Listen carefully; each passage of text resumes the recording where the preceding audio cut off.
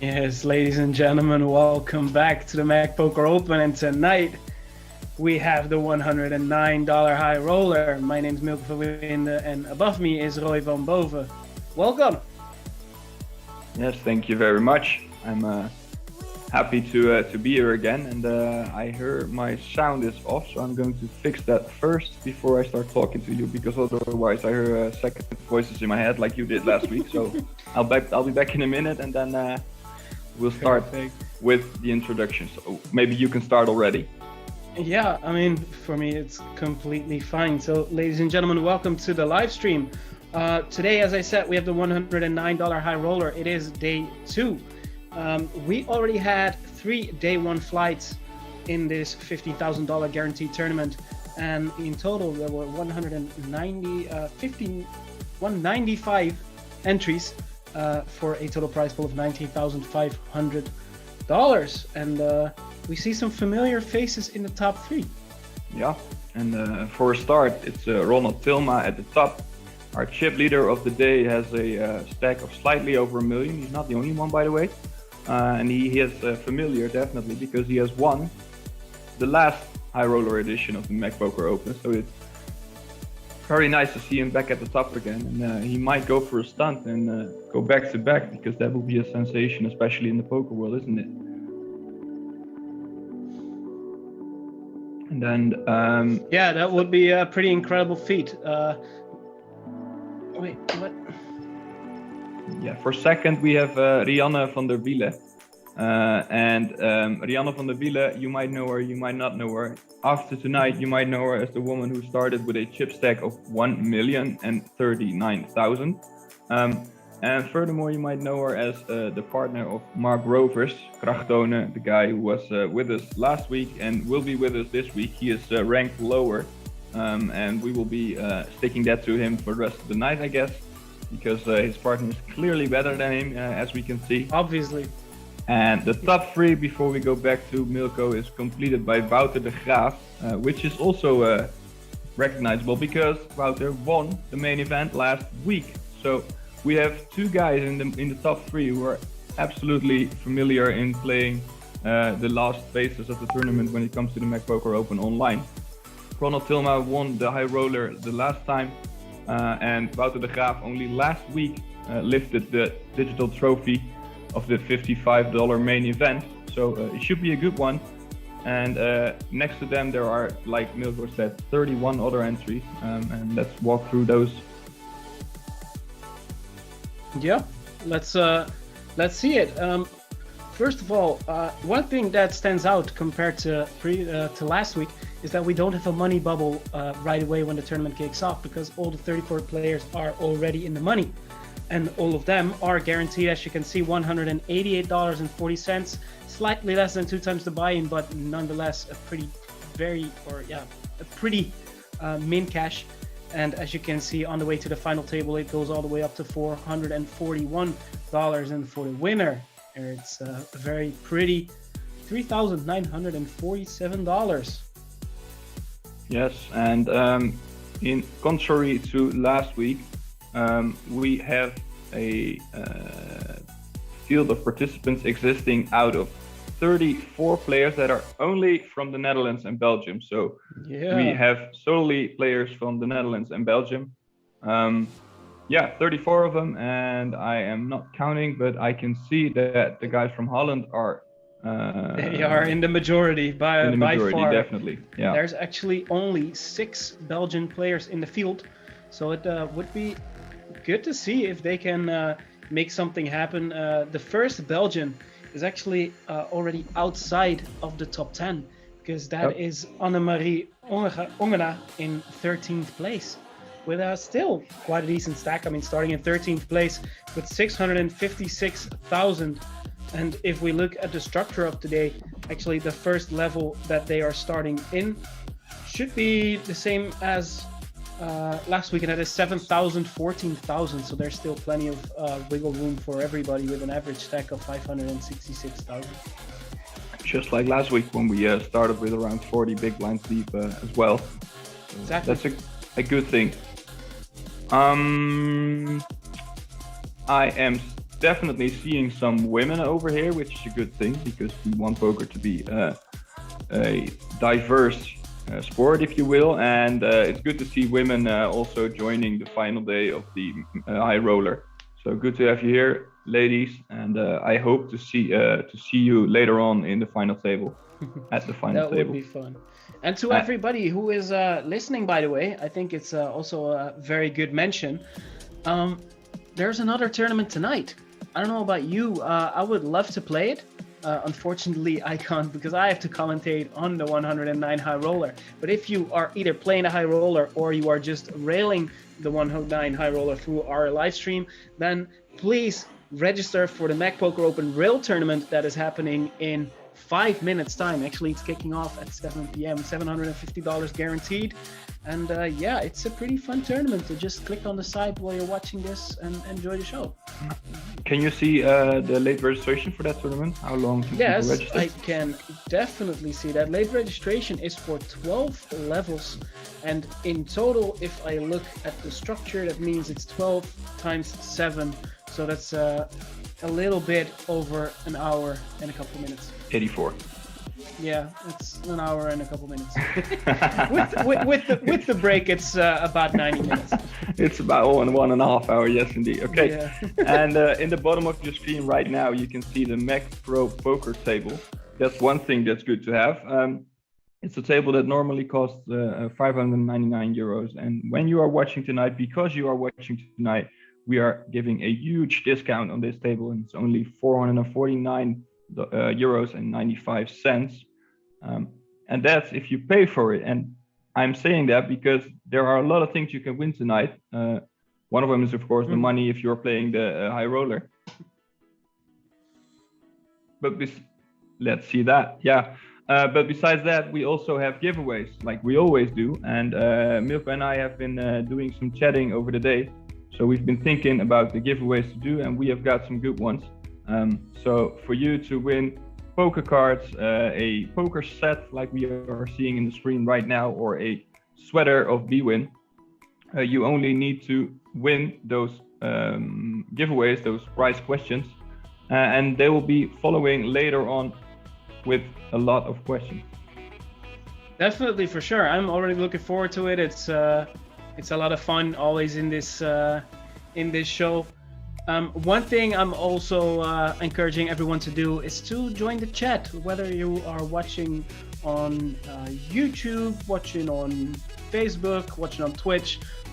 Please shoot us a message. It's always fun to interact with everyone watching. Just like Domingo's 2001 saying he's hoping it will not be the Mark Rovers show. For the people that don't know, Mark Rovers is the partner of Rianne van der Wielen, starting in second place, obviously the better of the two poker players. And we have Wesley Nobles in chat again. Also made it onto day 2 of the 55 main event last week, and now shooting his shot at the high roller. Yep. And I think that's about it for the introduction. We will be out for a few minutes and a short break. And after that, we will be back with you to start with the high roller of $109. Day 2 is about to begin. Let's get prepared, get your seat ready, get your popcorn ready, because it's going to be a good night again. Milko, you've got anything to add before we are going to the break? Yeah, don't forget to register on mecpokeropen.com for bwin and play the $11 rail tournament, and enjoy the show tonight. See you guys. You should definitely do that. A minute.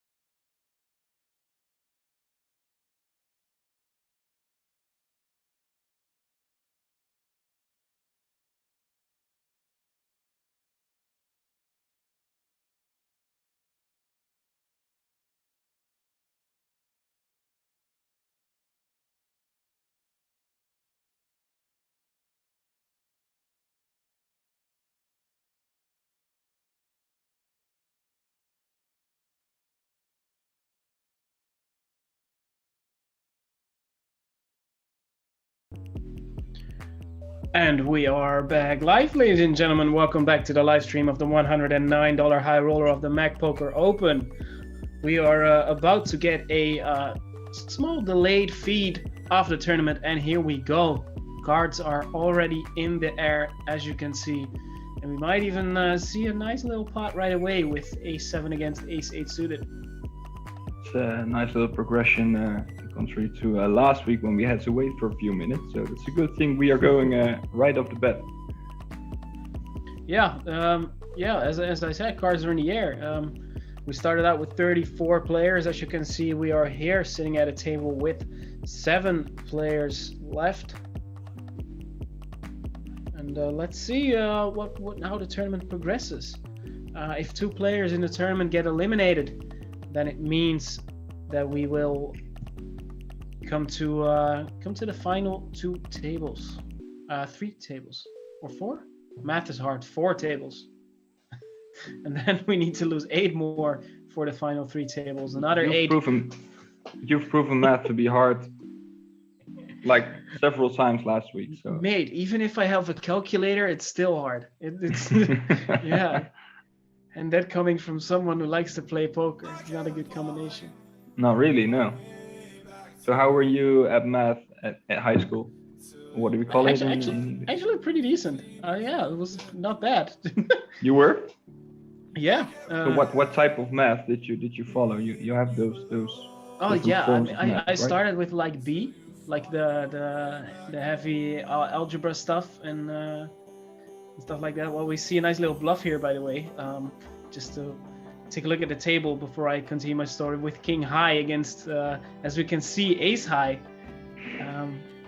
Yeah, I mean, should be a pretty tough call to make if you are Mark.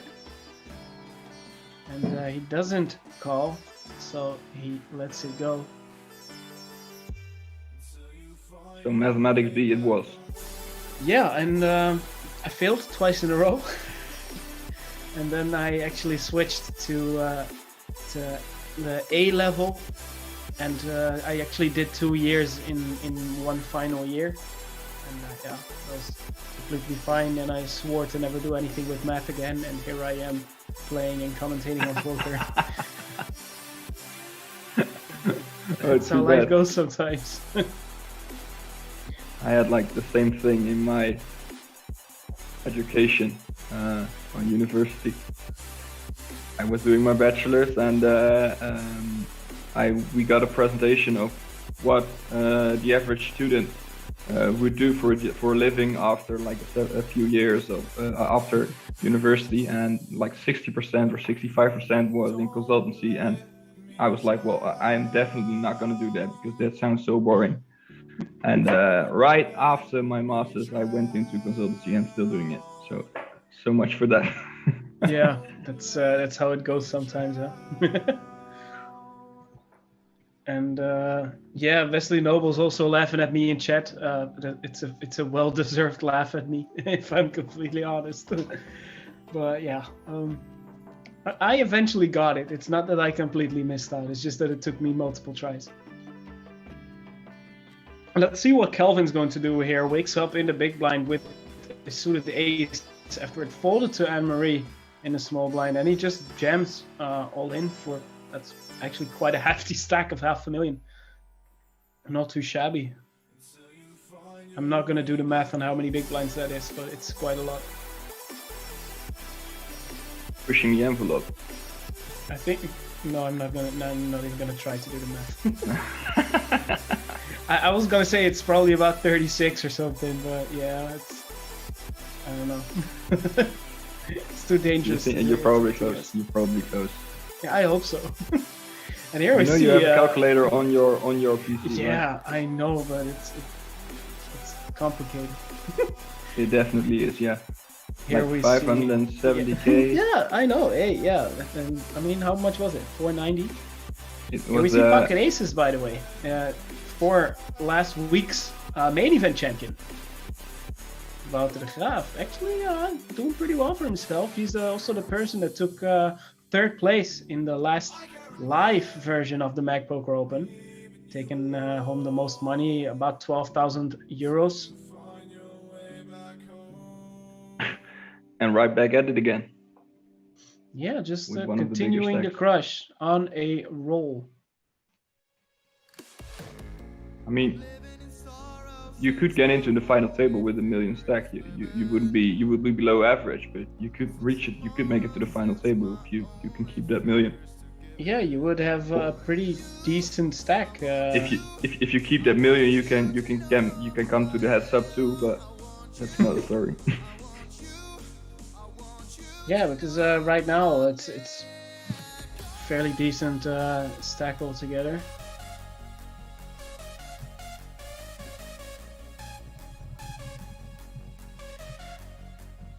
And let's see what happens. It's actually a nice little bluff by ace-5, but of course it's not coming through. And 1.2 million for last week's champion. Probably this week's chip leader right now. Well, definitely a possibility, unless one of the other big stacks won a big pot at the start of the tournament. Right now we only have eyes on this one with last week's champion Wouter de Graaf on it. And yeah, then you lose a pot with a little bluff, pick up pocket tens in the next hand, and then you're gonna raise and take it, probably. Yeah. Yeah, not gonna be happy with that. Yeah, well, we were talking about giveaways at the very start of this stream, and is it already time? Yeah, it's already time because we have a very nice one to announce, and as much as we like to think that we are good at coming up with giveaways and thinking of them ourselves, we are definitely beaten by the guys of the technical department today, because during the break they came up with a, I think, brilliant giveaway, and that giveaway is as follows. And please interrupt me if we get into a nice hand, because I can't do two things at the same time. So I'll take it off. The first giveaway we'll be doing tonight, and this giveaway will be rolling all night, is following. And in the meantime, I see a top pair being flopped by two players, so I'm going to quit my story for a while. Exactly. I was about to interrupt you, because we can see a little bit of fireworks here, especially given that the hand is played button versus big blind. It is Jack 9 for Mark Almans and King Jack for Marcel Colubbers, both having top pair here. And yeah, it goes check on the turn, so I am expecting to see. Wow, Marcel actually trapping. Wow, it goes check on the river as well. That is very safely played by Mark Almans, and yeah, he doesn't spring the trap that was set by Marcel. Good on him. Yeah. And, yeah, what was that giveaway about you were talking about? That giveaway, we are giving away a lot tonight. That's what I know for sure, because the giveaway is as follows. We want as much people as possible to watch our live stream, of course, and I'm sure you'd love to see that too, because we get a lot of interaction in chat, and the more people talk to each other, the better. So to reach that, we are giving a deck of cards to every person who gets a friend to watch and gets that friend to say in the chat, "I am watching because," and then put your name on the screen. So in a summary, when you get a friend, family member, or anyone else you just vaguely know to watch, you can let them say in the chat, "I am watching because of," and then your name. If someone does that, you can send your details via our email address, info@mecpokeropen.com. That's info@mecpokeropen.com, and we will make sure a deck of cards will be coming your way. And that's not all, because this giveaway will be running all night, but and maybe you can do the final part of it, Milko? Yeah, it's actually a lot of fun, because yeah, you can get one of your friends to pop in and say, "I'm watching." Let's say my name is Wesley Nobles, then I'll get my friend to hop in chat, and then he puts in chat, "I'm watching because of Wesley Nobles," and then Wesley gets a deck of cards, and then Wesley's friend does the same, and then he gets a deck of cards too, and we feel like Oprah again, because everybody gets a deck of cards. But let's say Wesley invites not just his friend, but also his mom, his girlfriend, everybody around him that he just knows, his dog, who knows, and then we have multiple people saying in chat, I am watching because of Wesley Nobles, then the person at the end of the day who has the most people watching because of them, then you actually get one of these pretty big, nice, hefty chipsets that we always talk about, and that given me some muscle aches last time we did this in October. So if you want a deck of cards, just invite one of your friends to watch and have him mention your name in chat. But if you actually want to get your hands on this sweet, sweet poker case, look at these chips. They're pretty. If you want this, then make sure you invite all your friends, your family members. Just go ring the neighbor's doorbell to go check out the stream on either Twitch, YouTube, Facebook, wherever you want, and make them comment in chat. And yeah, if you do so, make sure to follow us on our social channels at MEC Poker Open on Facebook and at MEC Poker Open on Instagram, because we will announce the winner on those social channels. Yeah, that's it, basically. Yeah, and it's funny you announced Wesley Nobles as an example, because I saw him say earlier in the chat that he wants that chipset so bad. So Wesley, if you do, put your word where your deeds, or your word where your mouth is. What is it again in English? Doesn't really matter. Math, English, it's the same thing all over. But you should be sharing. You should be sharing our stream on the socials and with your friends, and make them say they're watching because of you, because then you might be the next one that holds a poker set. And of course, this is the first giveaway we are doing tonight, and one of many to follow. Now we see the first entries coming in. Wesley Nobles already scoring the deck of cards, and point number 1 on his way to the chipset. And also Michael Verhagen. When you want to get your hands on a deck of cards, once again, you have to send your details to info@mecpokeropen.com, and make sure you are adding your details and the fact that you want to get your hands on that deck of cards because your friend was watching due to your accomplishment. Exactly. And yeah, we actually, as you can see, we started this table with 7 players, but Marcel Klubbers was added onto this table a little while ago. And that actually, wow, English is hard today. That actually means that we already lost 2 players because we are at the final 4 tables. And these 2 players were Paul Verhill and Jazzy Hube. And if I'm correct, Jazzy also cashed the main event last week, but right now a min cash was all he could do in the Highroller. And yeah, on our way, or en route to a final table. Let's go. And, if you would have to make a guess, who do you think that would be the one of the big favorites to reach that final table and might even win that big Highroller trophy? I am actually very excited to see the top 3 who started the day and make a deep run. Wouter obviously went for the deepest of runs last week, shipping the 55 main event, and now having the chance to actually win both within a week. Probably never been done before at the MEC Poker Open, but yeah, him for sure. And also Ronald Tilma, obviously last year's winner. Looking forward to that, to see how deep of a run he can make. And Rockets over here. Exactly. Also, I like what I see on this table.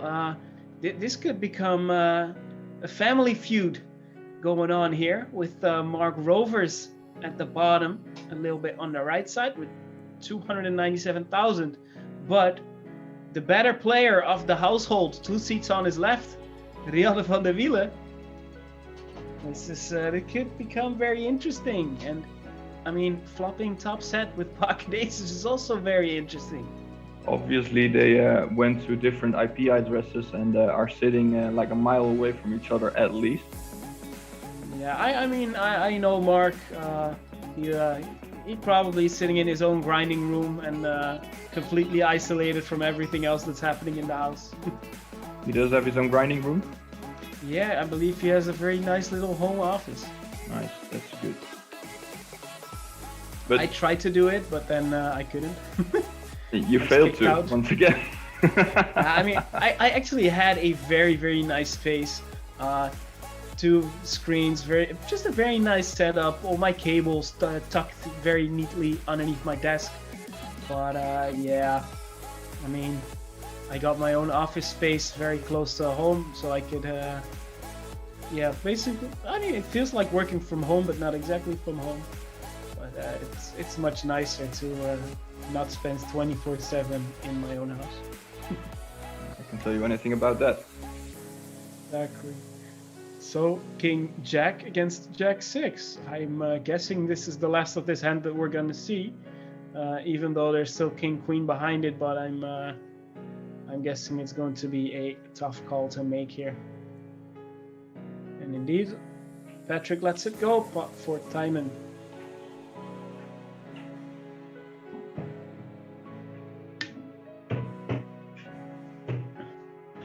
Interesting start of the day with yeah, I mean, it's a nice little field we got here. Started the day with 34, almost $4,000 on top. Actually very close to that 4,000 already when you start day 2.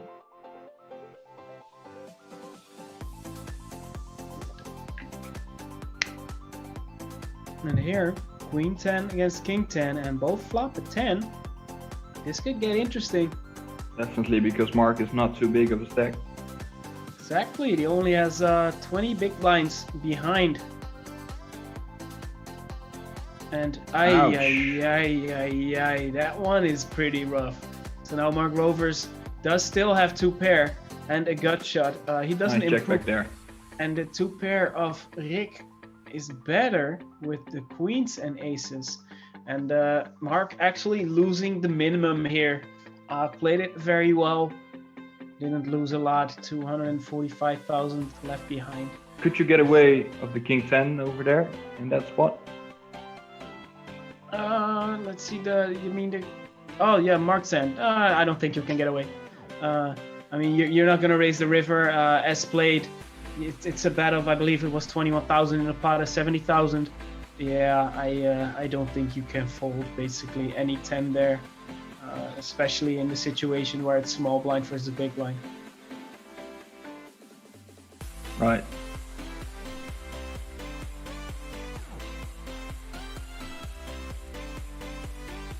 And hey, we have a new one for Wesley, so that's 2 points for him. Does it count when he says that he's watching because he himself is still in? I don't think that counts, right? Guys from technical department are really strict tonight. Yeah. It's a solid no in our ears there. The voices in my head are telling me no. It's not the right, first time that's happened. Yeah. Forgot about it.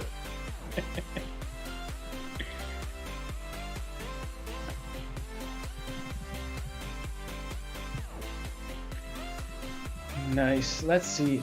Interesting spot here. 2 pair against 2 pair, but the 8s and 9s are no good against the 10s and 9s, and that's a pretty sizable pot actually. Let's see what's going to happen. I'm waiting for fireworks, as you know, from not only last week but from the previous Mac Poker Open online. I'm always looking for carnage, as I like to say. Carnage is your middle name.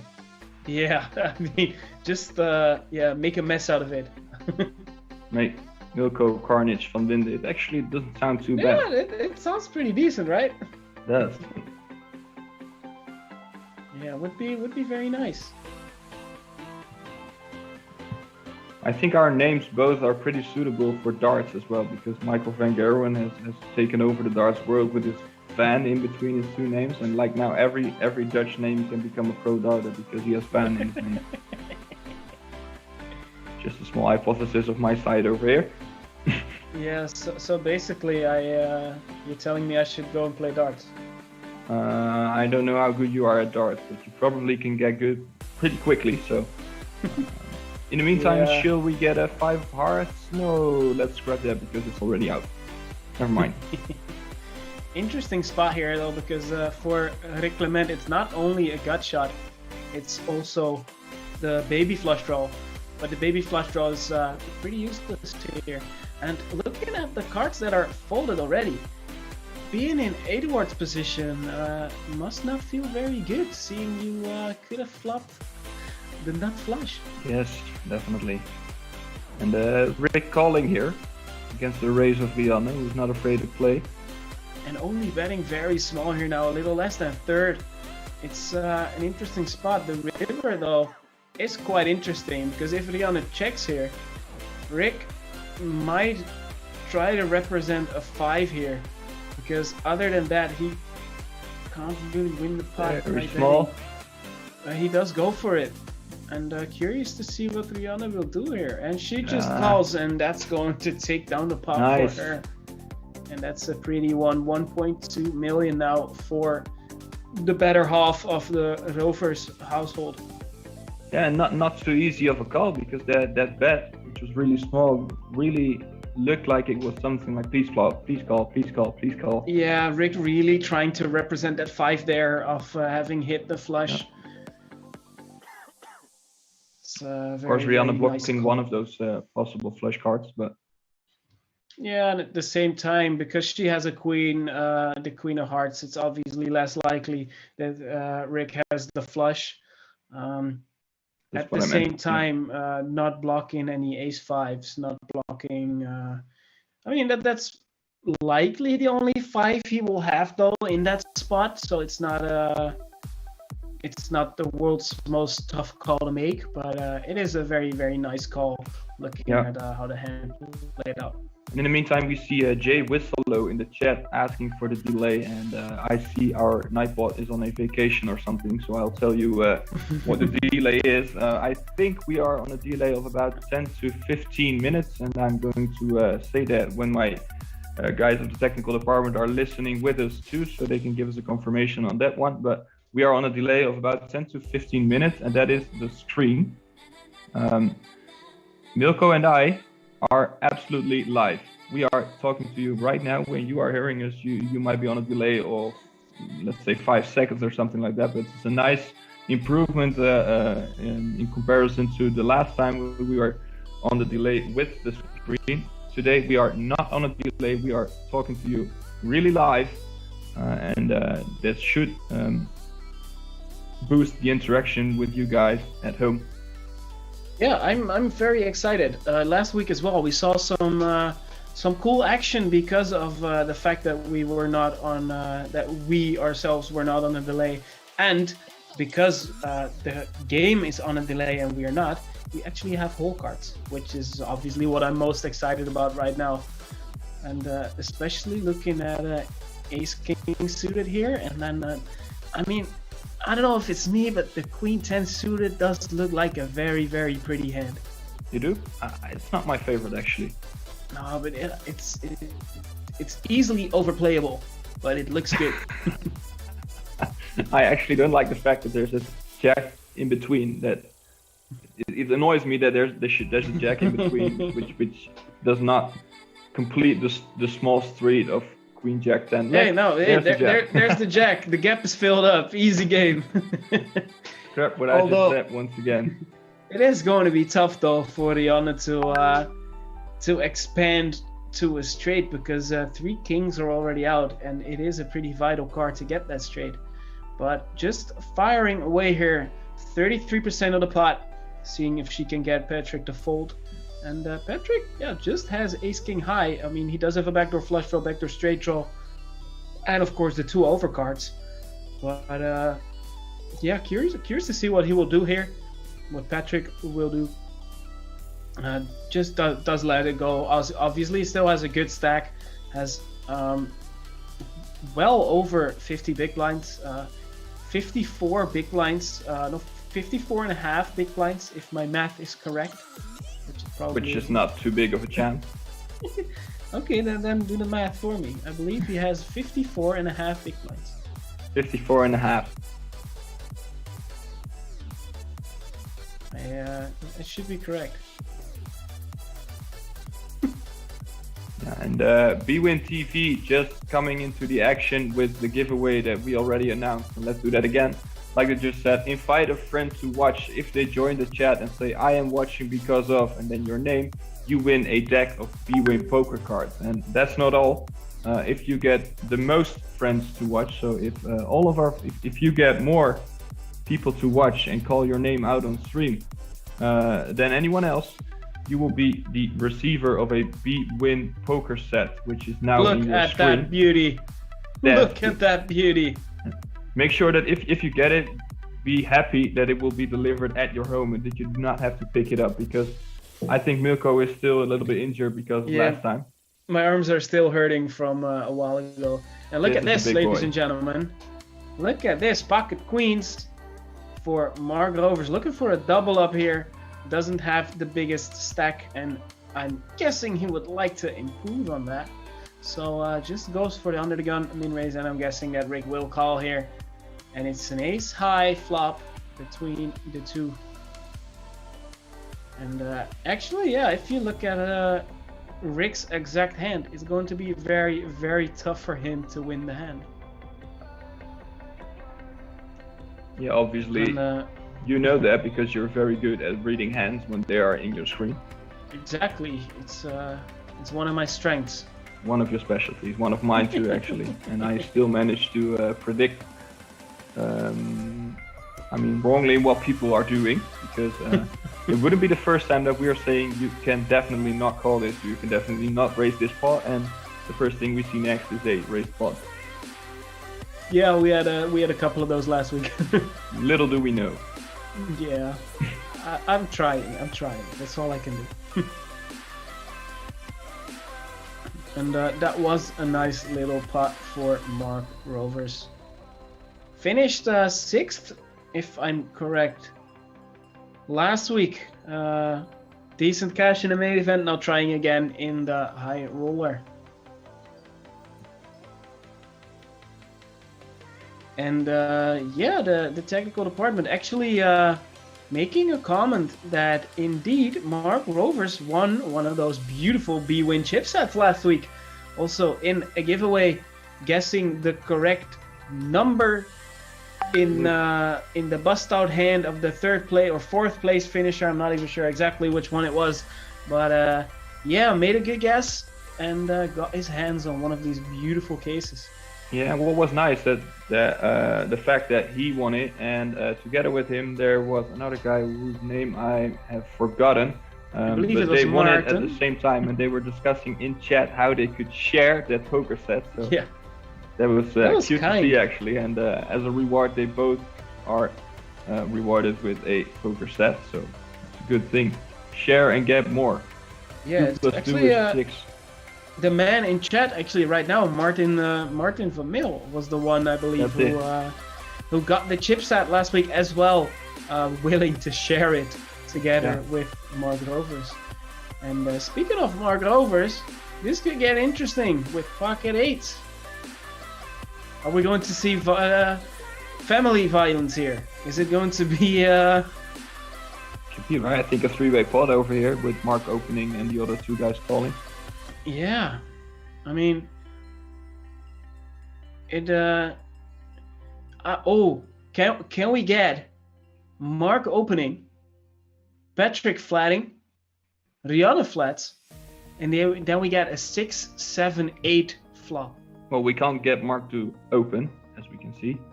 Yeah, but we can still see a flip. And we know that if he gets either Patrick or Rihanna to call, it is a flip. He probably won't, right? I mean, if Patrick folds, then and if Rihanna would call her, then it would probably just be a spite call just to say she busted Mark here. But as we can see, she does let go of her hand, and Mark winning some chippies in the pot. Yeah. And Martin already received the chipset last Wednesday. That's fast delivery. Did you already play with it, Martin? Yeah, I'm curious about it. I mean, I touched the case, I see the chips, but I of course didn't unwrap it, didn't really get my hands on the chips themselves. So yeah, let us know if you like it, so the other people will know what they're fighting for today.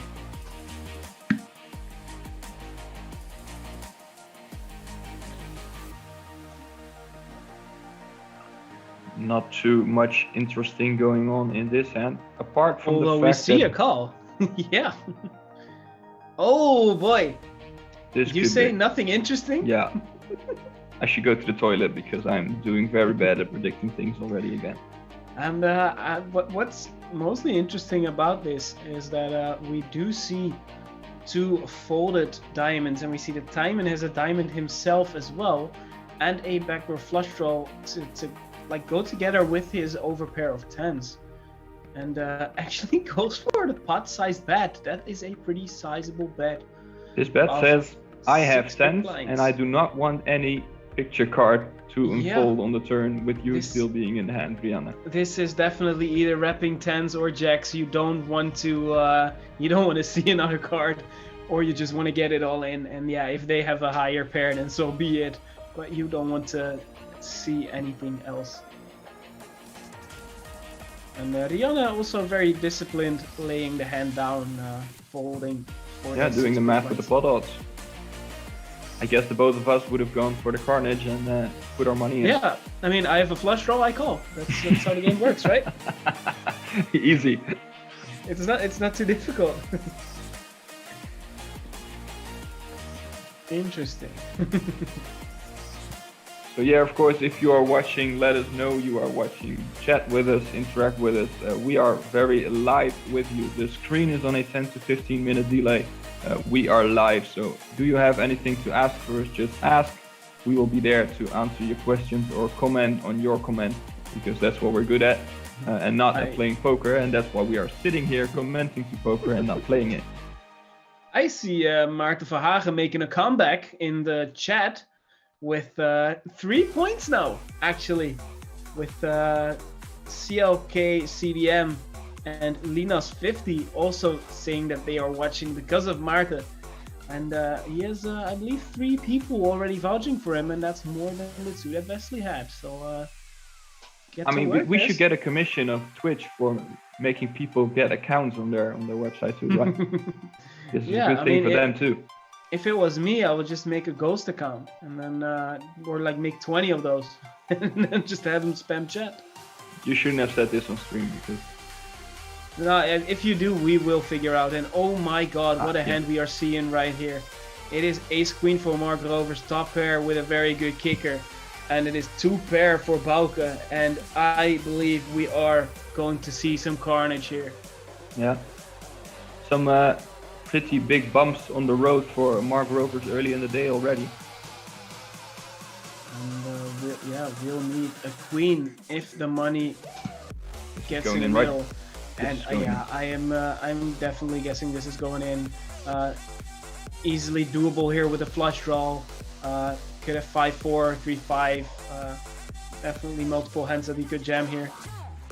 Just calling. I think the money is getting in either way here. And here we go. Bauke jams it in for about 2/3 pot effectively. And it's bye-bye Mark Rovers. Eliminated in, let me see, it is 29th place. He did get a pay jump, just like Ken Classes and Nicolas Tan, who all take home $208.16. And there are 28 players remaining in the tournament right now. GG Mark, who finished also in the main event in 6th place last week. Do you know whether Rihanna and Mark are sharing the same wallet? Figure of speech? I'm not entirely sure, but let's say they do, then I think apart from Mark and Rihanna, everybody will be relieved to see that Mark has left the table, because of course one of the favorites to grind it up all the night. All through the night. Yeah, this it's too bad for Mark, but the family itself has another participant in the form of the better poker player, Rihanna van der Wielen, who started the day out second in chips, finishing the second flight, the one on Saturday, with the chip lead actually. So she was already in the chip lead for a brief moment in time before the final starting day on 1C on Sunday started off. Can you see how many people are left today?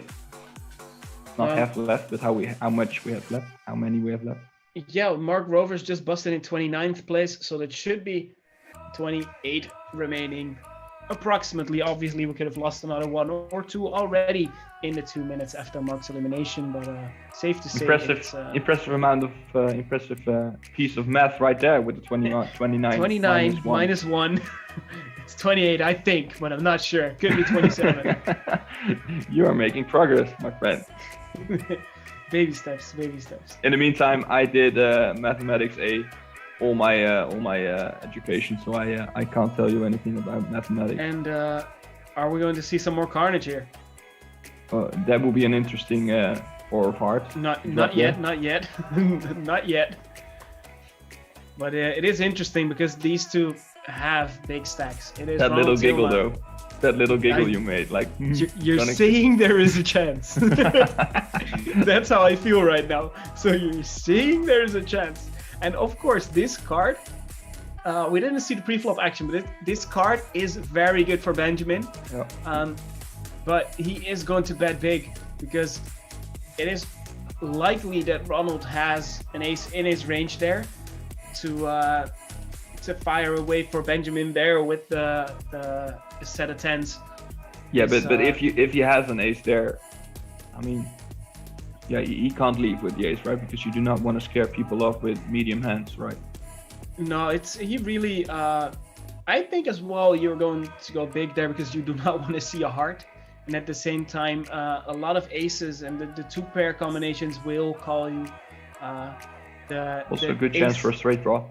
Yeah, the ace X combinations with the flush draw, flush draws with a pair.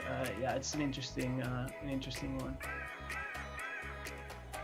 So, interesting to know where you all are watching from. We've got some viewers already in the chat, in the Twitch, I can see. For everybody watching from Facebook, YouTube, or Twitch, we can see your chat. So put in the chat, where are you watching from? What city, what country, if it's not the Netherlands or Belgium. So where are we tuning in from tonight? We'd like to know. All right, Roy, I have a question for you. Let's say you are Sam Peters or Koen Meutstegen and you sit there with, on your left, the main event champion of last week, and on his left, the Highroller champion of half a year ago. On a scale of 1 to 10, how much do you hate your life? Not too bad, actually, because I am sitting on day 2 of the Highroller, which I am pretty sure never happened in my entire life, so... That's a very political correct answer. Yeah. And then I wouldn't be happy. just hope to be lucky. Yeah, just hope for a suck out. I mean, I take the win with the aces as well. I'm not too bad actually.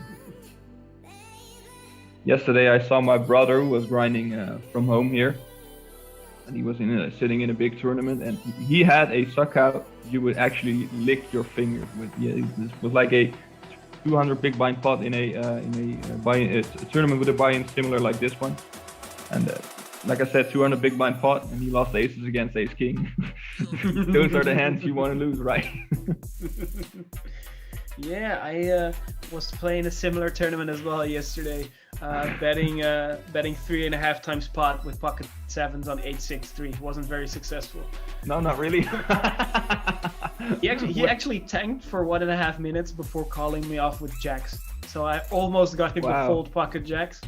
So in the end, because he thought that long, maybe it wasn't that bad. 3.5x pot. Easy. Here, not talking about easy. It's actually quite an interesting pot developing between Alexandra and Koen, with both players just having ace high. Well, actually a third player as well here, Mark Almans. Does make it a lot easier because I don't think any of these players are going to bet. And if anyone's going to bet, it will be Mark probably. Alexander and Koen both having showdown value with the ace high.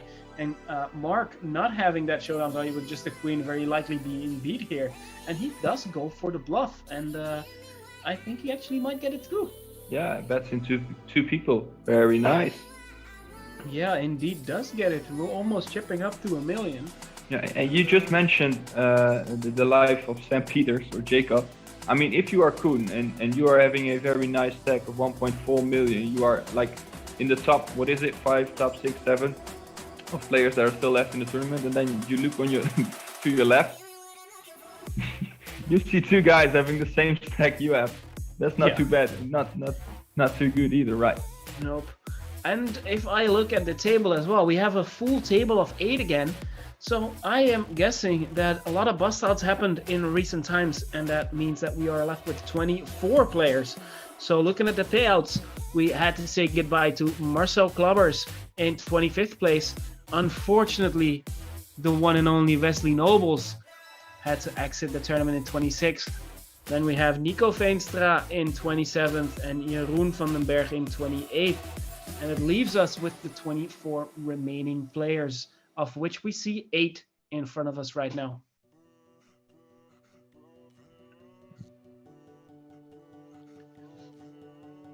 And we are going to see a lot of action, or hopefully a lot of action here.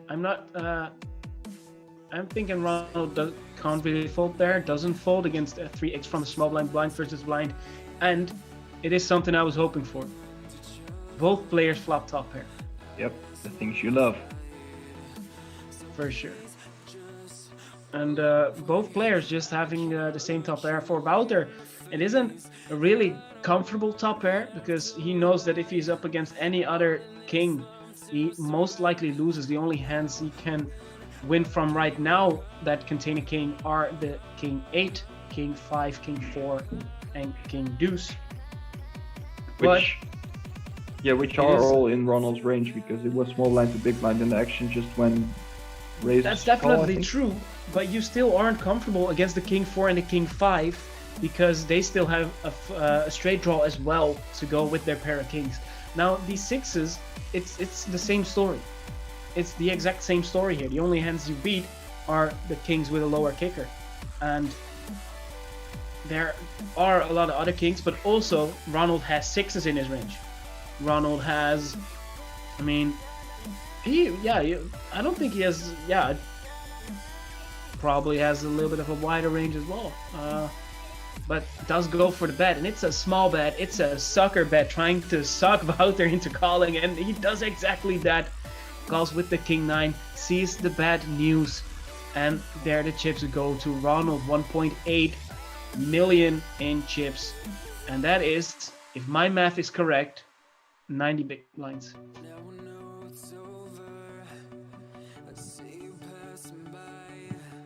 And wow, we see an army of Wesley Nobles fans in the chat.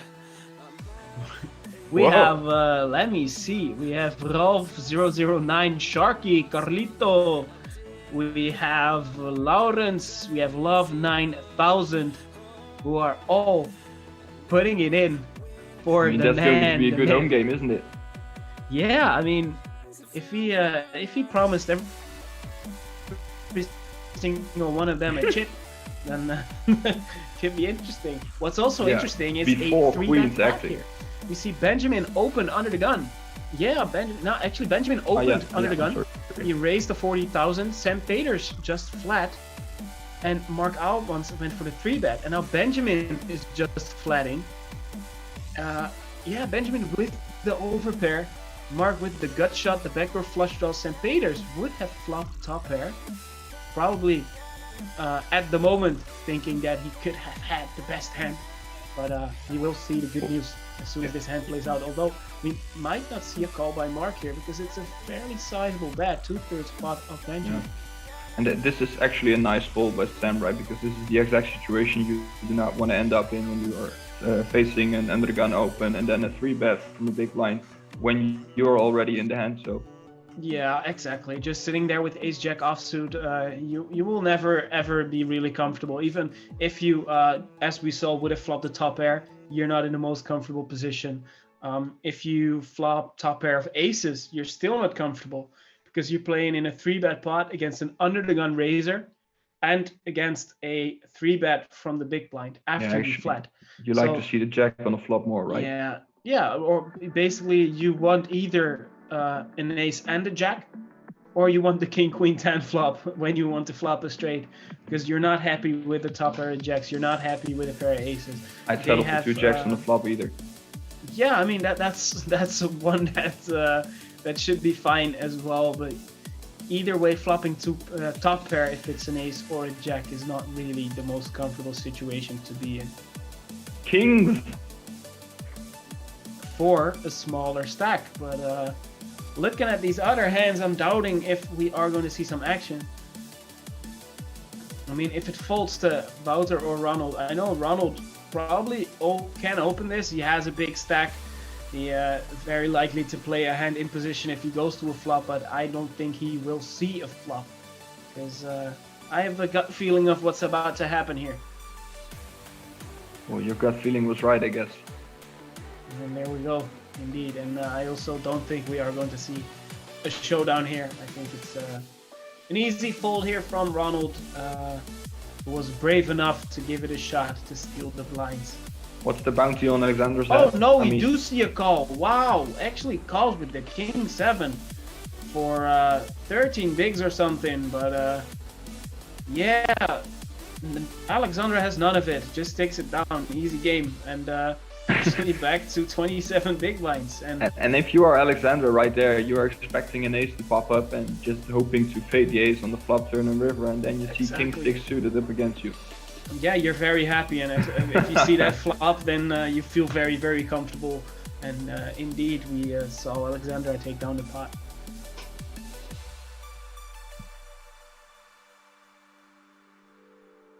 And Wesje comes in saying he's watching because of Maarten Verhagen, but Wesley gets his army back together, and two more people come in to say they're watching because of Wesley. Spades 755 and Reuzeman. Oof, and ladies and gentlemen, if you want some juicy action while you are watching the live stream, I would definitely recommend to play the $11 real tournament right now on bwin. And if you don't have an account, just hurry and make one through MacPokerOpen.com, because you really want to play. It's about to overlay. It's $750 guaranteed, and yeah, you want that. I mean, you do not have to be as good at math as Milko and I to see that there is going to be an overlay when there are 48 players in the tournament right now. And Milko, can I ask you a little question right now? Of course, shoot. Nice beard you have over there. How long did it take you to grow it? Actually, quite a long time. I'm not one of those natural beard growers. I have to pay attention to it. I have to comb it. I have to, whenever someone asks me what I'm doing in my free time, I am actively growing my beard. I sit down in a chair. I massage the cheeks. I try to, I eat some spicy food to get a little bit of that manliness in there. But so 26 years is about the right answer. Yeah, I guess so. Now, actually, unfortunately, I can have a look. Of course, barbers were closed in lockdown, and when you have a beard, it goes into every single direction, not just the direction that you want it to go. So I had a couple of hairs here and there, and it was a little bit out of shape. So I thought I can do this myself, thinking very. Basically arrogant in a way, thinking that I could do the job that I pay someone for to do, which is trim my beard, and made a mistake, a horrible mistake. An hour later, I was walking around with a bare chin, feeling the wind on my double chin for the first time in a year, and it wasn't very comfortable, but luckily it's back in full glory. That wasn't too long ago, I guess, then. I took a selfie so I can actually try and find how long this took me. In the meantime, I've been to the barber once after lockdown, which is also the only time I had a draft beard. Like the barber I go to has beard. And draft, you mean? Yeah, a draft beer, and not from the bottle.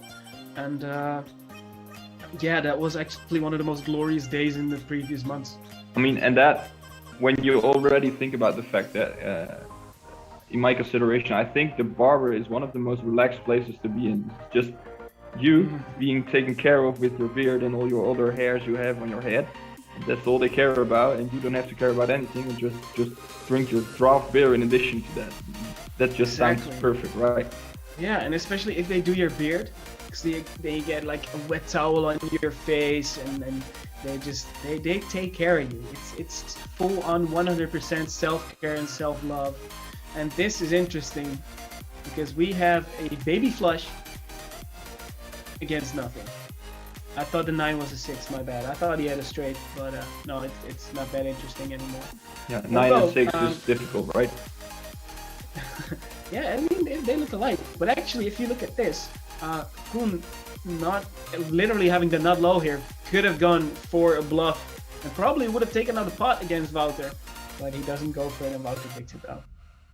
And if you are watching just now and wondering why everybody is commenting that they are watching because of Wesley Nobles, then it might be useful for us to tell you that people are doing that because if you let one of your friends watch our stream and let them say that in the chat that they're watching because of you, you are the fortunate winner of a B-Win poker deck. And if you get the most of people to watch because of you, you will receive a B-Win poker set. And saying that, we are going back to the table because things are happening over here.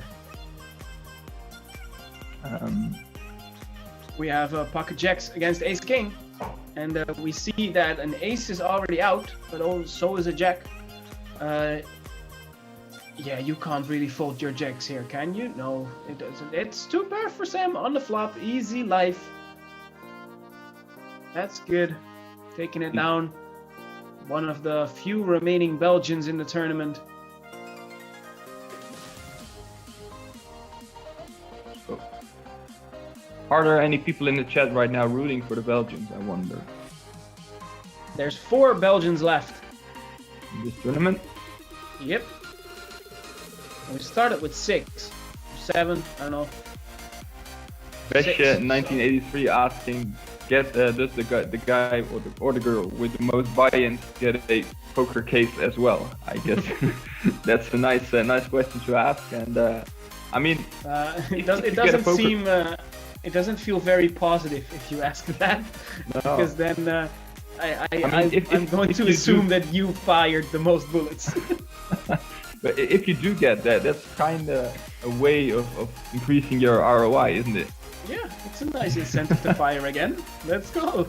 You don't have to be a good poker player to increase your ROI. You just need to convince people that they give you things when you are watching live streams.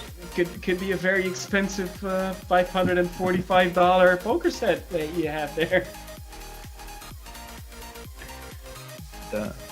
And I actually, for your information, found the selfie I took after I accidentally shaved off the beard.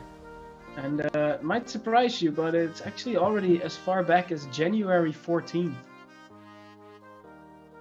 So that took me a little over 3 months to get it back into all the glory.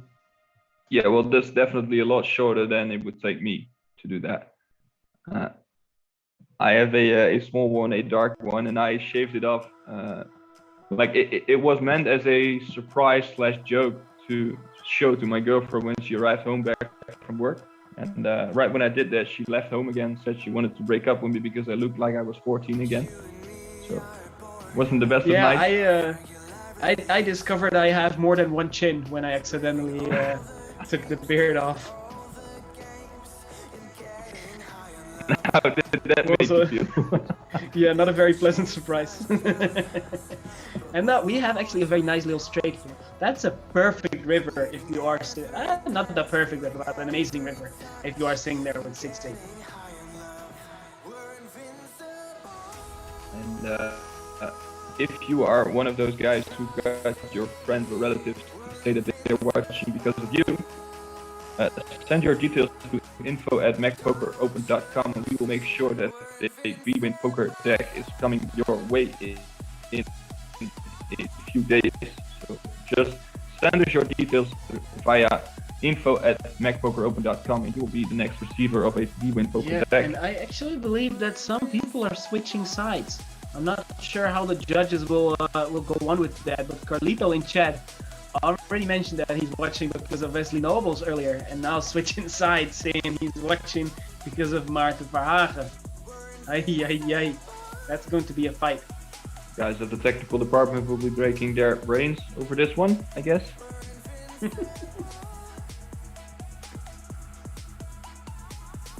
And I think we are experiencing a little bit of lag. Is it just me or is it you as well? No, it's me too. Right, so. Not the hashtag though. Yeah, we are receiving some chats as well, people saying that the stream is laggy. I am sorry, we are sorry for that, and in the meantime the guys in the technical department are working very hard to get that back in the way we want it to be. So just stay and tuned. We'll make sure everything will be alright sooner. Yeah, we're working on it, ladies and gentlemen. Well, right now we saw an interesting pot, but Ronald Tilma takes it down with the ace-queen. Now we see someone move from this table, which means we have, well, at least 21 remaining now. So let's see who was eliminated from the tournament, and that is in 24th place Rick Clement taking home $208, and the other two getting a pay jump. It is Eduard van Empelen and one of the Belgians, Jérôme Balthazar, taking home $254 with 21 remaining right now.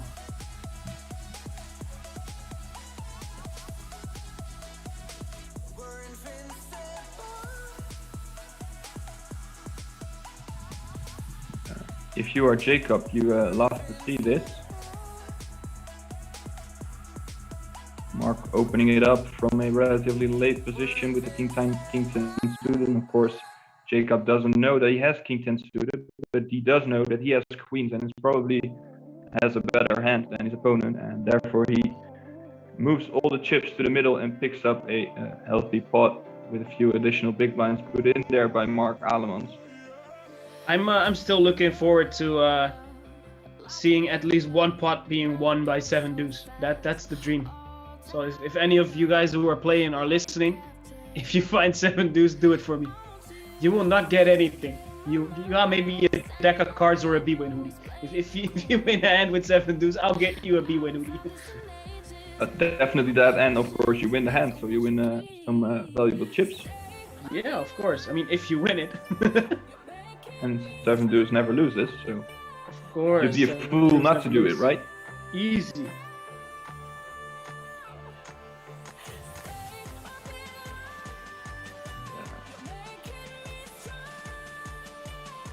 Two players in this hand, and one of them, Koen, gets out of the way, and the hand is Ronald Tilma's, so he'll be taking down this spot, and we'll move on to the next one.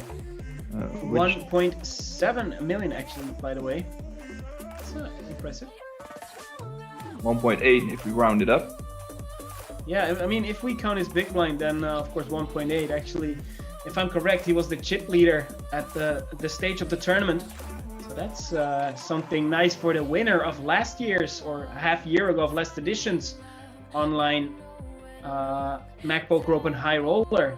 Yep, we've switched tables, if I'm not mistaken. Indeed, we have, because we see here last week's champion, Wouter de Graaf, winning the $55 main event.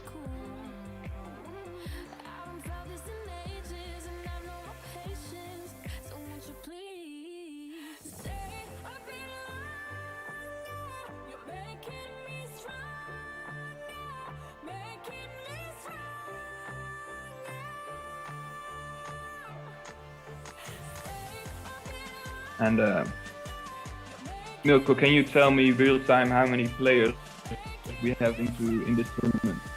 It should be on stream, should be about 21. Obviously not going to spoil it for everyone. We are working with a slight delay of 10 minutes on the Cards Up coverage, while you can hear us live through your headphones, speakers, whatever you're listening to through. All right, so we are thinking about another giveaway. We'll be back with you in a few minutes. Yeah, you're thinking about another giveaway. I'm thinking about Carnage, ladies and gentlemen. We see Ace Queen suited and Ace King suited. I'm looking for that fireworks. Can we get a little bit of action here, and we can at least have a three bet? Because of Mark now, I'm lost count. This is a free bet, yes. Yeah. But I am definitely expecting a 4-bet here. Wouter de Graaf in a very good position. Although if we look at the cards who already have been folded, 2 kings are out. So if they get it in, and if they get it in for a huge 1.9 million pot, and that's a great flop for Wouter. That's a huge pot, 1.95 million, and wow, that's a pretty disappointing result in a huge pot for Dijsa Goedhals. GG, that is $254 and 20 players remaining. Ay, that is that is carnage. That is what we talked about. It definitely is. Is it time for the next giveaway, do you think? Sure. Let's do it. Do you have something in mind? I do actually. When we get to, let's say, 12 players on stream, so that means when the 13th player busts, we want you to tell us how many chips the guy on the button has the next hand. When we get... That's complicated! That's complicated. Well, it's the start of the night. People haven't drunk too much. This should be doable. So when we get to the last 12 players, so that means when the 13th player busts, we want you to tell us what the stack size of the button will be at the next hand. So we will put this in the chat as well. Send us your answers via Twitch, YouTube, or Facebook, and we will select a winner as soon as we hit the last 12 players. So one more time, as soon as we hit the last 12 players, we want you to tell us what the stack size of the guy or girl on the button will be in the next hand. Send us your answers through Twitch, YouTube, or Facebook, and you might be the winner of a B-Win poker vest, poker hoodie, and good question by Vision 1983, on which table? It should be on the table that we are watching at that very moment. So it's basically a gamble between how much chips does random person have when we have 12 players left. This is pretty much a big gamble, yes indeed. Yeah. So go for it. Just put your guesses in chat. We see 1.7 million, 660k. Shoot your shot, and maybe you are the lucky winner of one of those very, very comfortable B-Win hoodies. And they actually are quite comfortable. We've worn them in October, but as you know, spring is around. One of my, I think my favorite season of the year, and it's getting a little bit warmer outside. So spring is your favorite season? Yeah, I think so. Summer is too hot. Fall, I mean, my birthday is in October, so I like that my birthday is in October, but other than that, fall is horrible. It's the most horrible season of them all. It's rainy, it's windy, it's just annoying. And I mean, I love snow, so at the same time I love winter. Yeah, which is, we get to see a lot of snow in the Netherlands, of course. I mean, this year was quite decent. Yeah, for 1 week, definitely. 2 weeks, actually. It's good enough. It's more than we had in 10 years, so I can live with that. Yeah. And I think Calvin can live with a flopping top pair with Ace King. But at the same time, I think it's going to be done very, very soon here with the hand. Because Danny also only has 381,000 behind. But yeah, what do I know? It would surprise me if he made the call. And he does let it go with Kelvin taking on the pot and also playing a very nice 1.6 million.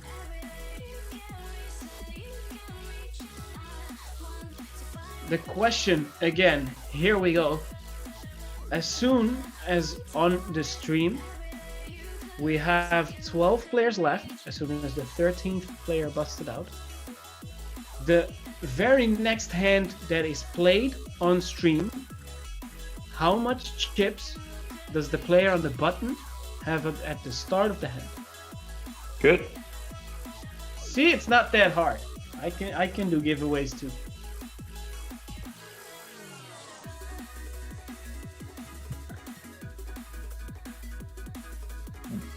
Submit your answers through Twitch, YouTube, or Facebook, and do that before, let's say, 2035. So we give you 20 more minutes to submit your answers. 20 minutes is more than decent.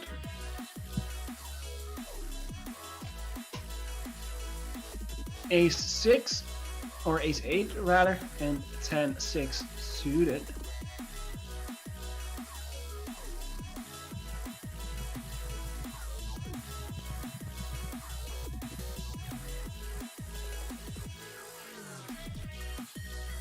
And that's a pretty looking ace if you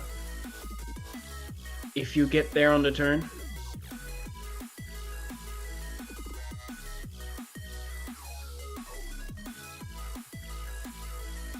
And takes down the pot. In the bottom of your screen, you see a ceramic, if I'm pronouncing that correctly, poker set, which we will be selling with a discount. Of course, because you're watching this stream right now, we are thankful for that, and we will be selling that poker set to you with a discount. And I was going to tell you how much that discount was going to be, but then the advertisement in the bottom of your screen. If I am correct, it is a quite hefty 25% discount. And that's another piece of mathematics over there. Yeah, approximately $600 to $449.95 or something. Then you're pretty much spot on with the 25%, I guess. I mean that was for the table though. Here we see the ceramic set $319.95 to $249.95. Is it ceramic? No, ceramic? I think it's ceramic, but I'm not entirely sure. Ceramic sounds better actually, so let's do that.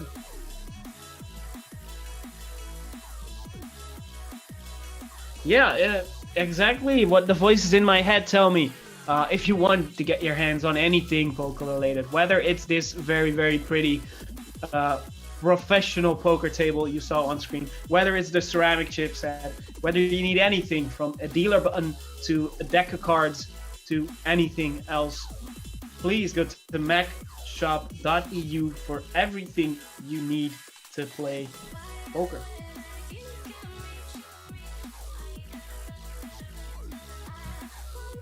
And yeah, I mean it's fast, speedy delivery to anywhere in the Netherlands, Belgium, Germany, because even if you win a giveaway, yeah, man, that stuff was very fast. One of the winners who won the chipset actually received it only 2 days later.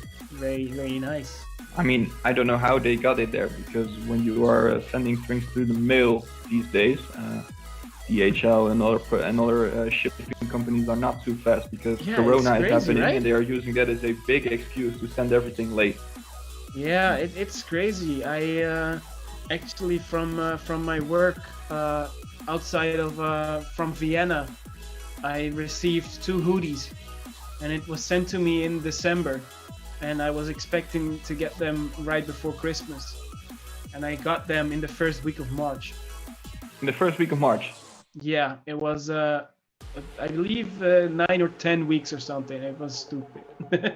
And I'm still waiting on a t-shirt. Just 2 t-shirts. We have some new t-shirts for the crew, and yes, still waiting on those as well. I mean, do they bring them by bike or something?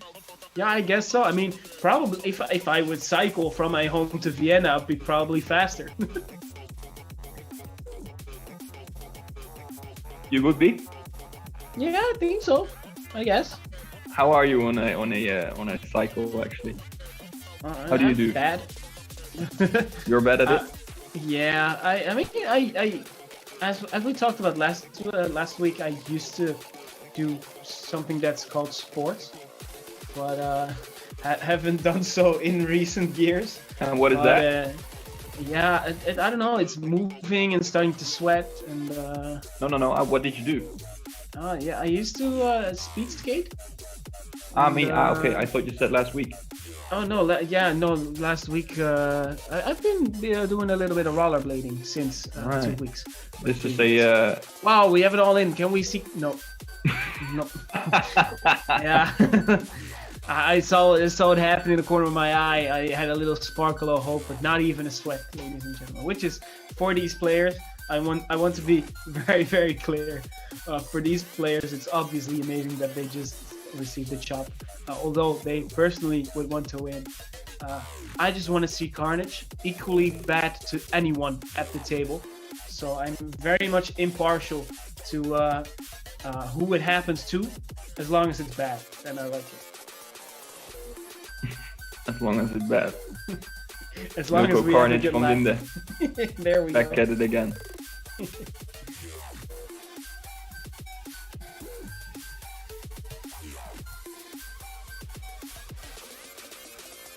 Yeah, so we got two prize questions running at the same time right now. The first one we mentioned multiple times already. Tell us who you are watching because of who you are watching, and the guy who you are mentioning or the women you are mentioning gets a B-Win poker deck, and the guy or girl with the most mentions gets a B-Win poker set, which is of course very preferable.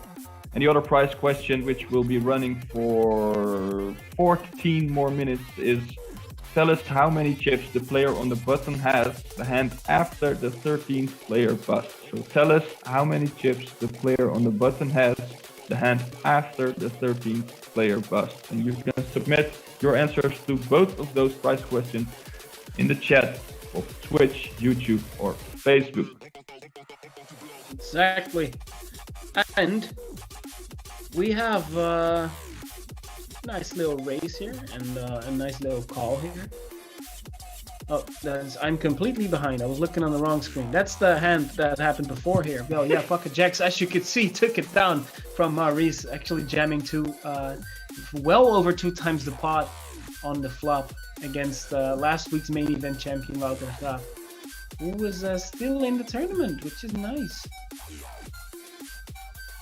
Yeah, and he has a healthy stack as well, so he's probably going for at least the final table and maybe even more again. Yeah, it's a very, very healthy stack.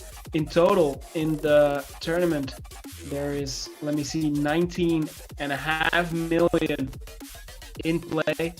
So if you want to reach that final table with a healthy stack, you want to get in that 2 million range, or a little bit over, preferably 2.5 million, Yep. to get in on that action. Yeah, and 2.5 million is about what you can win in dollars if you win this tournament, right? Something like that. Yeah, it's close. It's about $3,947 for first place, which is a very, very decent, nice prize. Even more than last week, if I'm not mistaken. Yeah, I mean, they smashed it. The tournament had a guarantee of $15,000, and the guarantee was smashed by 4,500, generating a total prize pool of 19,500. See, I did math again. I knew that 19,500 minus the 15,000 was 4.5. I can do that. It's not like I calculated it beforehand with a calculator.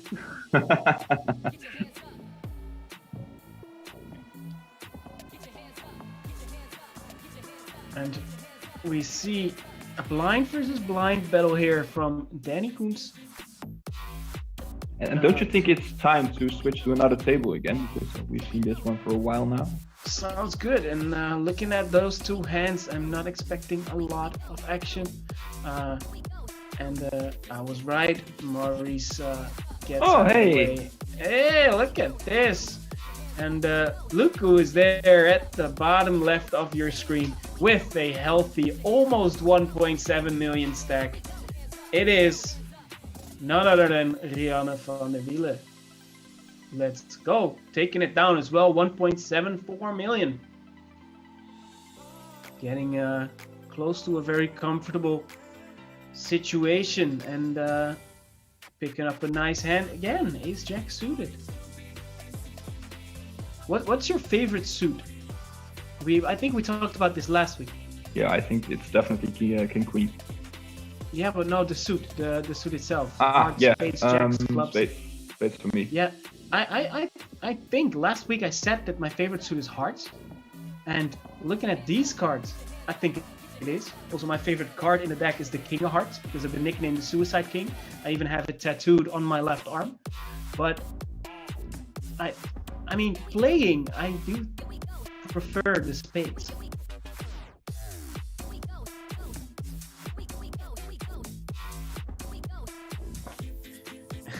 And I'm having a little giggle here because the technical department, the multiple people in the technical department are telling me that their son was born on 7 deuce. So that, yeah, I mean, you either get lucky in life or you don't. This is an interesting statement because you just said that multiple people in technical department got exactly. one son yeah. on 7 deuce. It's a very interesting technical department. And Rianne here taking down another hand with ace jack against ace 10. I mean, your voices in your head are weird, man. Yeah, I know. And they're multiplying by the minute. Literally and figuratively. They just got a son. Yeah, I mean, what's also interesting, I'm trying to make a nice little bridge, but it's very tough to do right now. Bauke having pocket aces, that's also quite interesting. And it's yeah, it's a pretty hand. I think in Rihanna's place, I wouldn't mind seeing a call. It's a pretty looking hand. Although, as we can see, a flush is going to be tough with all these dead hearts. It's 6 dead cards already, with them holding the other 3, so there are only 4 hearts remaining. And yeah, now you flop middle pair, but you are up against top set. Yeah, a 7 would probably bring some carnage. Small bet here as well, just 50k.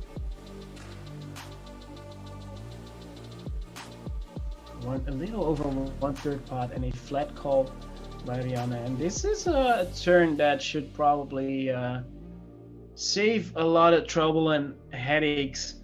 It doesn't change a whole lot, but you are starting to feel a little less comfortable with your Queen 7, although this 50,000 bet on the turn is very, very small, about 20% of the pot.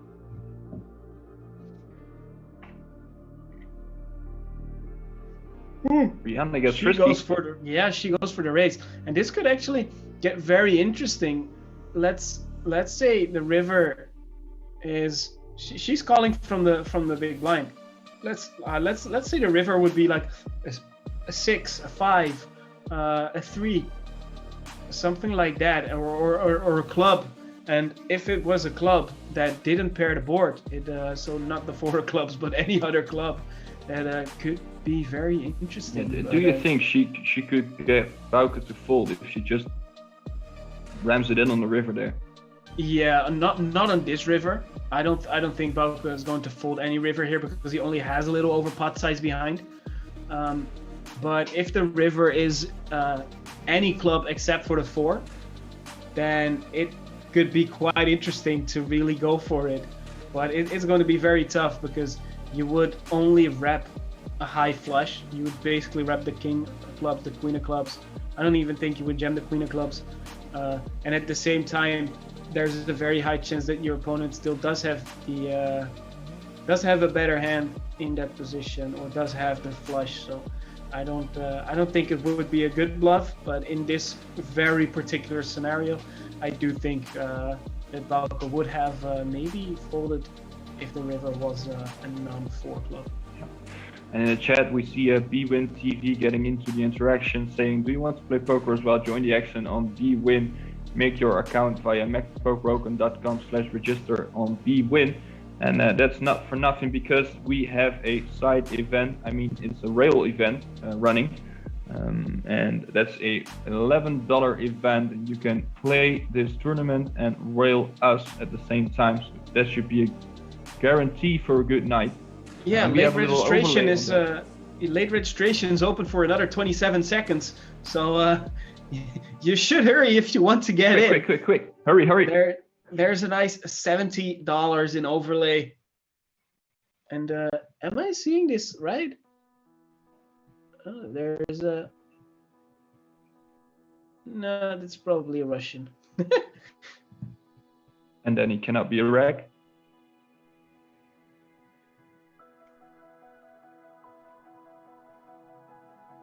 Yes, and if you were too late with registering for the $11 rate event, we are having some more options on bwin.com for you. The Power Fest is actually running right now. Everyone has a shot at Poker Glory when you register for the Power Fest. Play now and give it a shot on one of those big prize pools you find right over there. And well, it's been running for a while now, and it will be running for a while too. So make an account on bwin.com and be sure you join those tournaments.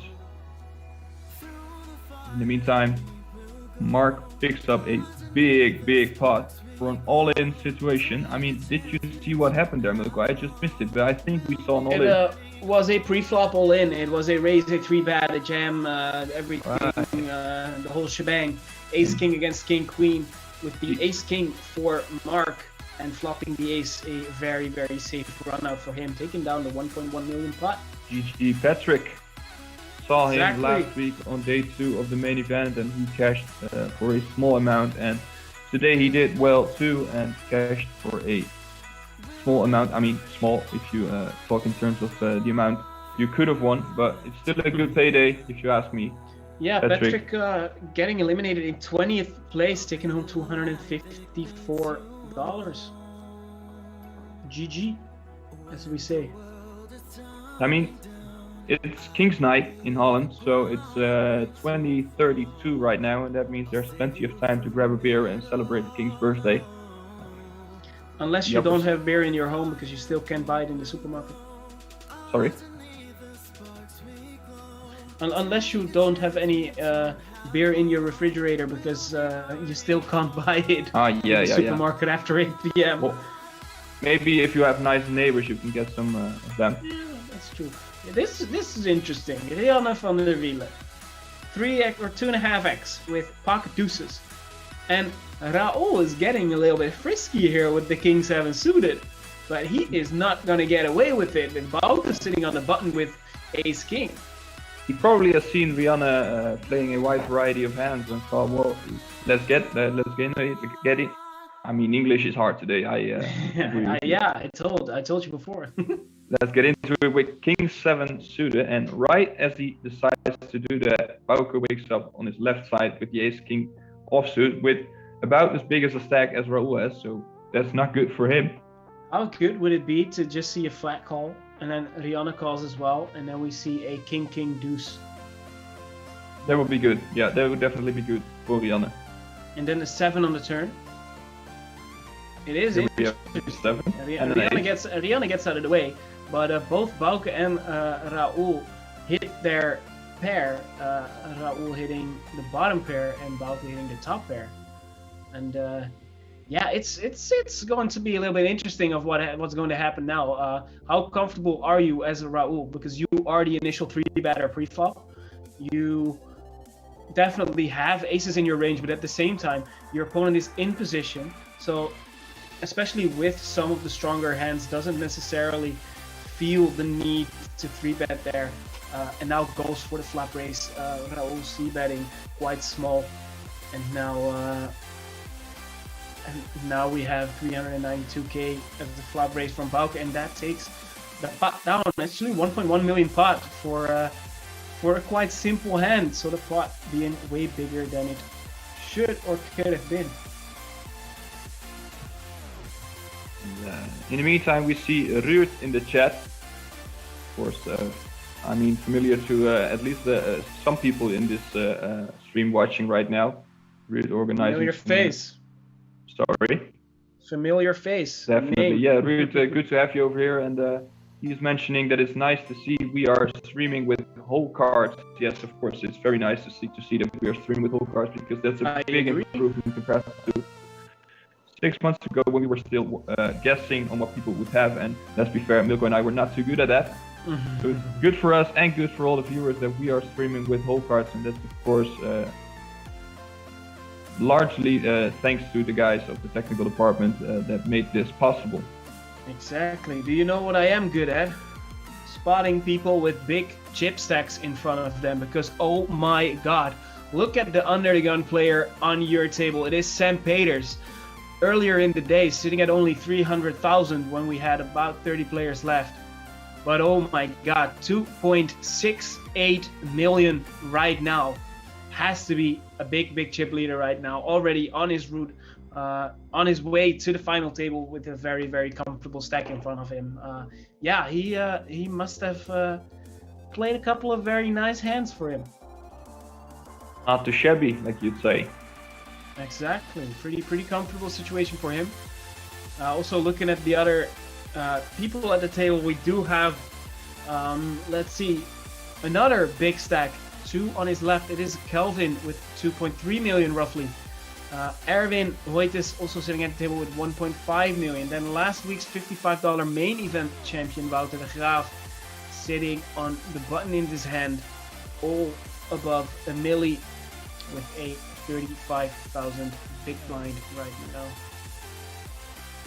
And right now we are seeing that the time is 20:36, and that means the registration for the prize question is closed.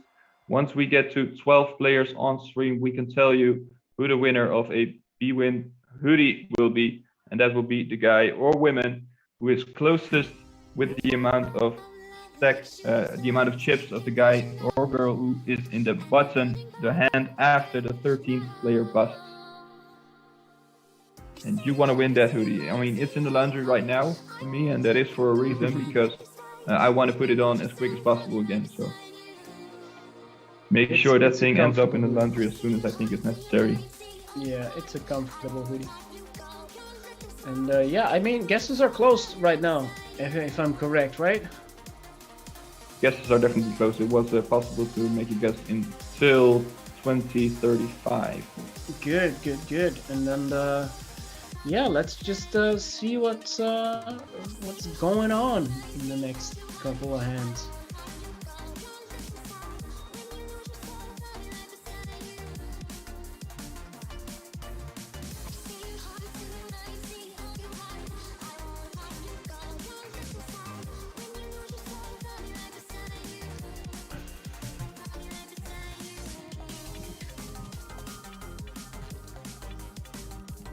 Let's see if we are gonna get some action here. I'm assuming King Queen is going for the raise, and indeed, there we go. Maurice going for 87,500 with King Queen offsuit, and yeah, Kelvin definitely can call here. Nice suited Queen. Yeah, sure, why not? King 3-3, and that is an extremely dry flop, and Kelvin has none of it. Maurice does. And I'm guessing this hand is already done.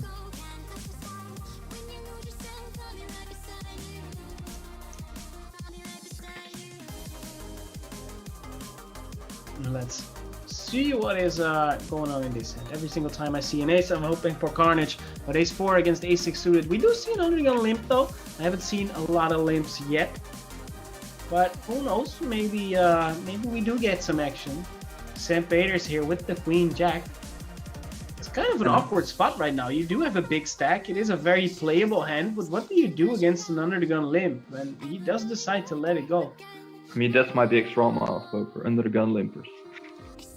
Yeah, they always have aces, right? Something like that, and it's either that. Well, most of the time, of course, they have a good hand. That's why it's my trauma, and especially because I was playing live in Czech Republic. And I ended up pushing it in because I thought the guy was a big blind, and he actually was the under the gun limper, who of course had ace king, and I had ace 5, and it was end of day main event in money, etc. Yeah, it's a nice story to tell to your brackers, I can tell. Yikes.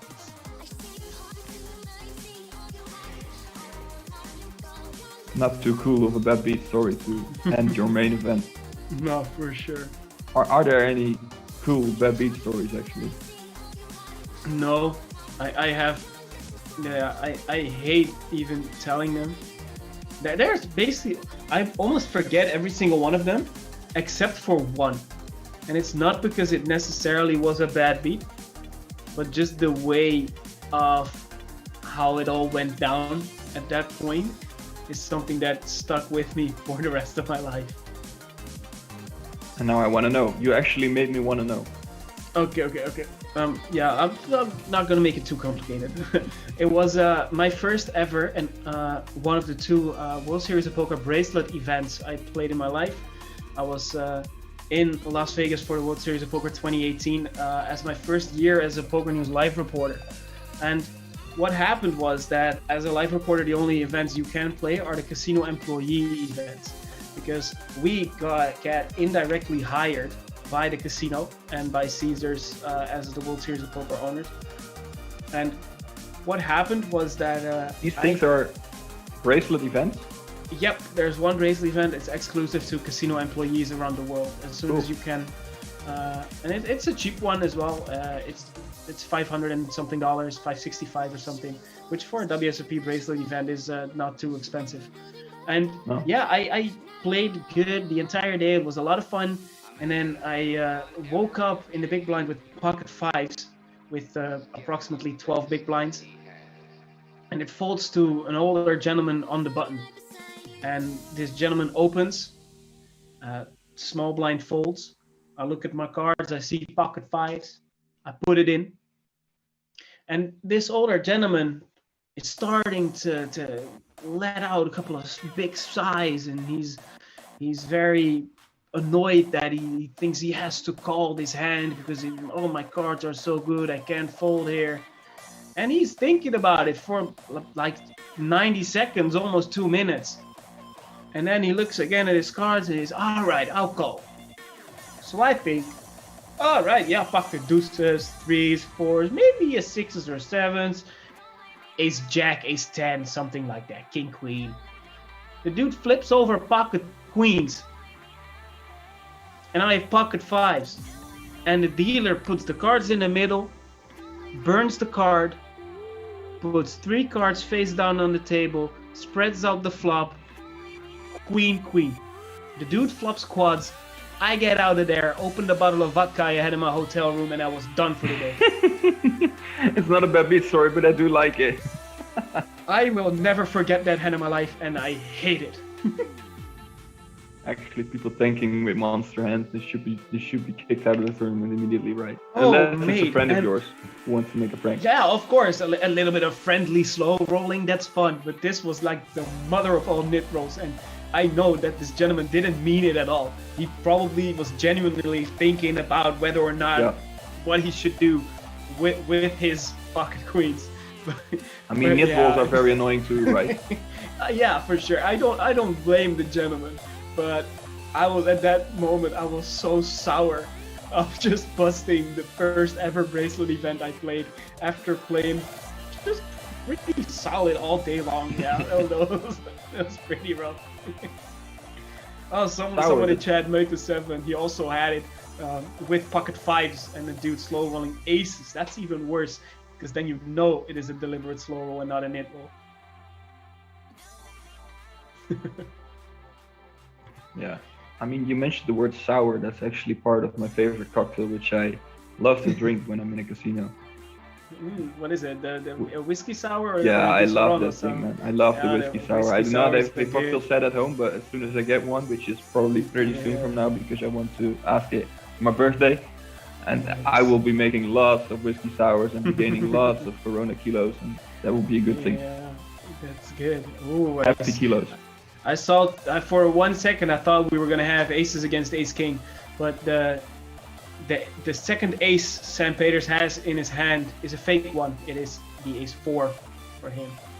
Although we are seeing a race, and yeah, I'm expecting nothing else than a jam from Mark Almans here with the ace-king offsuit.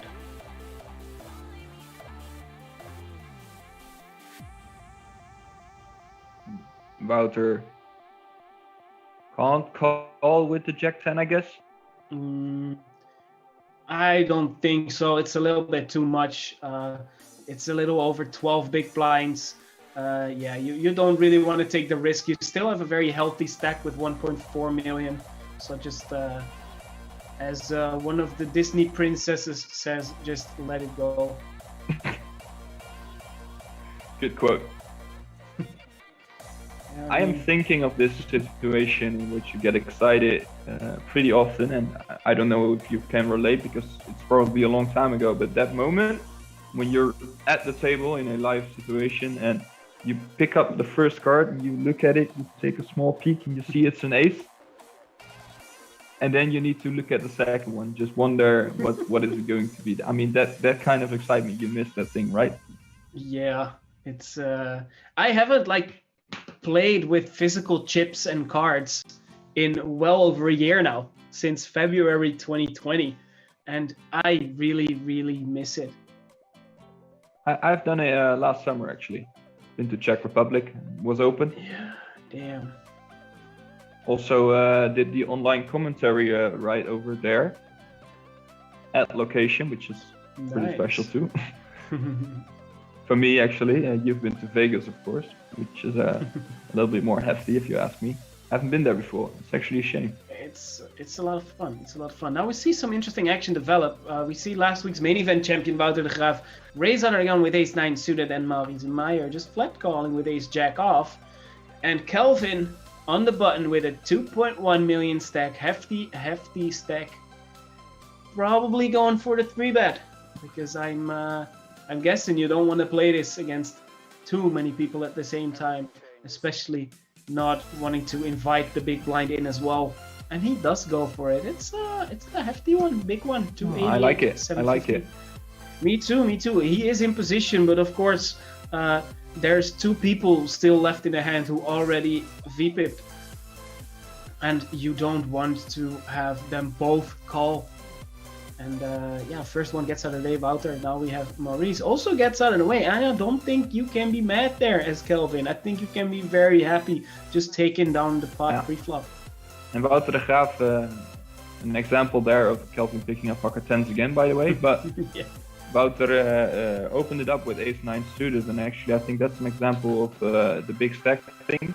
You can open up a little bit more light, and if you think you have an advantage over the rest of the table, you can do stuff like that. But that's not too normal, actually. If you have ace-9 suited right there, and what's it? It's like 35 bigs, actually. Yeah, we are with seven-handed. I don't mind the open, especially if you know you're going to fold on a 3-bet.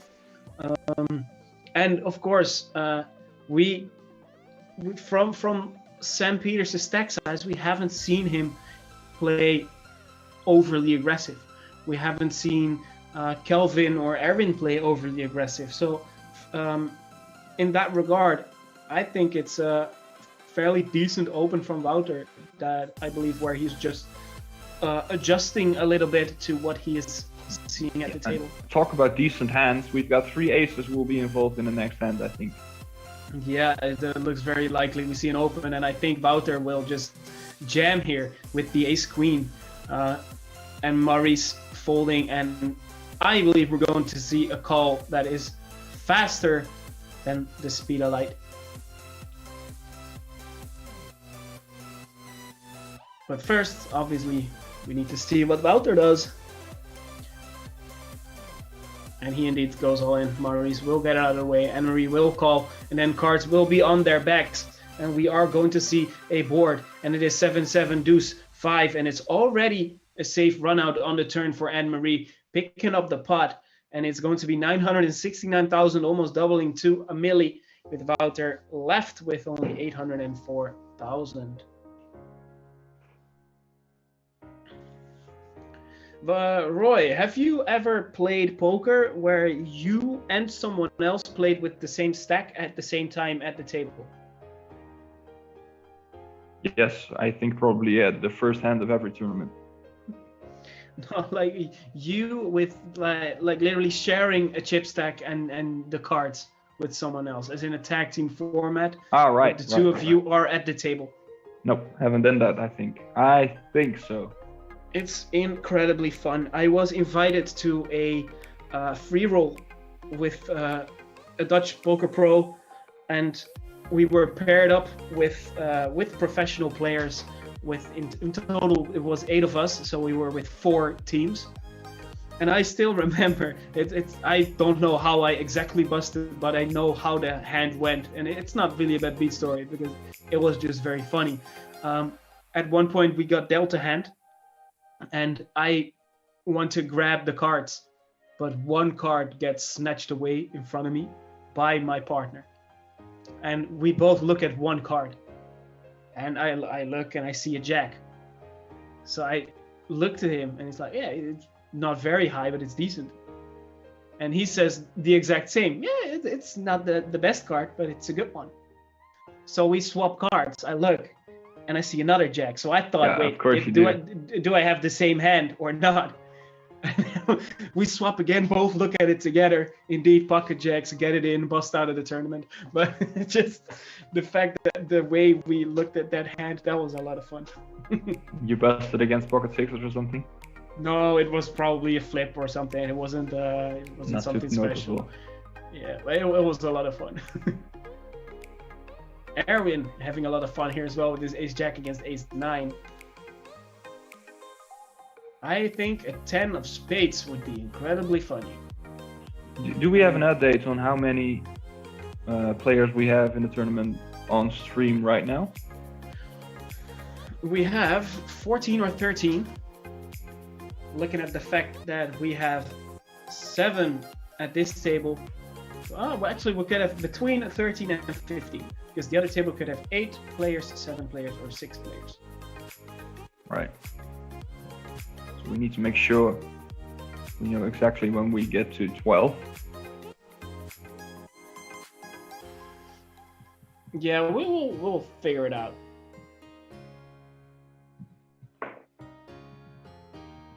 And Calvin picking up the hand with the worst hand, and that's good Nice for him. little bluff. Nice little bluff.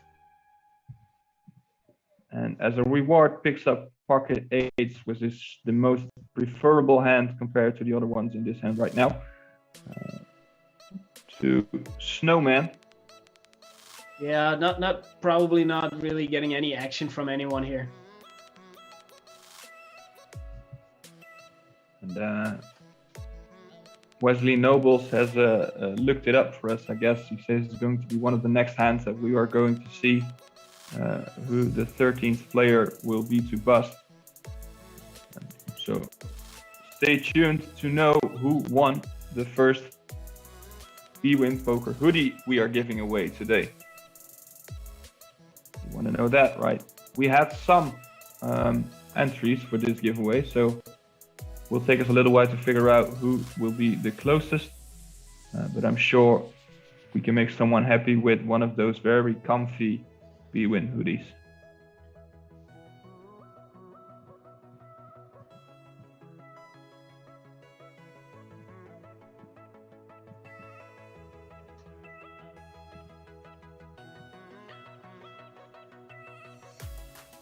All right, let's see what's popping in here. Jack 6 suited, and here we see like the first time where we really see our big stack Sam Peters use his stack the way you should, putting the pressure on his opponents. We're already closing in on a final table as well, so your opponents feel a little bit of pressure of reaching that final table and really going for those spade jumps. And yeah, they want to go for it. At the same time, now you are in a bit of an annoying position as Sam Peters, but not anymore if you improve to 2-pair on the turn. Didn't go for the... Sam Peters doing well right now. Actually facing a bet of Anne-Marie, but she doesn't know she is only ace high, and you have Jack 6 suited and sitting there comfortably calling. Yeah, and this is like one of the probably most annoying rivers Yeah. you can get, but at the same time, to a bet of 175,000, I don't see him fold here. Yeah, it's of course, your opponent can have flushes, but it's such a small bet here. He does make the call, as we can see. It glitched a little bit, but Sam Peters calling. Anne-Marie left with 567,000. Sam up to 2.9 million. And as we are on stream down to the last 13 players, and that means that as soon as the next player busts, we can figure out who will be the winner of the bwin Poker hoodie. So stay tuned to see.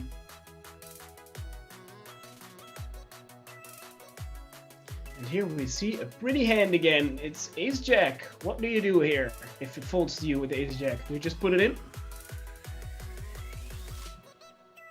I guess I do, yes. Yeah, I think I would. It is against 14 big blinds. Should be very pleased to get it in, and it's exactly that what Wouter de Graaf does. He's not here because he's a shitty player, right? Sorry, a bad player. This guy actually won the main event last week, and he did that for. Sure. This could get interesting right here with the late players all having good hands. Yeah, if it folds to Anne-Marie, I do think in her position it's either a jam or a fold, and it's probably a fold. But then Erwin with the pocket fives. Let's see what's going to happen here. Does open, and now Wouter de Graaf with ace queen offsuit. Going to make the price of poker a little bit more expensive, I think. Sure. A lot more expensive, putting it all in the middle, 916,000. And look at that. Look at the dead money in the middle already. Yeah. It's 55,000 in the middle, which is a very decent chunk of his stack. It's a quite nice increase if you manage to do that. And also a nice jam, I think, with 23 big blinds. No need to 3-bet and get in awkward positions where you don't have flop pairs or stuff. Yeah. Also, if you call, then you are going to be in an annoying position, playing out of position. Given the fact that you only flop a pair 30% of the time, you're not going to be you're not going to be happy 70% of the time. So just save yourself the headache. Put it in the middle, and putting it in the middle is exactly what Mark Alemans does. Pocket sevens.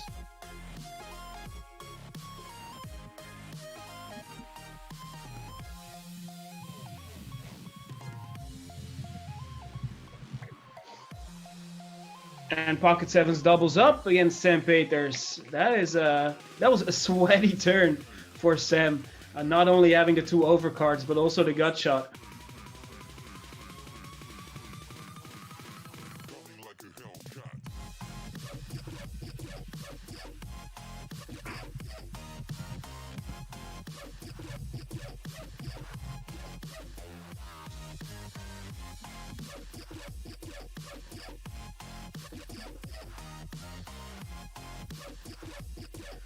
And now you sit there, freshly doubled up with a6 offsuit. We're gonna call this. What do you do? What do you do? I mean, I am definitely not the best poker player around, but not giving away free money here. Yeah, maybe by playing too aggressive once again, but. And last week's main event champion flopping top pair.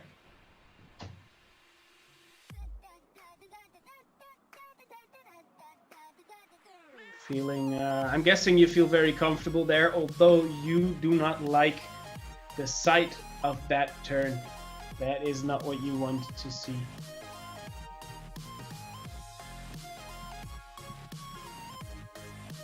I mean, he can still dream of going back to back in MEC Poker Open big event in the same week. I mean, I have to be impartial as a commentator, but it would be an amazing story. Definitely.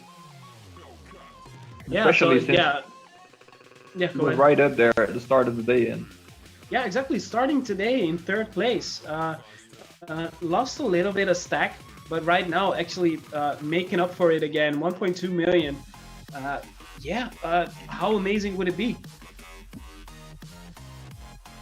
Of course, it would be just as amazing for the other players to win those $3.9 thousand. Of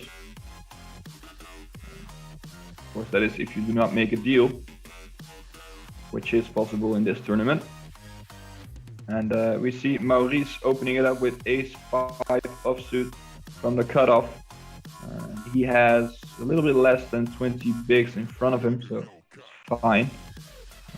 Kelvin in the big blind with 9-4 offsuit. He's not going to defend, I guess. So that means Maurice will pick up this pot, and indeed he does. And it was quite a disciplined fold from Mark Aumans. With Jack 10 offsuit. If he would sit in the big blind, he would be much more comfortable. Here we see. I just mentioned the prizes, the 3.9 thousand for one for first. We have 2.8 thousand for second, 1.9 for third, 1.3 for fourth, etc., etc. In short, this is an interesting spot to be in if you're still in the tournament. You want to get your hands on one of those big dollar prizes. It's a very nice little $1,200 heads-up battle that we are about to see later in the day, and I'm actually already excited for. Here we see some action, although I'm doubting that we will see a flop in this hand, because Mark Almans from the button raising 2.5x to 100,000 chips, and Kelvin with the ace-king offsuit. And there he goes, chunky bet, 2.6 million, and I don't think we are going to see a call. And for 25 bigs, I think Mark is too happy with his 25 bigs left to call. And in the meantime, in the chat, good to have you here, F. Matthijs and Calvin S. What a boss. We have a fan of the guy who's on the button right now with 6-3 suited. It's good to have your friends in the rail, isn't it? Yeah, cheer them on. Get your friends involved. Also, F. Matthijs, if you want to get your hands on a sweet B-Win deck of cards, invite your other friends as well. Make sure they join the chat and let them say that they're watching because of you. That you sent them to our beautiful, beautiful B-Win stream on either, doesn't matter, Facebook, YouTube, or Twitch. And as soon as your friends say that, you can email us, get your hands on a nice deck of cards. And then you have a nice little gift to bring to the next home game with your friends. And we see a little de-niveling hand developing right here with Sam Peters picking up pocket kings, looking at a 7 queen jack 3 board and facing ace jack offsuit, which is good for second pair with Erwin. And he's going for like a little bit less than half of the pot. Gets a call quickly by the ace jack, which is still second pair on the river. Rather safe run out for Sam. Curious to see what he does here on the river. You are slightly afraid of the 10-9. Yeah, 9-10, of course, yeah. Look at this bet. I like this bet. Definitely 9-10 in Erwin's range. Queen 8, Queen 3, Queen 7, Queen Jack. Especially the spade suited hands like the Queen 7, Queen 4, or Queen 3. But Sam does make the nice call to jump back to 3 million, while Erwin is left with 513,000 and immediately has to put in some more as the small blind. Don't worry, Vesha, we will jump to the other table at a later stage in the tournament. As of now, with a couple of short stacks and some big stacks here, we are expecting some big action coming up on this table. Hence, we still have this one showing for you guys. But don't worry. We'll listen. We'll jump to another one in a little bit.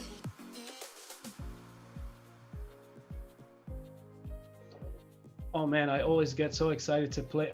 I play poker a couple days a week just for fun.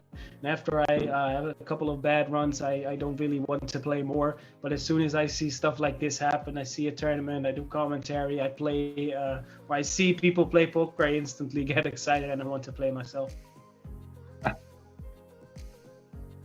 So you play multiple times a week online right now, I guess? Yeah, with the big series going on, I play a couple tournaments a week. Just nothing serious, just for fun. How's it going so far? Yeah, not that good. Not that good. No, there's a reason I'm doing commentary.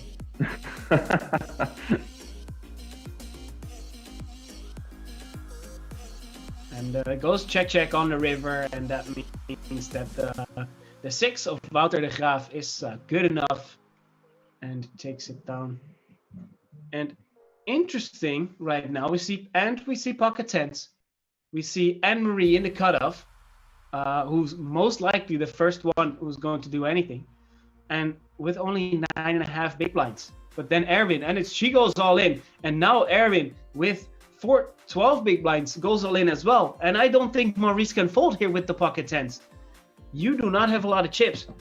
And he indeed calls, so we get some action. Ace-9 against ace-queen and tens. Both 2 double elimination happening at the table. And that means, ladies and gentlemen, that we are down to the final 12 players. So looking at the button, it is a 1, 3, 8, 6, 5, 80 if we count the ante. So it is, I repeat, a 1, 3, 8, 6, 5, 80.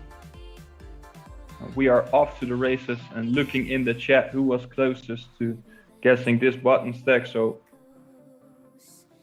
we'll be back with you in a few minutes to tell you who the winner of that nice B-Win poker hoodie will be. That was a pretty intense pot.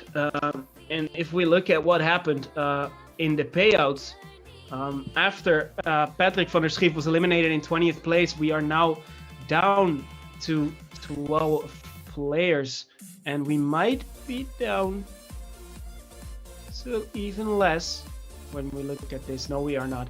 If we look at the stack, or if we look at the payouts, we can see that Jakob Kerkhoff was eliminated in 19th place, Alexandra van Eyck was eliminated in 18th place, and defending champion Ronald Tilma, who started the day as chip leader, was actually eliminated in 17th place. Danny Koens bowing out in 16th, all taking home $254. And in 15th place, we see Tymon Corporal picking up a pay jump, $305. And in the previous hand, we saw Raoul and Anne-Marie both get eliminated, taking $305, both as well. And immediately, the other people reaching another pay jump, all being guaranteed $362.55. We get a small error in the center of our screen. Don't worry, the live stream has not ended. We are still here, and we will be providing you with a lot of more live stream action in a minute. And there it is already. There we are.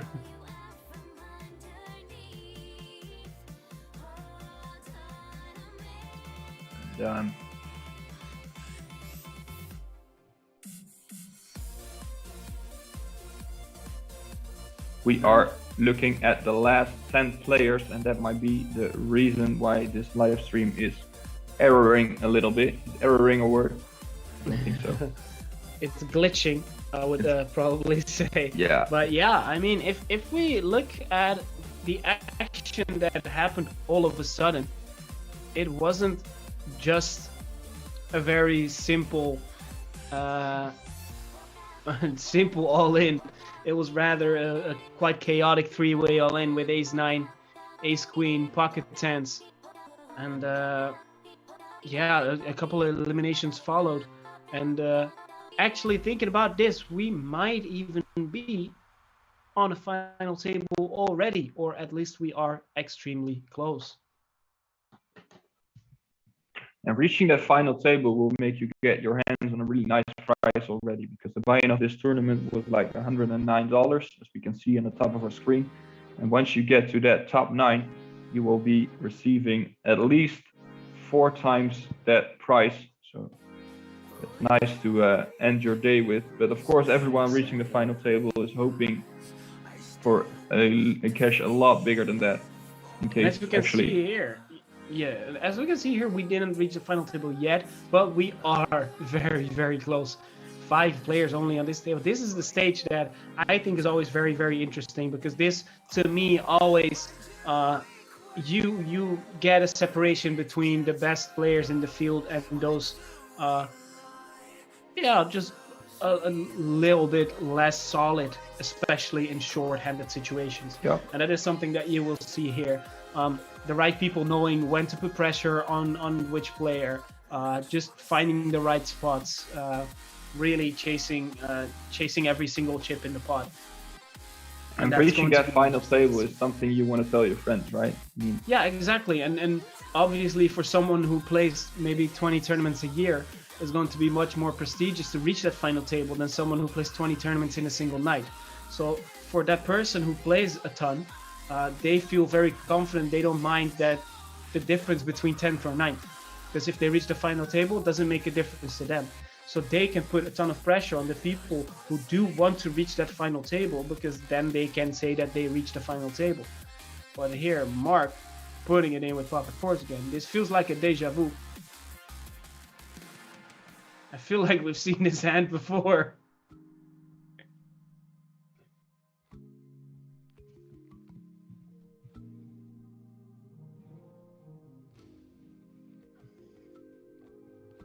The voices in Milko's head apparently moved into mine as well.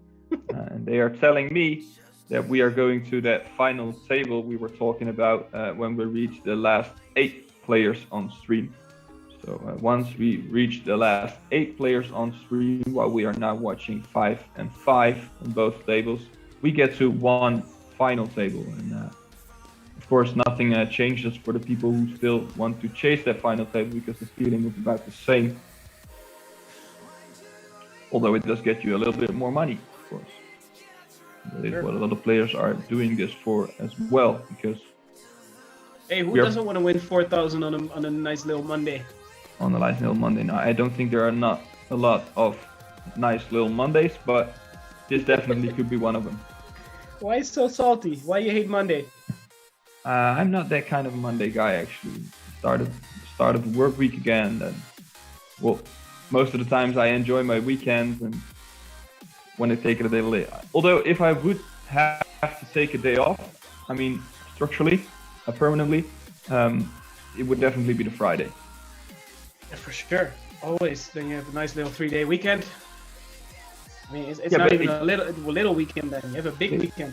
You have a big weekend, but you could make a case definitely as a poker player to take off the Monday because you play the Sunday night, which is a big night in poker. Yeah, it's really depending on what hobbies you have, for sure. But at the same time, a lot of stores will be closed on Monday. All the people who work weekends take off on Mondays. So if you take your day off to do something fun, you shouldn't take off on your Monday, because there's nothing you can do. Definitely not. Right now, there's nothing you can do anyway, so it doesn't matter if it's a Friday or a Monday or whatever day of the week. Well, my girlfriend has the Monday off, like structurally, and she right now, actually, during these weeks, is experiencing a little bit of annoyance because we have days off on Mondays a lot right now with Easter, with other festivities that are taking place on Mondays, and she feels like she's being, how do you call it, taken advantage of for having the day Monday free already. Well, I feel sorry for her because she earns more in 4 days than I do in 5, so shouldn't feel too sorry for her. And ladies and gentlemen, please bear with us. I believe we have reached a final table. Yes, we are aware we have a little bit of lag at the moment. We are trying to set up that beautiful final table. Bear with us. We will have a nice Just see the Fisher 1988 join us, and that is of course a familiar sight for us because I remember like almost every stream I do, I see the Fisher 1988 in the stream. So good to see, good to have you here, and you are right here for the final table of the Fisher. I think we've mentioned it before, but if you get friends to watch, and you get those friends also to tell us in the stream, in the chat, that they are watching because of you, you will be the owner of a B-Win poker deck if you send your details to info@mecpokeropen.com. So if you get your friends to tell us that they are watching the stream because of you, and they do that in the chat of Twitch, Facebook, and YouTube, you will be the owner of a B-Win poker deck. And of course, I think there is a nice battle going on between Maarten Verhagen, I thought, and Wesley Nobles for the poker case, and they are in a race for this because they are both entering a lot of friends in here, and the guy who gets the most friends in this chat or in this stream will be the next owner of a nice B-Win poker case. And believe us, you want to win that poker case. It's nice, it's looking shiny, it's looking bright, and it's heavy, and Milko has to carry it all the way to your home. So you want to have that. And in the meantime, I am checking for confirmation to who will win the case, and or not the case. What did we give away? The hoodie. The hoodie. And I actually think that I know who won. Let me see. Let me double check to confirm to not make someone happy. While you're double checking, we are seeing that the Fisher 1988 is rooting for Rianne and Sam. And I can confirm to you that Rianne and Sam are both doing pretty well tonight. They are, of course, they are in the final table almost, so they're doing well. But yeah, and in the meantime, just as a little heads up to everyone watching, we are waiting on a new feed for the final table on a delay. So bear with us. Grab a coffee, go to the restroom, get prepared, get ready for an action-packed final table. Yeah. Let's all go for a short break. I know I'm grabbing a cup of coffee and going to the restroom. I don't know about you, but I know that I will definitely be hoping to see you in a couple minutes when we fire up that final table. And you want to stay tuned because right after the break, we will tell you who will be the winner of the B-Win Poker hoodie, of course. For sure. See you in a bit.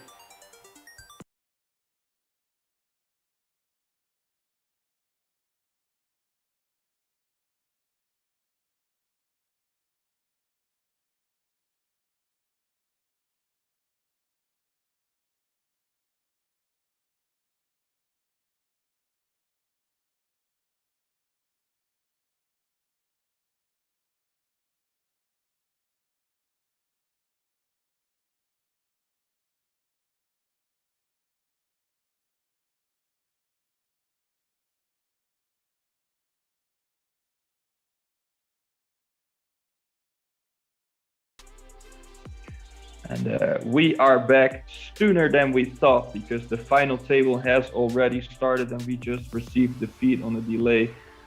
We are having 9 final table players, and when Milko is back from the restroom, we will take you through our final table and present all our final table players to you. But we are glad to see that it's 21:18 real time and we are having 9 players right now playing for the big prize of $3,900. Good to have you all here in the stream. Good to have you all here at the table. And we are going to see some more hours of Pretty Poker Day, ladies and gentlemen. This should be a good one. Because final tables mostly contain strong players, of course. And strong players generate nice hands to watch, especially when you have whole cards like we do today.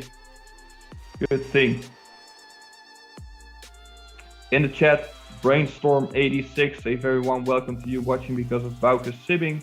Bauke Sibbing is sitting at this final table with a very good stat. Actually, he is the chip leader of the night so far. So probably Brainstorm, and I'm not willing to jinx this, but Bauke will be sitting with us for a while from now. Actually, I think I've seen him play quite some hands and he's been doing quite well. So right now facing a 3-bet to 340,000 from the bottom, which looks squeezy, of course. But with the ace-deuce suited, he gets it through Benjamin, picks up the hand from the chip leader, not too afraid to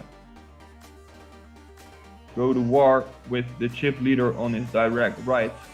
On his direct left, by the way, he has Sam Peters, also a very big stack. So the big boys at this table definitely are at the top of our screen. All three of them have more than 3 million in stack, and nobody else can say that right now. Of course, Calvin on the right has 2.8, and that's close to 3. But the 3 chip leaders are at the top of our screen right now.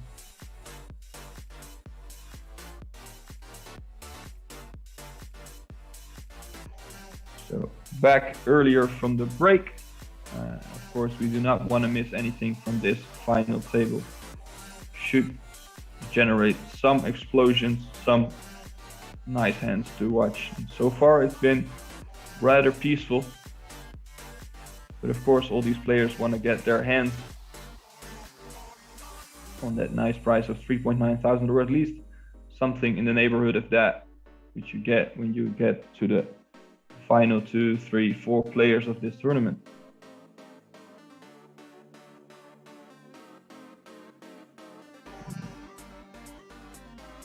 The big blind, you sometimes get those big blind specials, and Maurice Meyer picks up ace queen suited right now, and that is definitely one of those big blind specials you want to have.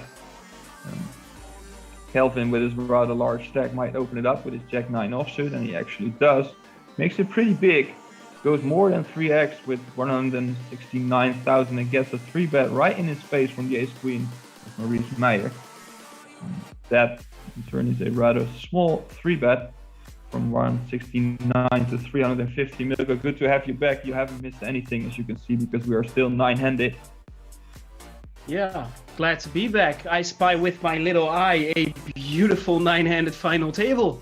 Of course we do. So we are not with 8 indeed, we are with 9, contrary to what we told you first. And like we did last week, we are going to introduce you to all our 9 players. Shall we go from the final table sign and then around the clock? And we will do that, and we start with the guy right directly from the final table sign, and that is Sam Peters.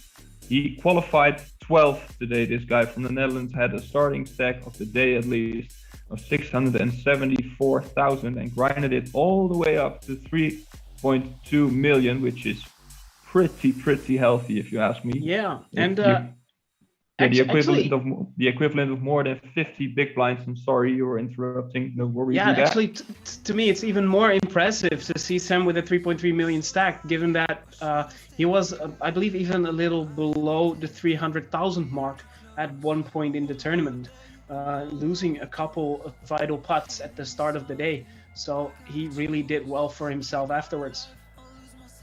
Yeah. And before we go to the guy on his direct right, it might be nice to tell the people who won the chip count contest, isn't it? Yeah, I have confirmation of who won the competition. And it is none other than the Belgian fly-in live reporter, Wesley Nobles. Congratulations, my man. You were off only 20,000 chips, which is quite the impressive feat, if you ask me. So please let us know not only your address, but also your size through info@mecpokeropen.com. That is info@mecpokeropen.com. Let us know your address, your size, your bank account, PIN code, credit card information, everything you don't want to tell us. Please send it to us. And on a more serious note, I am 1.85 meters and I weigh about 88 kilograms, which is a little bit too much, I know, but that gives you a little bit of info about the size I have. I wear an L, and it fits actually quite beautifully, as far as it can fit beautifully on my body. But when you are about 185 and 88 kilos, so you can get a L hoodie, and that might give you a little bit of information about what size you might need, Wesley. And that being said, we are going to our guy right on the left on the left for Sam, on the right for us, of Sam Peters. And I told you who Sam was, so I'm giving you all the honors and all the information that you can tell about the guy who is sitting right next to him, Milko. Well, Take it there we away. go, ladies and gentlemen. Next to Sam Peters on his direct left is none other than MEC Poker Open Online Edition April 2021 main event champion, Wouter de Graaf. Wouter taking home the tournament last week for over $3,000. Yeah, getting his name on the trophy, being only, I believe, the second ever Dutch winner of the MEC Poker Open main event. And it wasn't the first time he played on the big stage, ladies and gentlemen, because in 2019, in the last edition of the MEC Poker Open, in real life, the man himself reached the final 3 players of the main event, made a 3-way deal, took home the most money, 12,000 euros. It's not a small prize. And unfortunately, after, he busted in 3rd place. But last week he got his revenge, and now he has another shot at winning. Yeah, let's say to completing the MEC Poker Open trophy case with the 109 Highroller. The dream. Yeah, we'll probably try to match that payday of last week, but someone will be trying to match that prize of last week too is Kelvin, who is sitting on the direct left of Wouter. Kelvin is from the Netherlands, and he started the day with 500,000 chips, and he grinded that all the way up to 5 times what he started with today. He is having the Queen 5 offsuit right now. Of course, has a very healthy stack and will be sitting comfortably, knowing that he has a good shot at reaching into those deep phases of this nice tournament.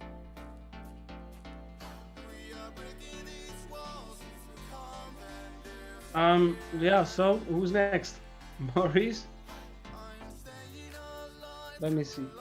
Let me get some of the information. Maurice is actually involved in an interesting hand right now. He has those ace-queen offsuit, and we'll tell you anything about Maurice in a minute, but probably interesting to know what develops this hand as well, because he opens it, he gets a call, puts 210,000 on the flop, which he flops off pair with. The second pair was for the big blind Benjamin Morden, and the turn is an 8 of hearts, which gets the baby flush draw out there for Benjamin. This is a very, very interesting development. Of course, right now it's a very safe river for Maurice, but the extra gut shot in there, the flush draw in there, you have to actually feel pretty sick being Benjamin that you didn't hit the river there. Yep. But it went check. Maurice taking it down. And look at this, ladies and gentlemen. If we take a look at the man in early position right now, Maurice Meyer, sitting at an impressive 3.5 million. What if I tell you that Maurice started the day being the tournament short stack? Really?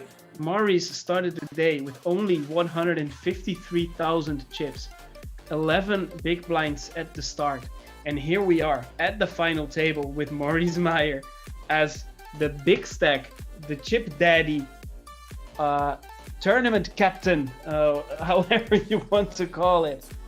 It's quite the impressive run. Nice. And in the meantime, in the chat, we are witnessing one of the most male discussions you will ever see. It's actually people discussing their height and their weight, which does not happen a lot to women, if you ask me. Definitely not on the live stream. It's surprising to me that they're not comparing their length. You mean the length in centimeters, or? Yeah, that's a dirty joke. Yeah, and good for Wesley, by the way, that he's actually 180 of 178, and he's lost a lot of pounds as far as I can see. Yeah, this man he's been running. I think he did like his first half marathon or something like that. It's quite impressive to see him on the running journey over the last couple months, maybe even years already. Yeah, when there's no live reporting to do, you get time to do other things apparently, and you start running. That's definitely not one of the things I would start to do when I get time to do other things. But did you know that Maurice Meyer was actually already very, very close to the big stage of the MEC Poker Open before? Because it was April 2019 when the man himself played the 175 main event at the MEC Poker Open in Spa. The tournament had a lot of entries, and he actually got 13th already. So already finishing high up on the leaderboard, and now trying to improve on that, just like Wouter de Graaf did in the main event last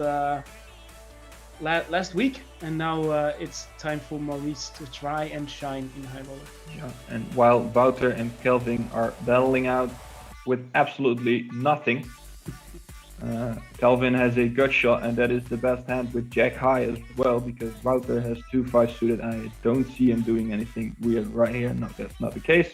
Kelvin picks up the pot, and that brings me to the guy at the very bottom of our screen. That is Mark V, who started today with 632,000 in chips, and he grinded up a little. Is with 1 million in stack, a little bit below average, but of course definitely not out of chances, because the big blinds are only 30 and 60,000. So one double up and he's absolutely fine. Mark V, good luck to you on this final table. And next to Mark, you are laughing already. I know you like to do this. Next to Mark, we have let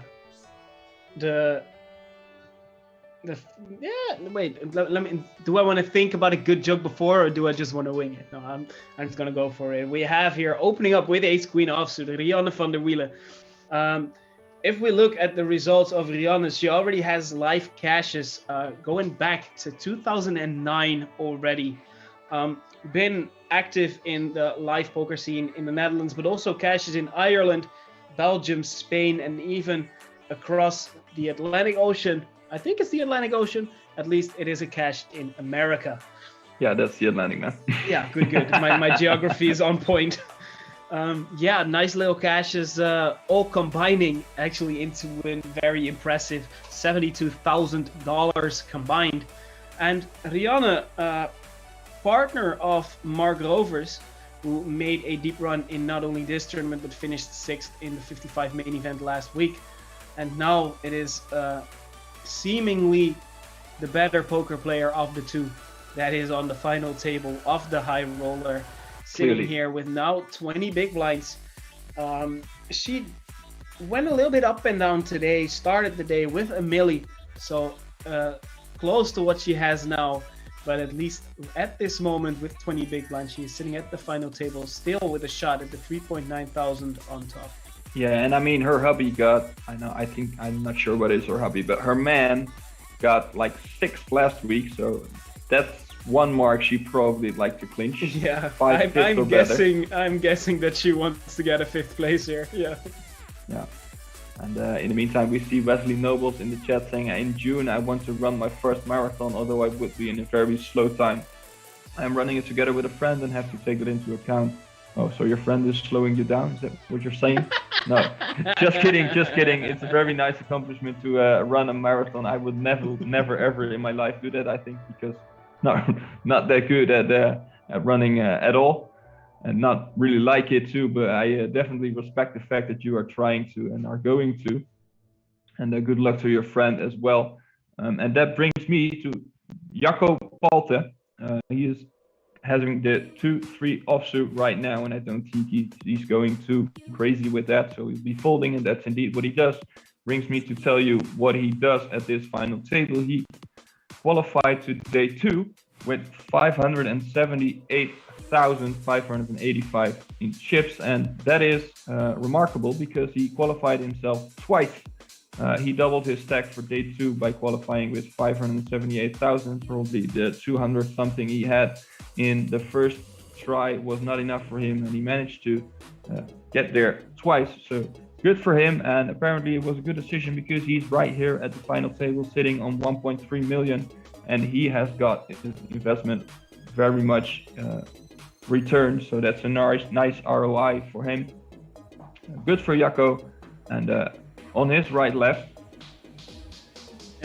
We have Balke Sibbing, while in the meantime we see Rihanna van der Wiele flopping top set against Sam Peters. Let's see if this hand develops into something much more interesting, which could be because now Sam Peters has an open-ended straight draw. Pretty sure this is not top set, Milko.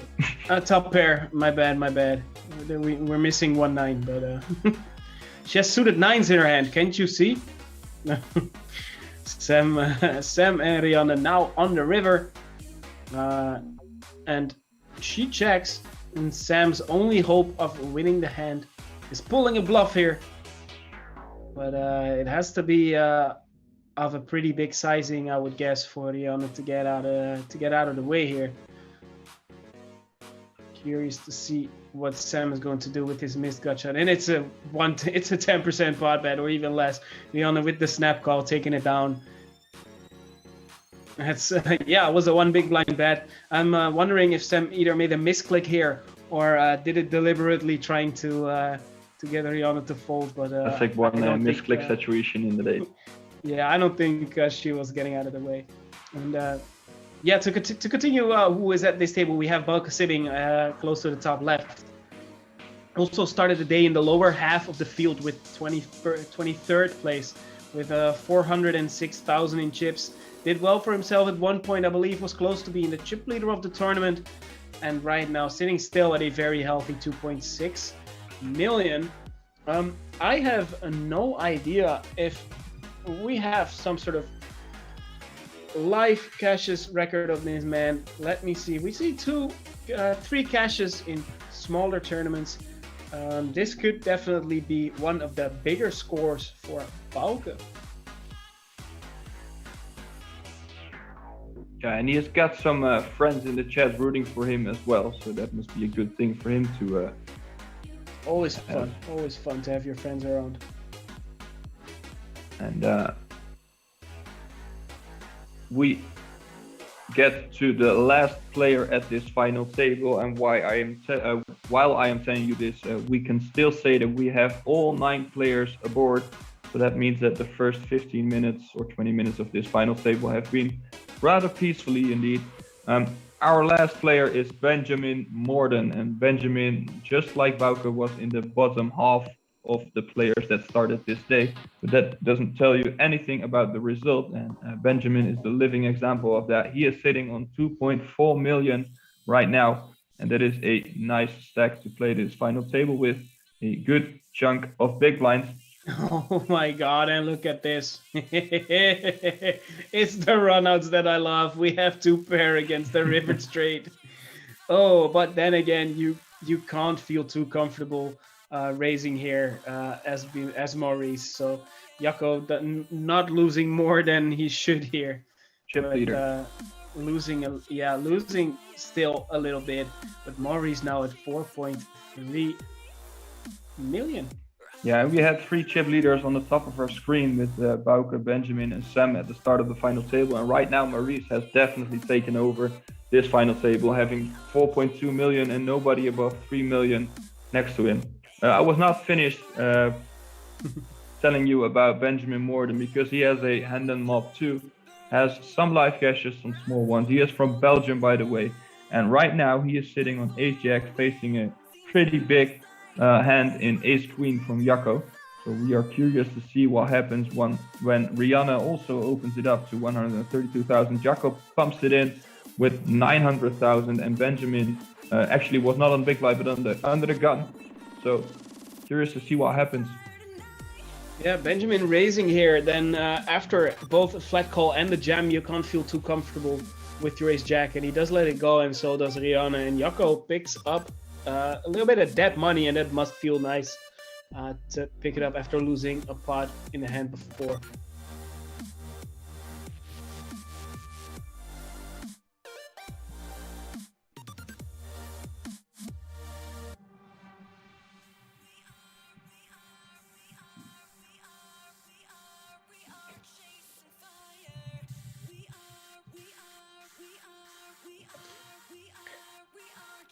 And pocket sevens is a pretty decent hand here, especially if it folds to you. And It's a jam for almost 20 bigs. It's yeah, it's definitely not a I don't mind this. I think it's perfectly fine. Also, not really a lot of other very short stacks.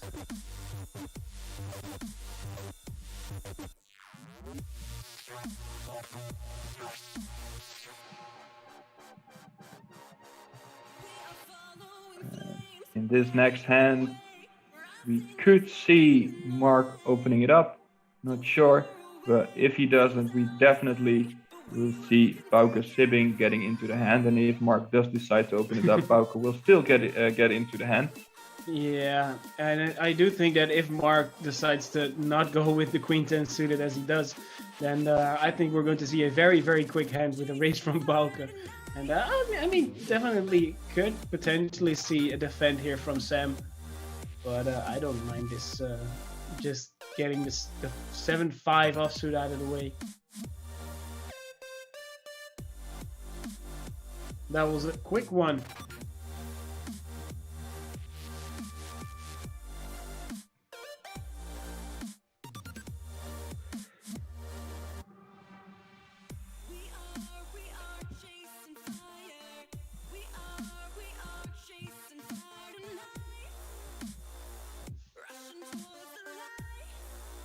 And we do see now King 10 for Rihanna, opening to 2.5x. I believe the blinds just went up 30,000, 60,000. Or at least they are up now. I don't know if they just went up. But I just noticed. And Bauke is here to play with big hands, of course, but he is here to play. We see a 3-bet. And the 3-bet is enough to take it down here. Rihanna getting out of the way. And now it's under the gun on Maurice. That's I love those stories. Like, stories within a poker tournament is what got me into poker. These from zero to hero stories. Yeah. The moneymaker guys, the random fat American accountant that wins a satellite and then wins a couple million. Sparks the biggest poker boom there ever was. People playing suddenly all around the world. This wonderful game, and these guys who start on their 18th with a couple dollars in their account, and by 22 they're playing the 10Ks, the 25Ks, the 50Ks. Those stories is you mean your employer? Really, yeah, for example, that's those stories though. The Fedor Holtz people. The Linus Lulliger, the Limitless. These guys are all in their 20s and they're playing for amounts of money that I can only dream of. And just that mystique, but also the money that goes with it, of course. It's something that definitely as a kid you dream about. And yeah, it's what got me in this game from the start. And now we see it with Maurice, a story like that, starting with 11 big blinds and the dream. Really aiming for that big win and then just going for it, and here we see him. Solid jinx from me, by the way. But yeah, this is comparable to Moneymaker, right? Maurice Meyer, Moneymaker. Yeah, of course. It's the Dutch Moneymaker effect. Right. So I am going to follow Milko into getting a little restroom break, because that's highly needed right now, and stick and stay with Milko also if you do not like him, because right after I'm back we will be announcing very quickly a new giveaway, and I promise you it will be a good one. We will need your creativity, we will need you to think, we will need you to be funny, we will need you to be there. I'll be back in a few minutes, and afterwards we will be discussing the new giveaway, and in the meantime 9 players at the final table, and Milko will stalk you all the way through it.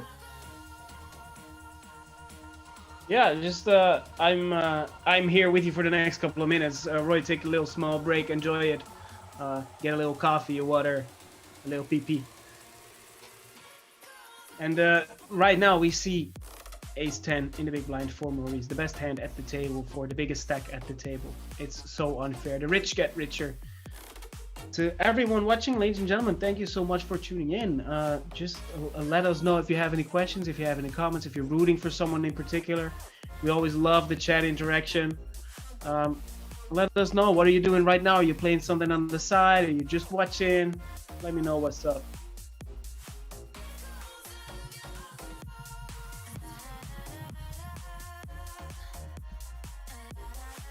And we actually see some action here between Calvin and Maurice. Calvin, I believe, who bet the turn with just the king high. And he indeed did, a little under half pot. And now we see another bet here after the call from Maurice. And he does call again with ace high, and he does take it down. That's quite the impressive call down here in a blind versus blind pot, where your opponent definitely could have either the 5, the 6, the 7, anything in between, a smaller pair. That's tough, and I think we are going to see some action here. We have queens at the bottom for Mark in the big blind. We are under the gun with pocket kings, and this could be a pretty big pot. Sam Peters could also get involved with the ace jack in late position. Could definitely play this at the same time. It wasn't under the gun open, but he opts to go for the flag call. And then Kelvin lets it go from the button. And I think we are going to see some fireworks here, ladies and gentlemen.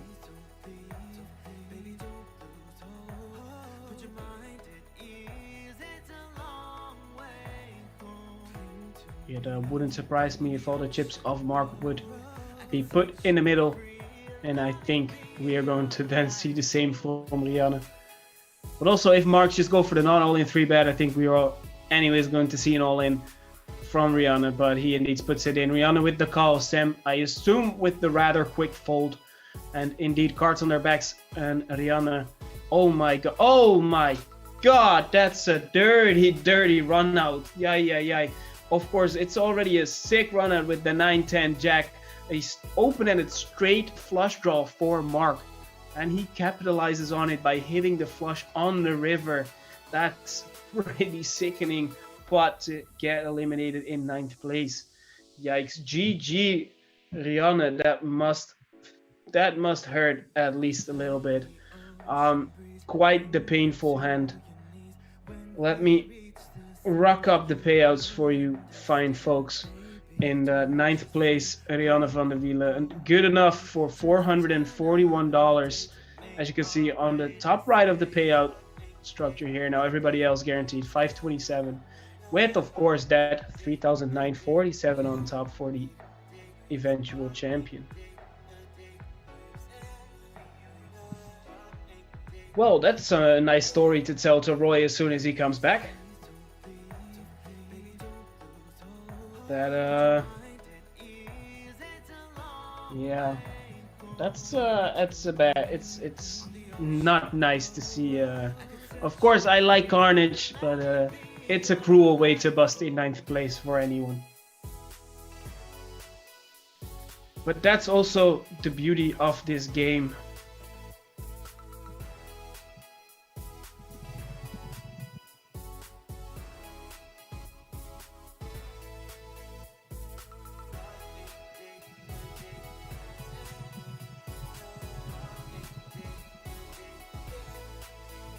And we might see a little bit of action here. The Jack 10 is a very, very pretty hand, although a little bit early position. Doesn't matter for Wouter de Graaf. He is going for it. And I think we are going to see some action from Jacco.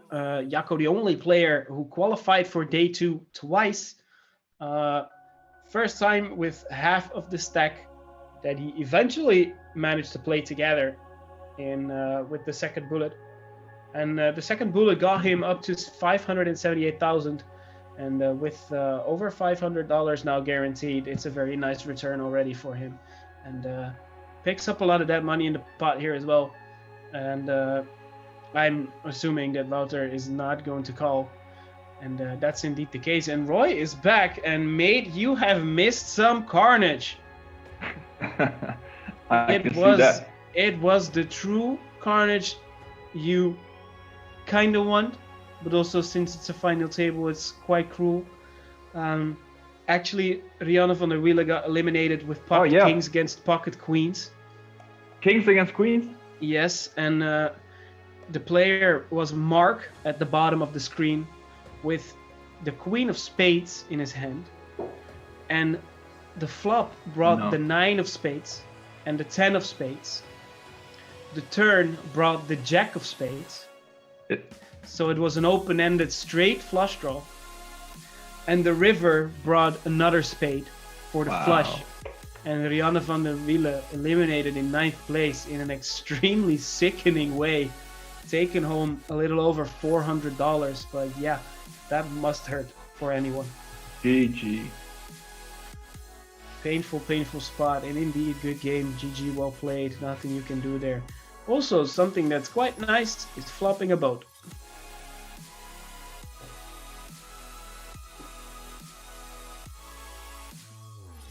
The voices in my head already know what I'm saying before I say it. How wonderful is that? Actually not that weird, because the things in your head probably are ahead of you. It is kind of weird considering the voices in my head are not my own. So that makes it a little bit weird. You really believe that there are voices in your head, right? Yeah, you really do. Yeah, today I do. And last week you did?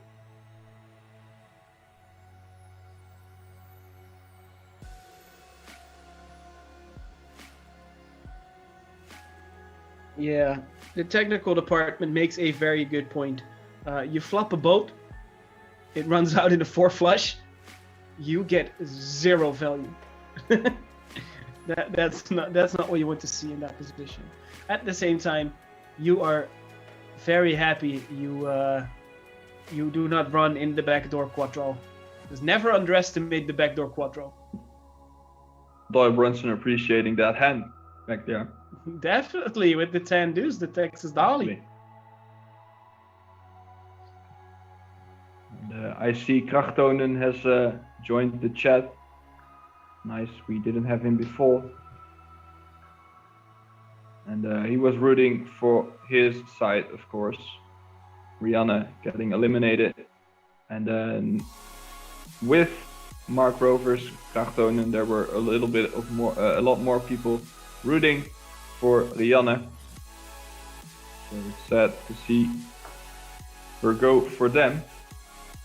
Yeah, for sure. And at the same time, of course, I already mentioned it when you were still on your small break.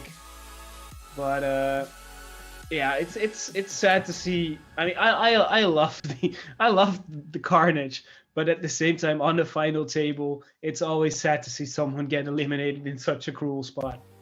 Yeah.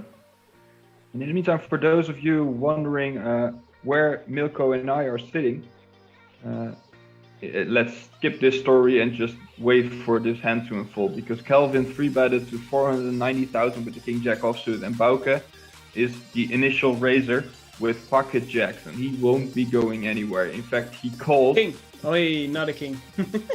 See, a king in this spot is fun. Yeah, for sure. I think Bauke agrees with you on this one.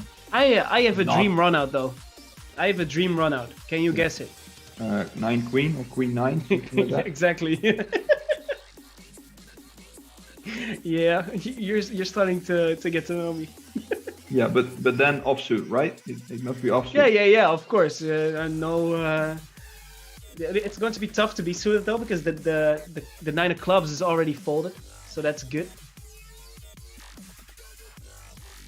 Yeah, and Bauke picks up a nice 1 million plus pot, and that increases his stack to 3.3 million. Kelvin probably wondering what his opponent had, considering the fact that he 3-betted it up with King Jack offsuit. Little did he know that his opponent had 2 other jacks. And we are continuing this final table. I am looking forward to another elimination.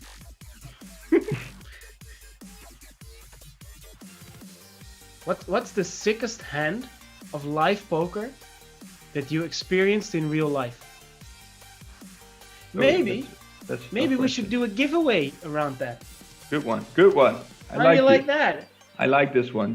We should do that. We should give the people, what is it, like 15 or 20 minutes, just a quick giveaway.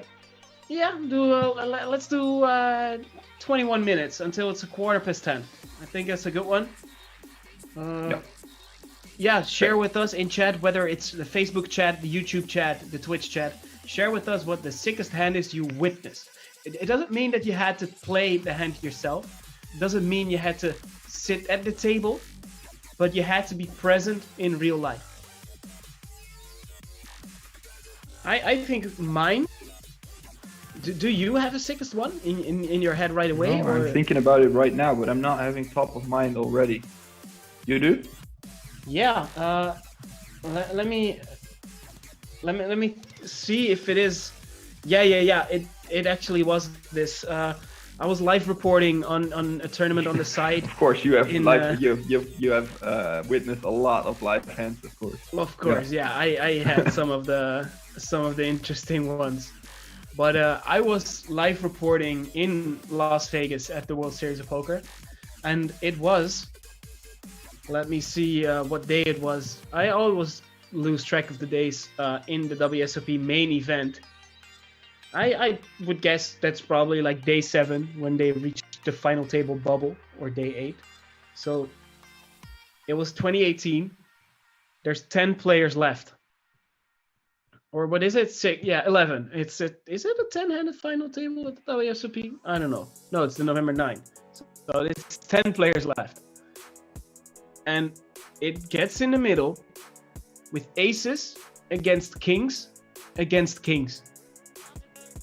Aces, kings. In the biggest tournament there is. And I still remember the guy with aces was all in. One guy with kings was all in.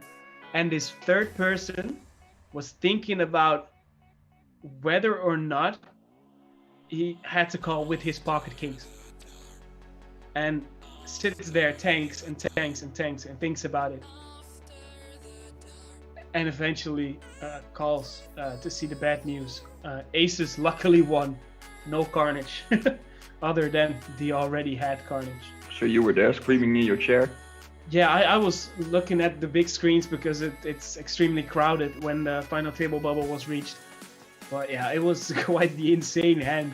And to see these cards literally turn over, it was very, very loud. People were really excited about what was happening. Of course they were, I was not the only one, yeah. I like the way you can talk about these hands, man. You can really create an atmosphere and make people feel like they're there. Yeah, it was just so good. I love that. I love this game, man.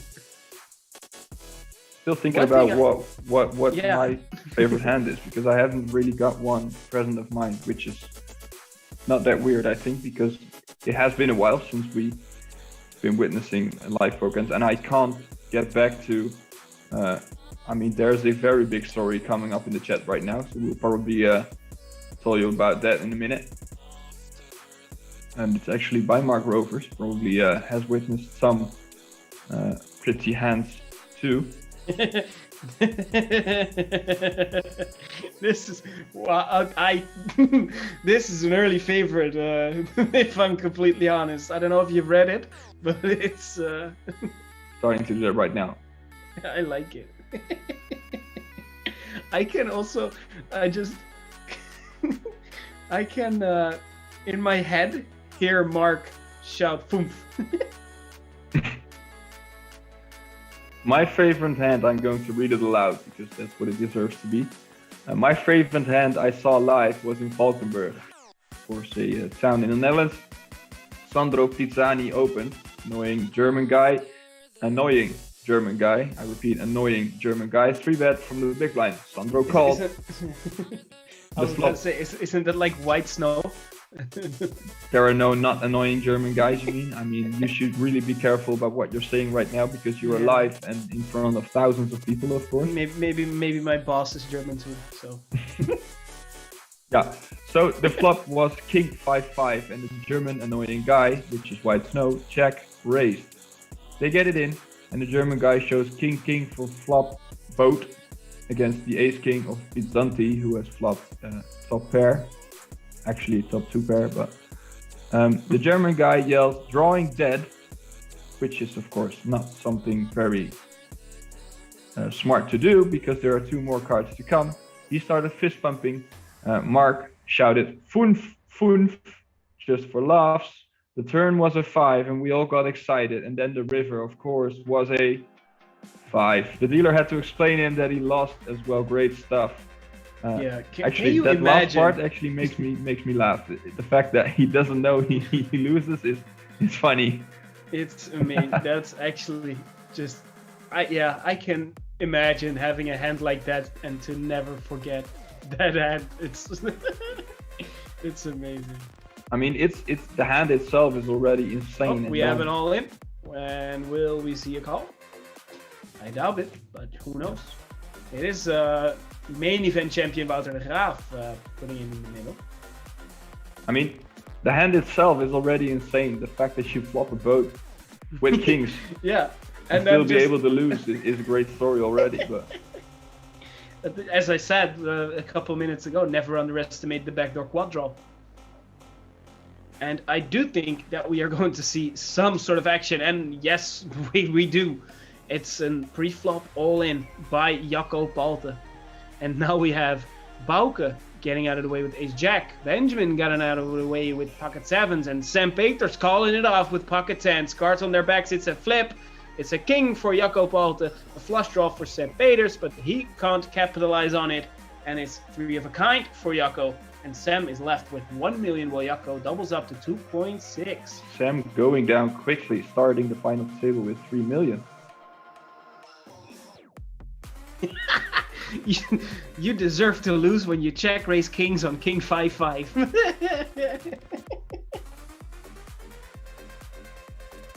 Yeah, that made me physically laugh. I actually once experienced probably the craziest thing that happened in general while I was at a poker tournament. I once experienced an earthquake. You really did? Yeah, in Vegas, suddenly they have these huge like metal things with the lighting and stuff on it.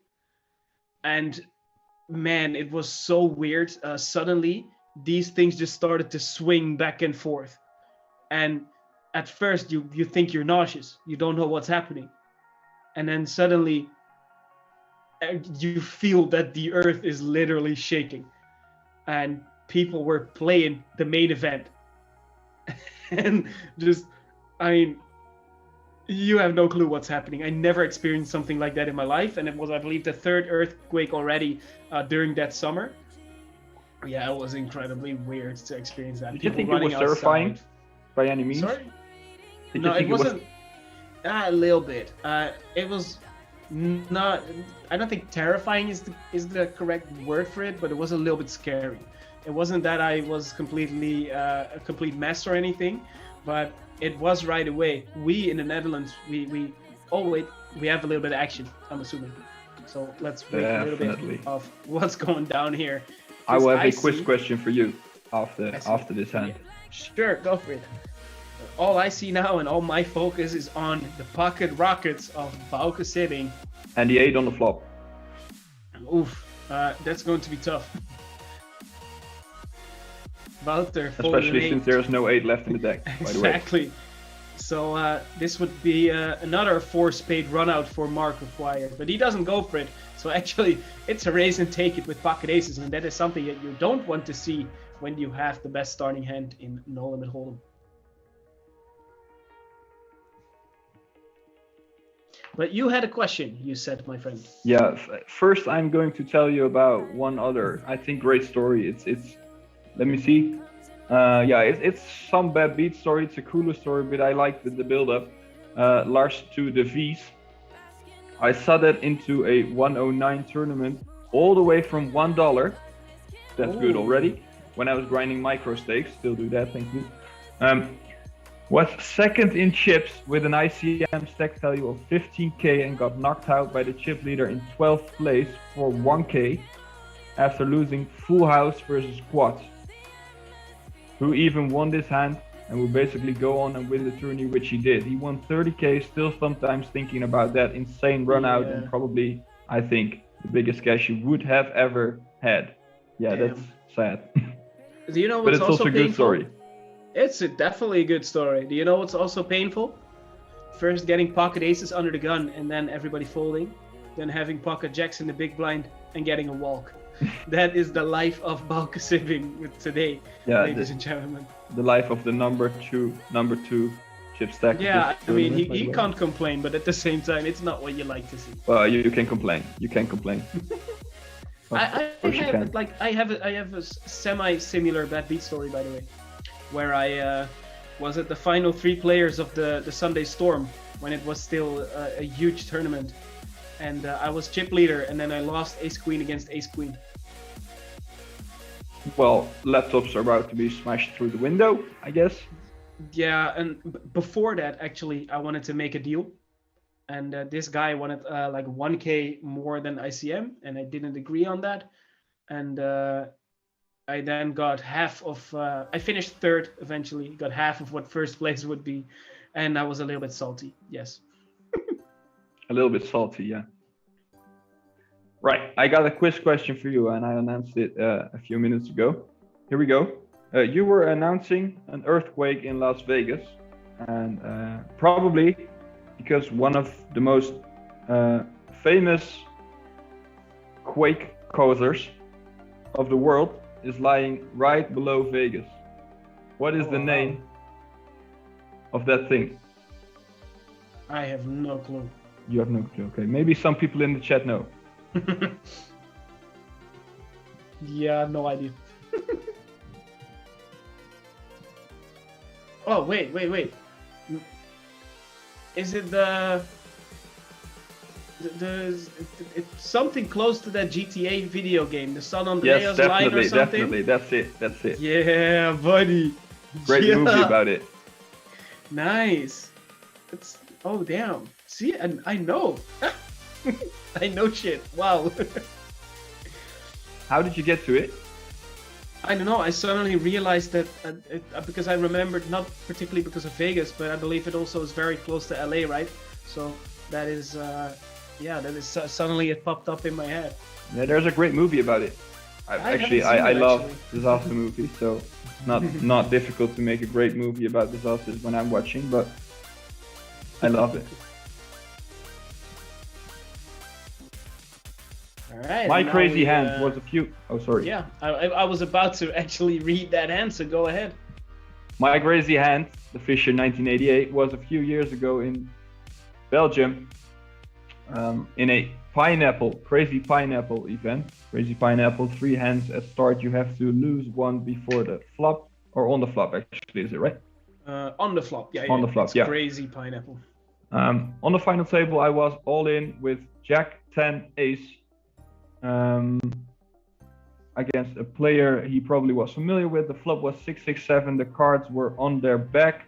The guy had 6-5-9, so he flopped trips, throws away the 9, and the Fisher throws away the ace, so he is left with Jack 10, which is absolutely not much. And he tells the dealer, you can put an 8 on the turn and a 9 on the river. We have an all in, but then I saw Wouter's hand, and we are not going to see any action up. And actually, he bings the runner flush, so he was there with an absolute jack hand, absolutely nothing, and he was up against flop trips. A flop set, which also blocked way to the straight, if I'm not mistaken. Yes, it does. Yeah. Blocking, this is a good story when I'm reading it aloud, isn't it? Kind of bumpy. Actually, it is a good story, but I'm really messing it up. No, yeah. I mean, too long didn't read of it is shit hand against very good hand. Get it in, have runner ounce purely, and he hits it, and that is those are the most beautiful ones to hit. But if it's against you, then not so much.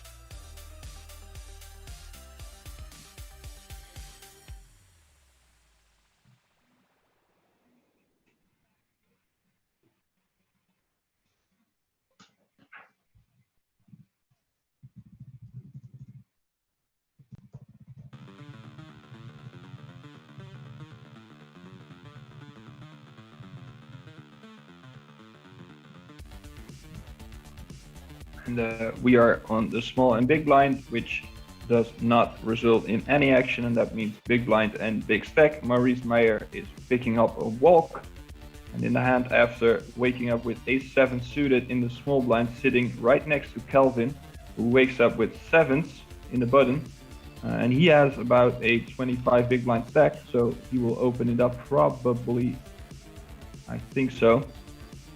What's also interesting to see is that our reigning main event champion from last week is the shortest player at the table right now. He has less than 10 big blinds. So we will be expecting some action from him in these or the next or the next or the one after hand. Sure. It's actually funny how... right now. There we go. I'm not really sure about this hand selection, if I'm completely honest here, with the 8-6 of diamonds. But yeah, I'm guessing Kelvin has to go for it, and he does. Sure. So Wouter, yeah. Oh wow, Maurice, we actually have a three-way all-in, and an ace for a double elimination, but the ace doesn't hit. So Maurice actually losing quite a lot of chips. And look at the size of this pot going to Kelvin, 4.8 million. And in the meantime, we lose another player in 8th place. Ay. I mean, if you are Kelvin, how good can you get it in there? And that was Wouter de Graaf losing. Wow, the main event champion from last week in 8th place, $527. Everyone else guaranteed now $633. But it is exactly as you said. If you jam with pocket sevens and the chip leader next to you calls, how happy are you to see the A7 next to you and the 8-6 on your right? And suddenly you are the chip leader of the tournament. It is Kelvin Svaneberg sitting on 4.8 million chips right now. Very, very comfortable. Yeah, Ruud asking, did Maurice see the call from Kelvin? I suppose he did. Not at the stage of the tournament you want to get Messi in. Yeah, it would be a sloppy mistake. It can happen, obviously. Sorry? It obviously can happen. Of course, yeah. In the meantime, it is 22:12, and that means we have 3 minutes until the deadline of our prize question, which is running right now. Milko had the great idea to ask all our viewers to tell us the best live poker story they have witnessed. So it doesn't have to mean you involved in the hand. It could be anything, anyone next to your table, on the right, on the back of you, doesn't matter.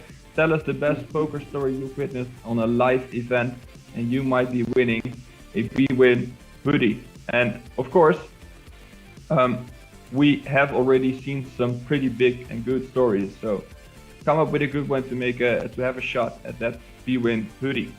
You wanna hear another good story? I do. It's pocket aces in the hijack. After seeing an under the gun open and the low jack call. So you must be very happy right now. Yeah. Mark living the dream, winning it with queens against kings. Yeah, he ran above average, I would say, in that spot particularly. Yeah. It's plus EV to win queens against kings when you do that. Yeah, and this, like, look at this spot. You have to pay less than $500,000. You get 2-1. You have one of the prettiest hands in Jack 10 suited. I'm not. What he doesn't know is that he does calls. Yeah, I think it's. I think it's technically a fold with the Jack 10, and he does fold. 110 in the deck, Milko. But yeah, indeed. This is yeah, he makes it easy. Mark makes it very easy for Maurice. Maurice now lost half of his stack, back to 2.2 million. Mark sitting on a very pretty 3.3 million. And Kelvin still on top with 4.7, but also don't count out the other players, and especially not Bauke Simming with the 3.6. It's interesting to see how the initiative in this final table is shifting all the way through all the players almost, because I think pretty much everybody at this table has had a stack of above 3 million right now. It's insane. Yeah, it's quite the interesting development if you look at how the tournament runs. But yeah, it's fun. I mean, just do make it a little bit of fun, I guess.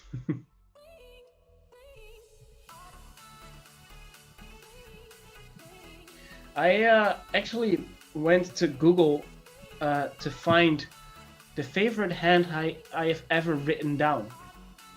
So I will be a little bit nice for the people who still haven't get their hand in. As soon as I finish my story, the lines are closed, so you still have approximately 2 minutes. And let's finish the hand first with 500,000 in the middle and Jacco Palter with top pair, top kicker, and Benjamin with 2 overcards. And a small bet. It wouldn't surprise me to see the call here, and we do see the call. And now there's a gut shot added to Benjamin. Little does he know that half of the gut shot outs are already folded. 2 jacks out of the way.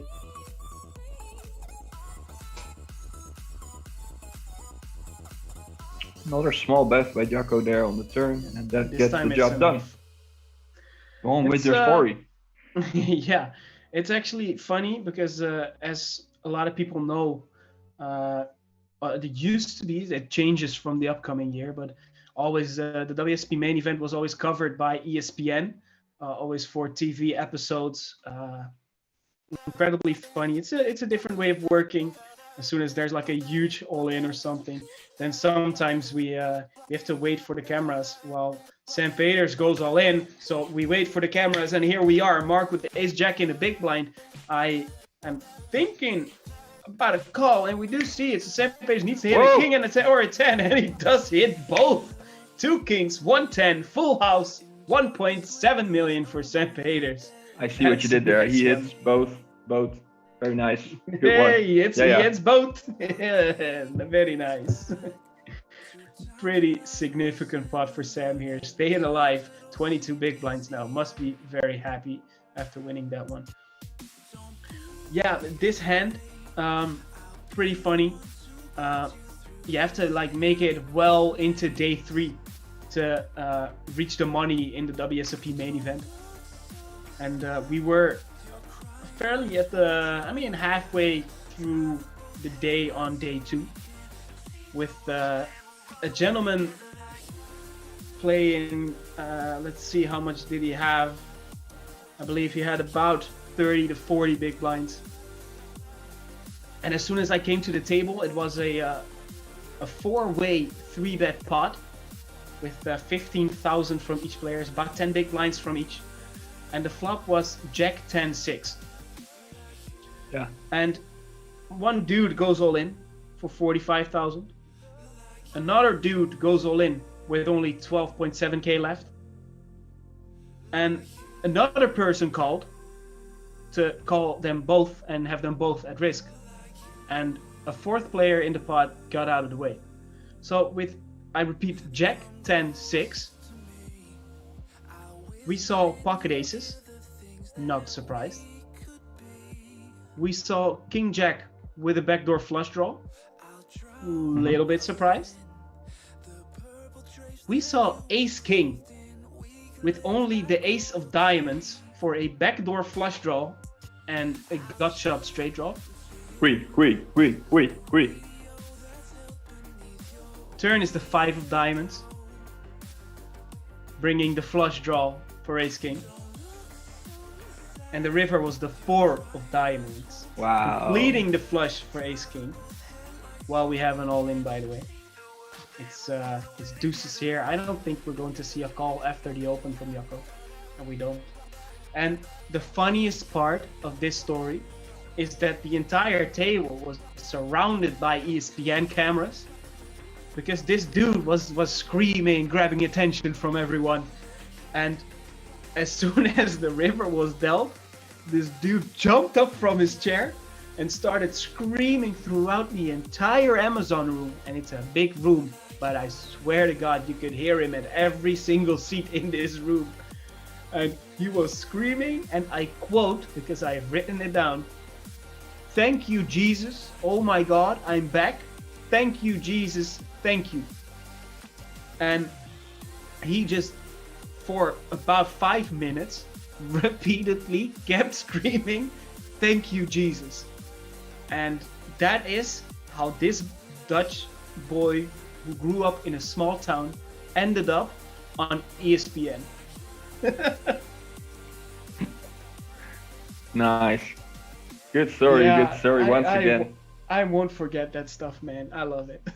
It's so good. And we actually had one extra submission in the competition from OMG Satev. Yeah, good one. It's a good one. Yeah, let me read it in silence, and then you can commentate on this Ace-5 versus Pocket 8 clash. After that, we're going to determine who the winner will be of this prize question. And in the meantime, we see Kelvin with the Ace-5 against the 8s of Benjamin Morden.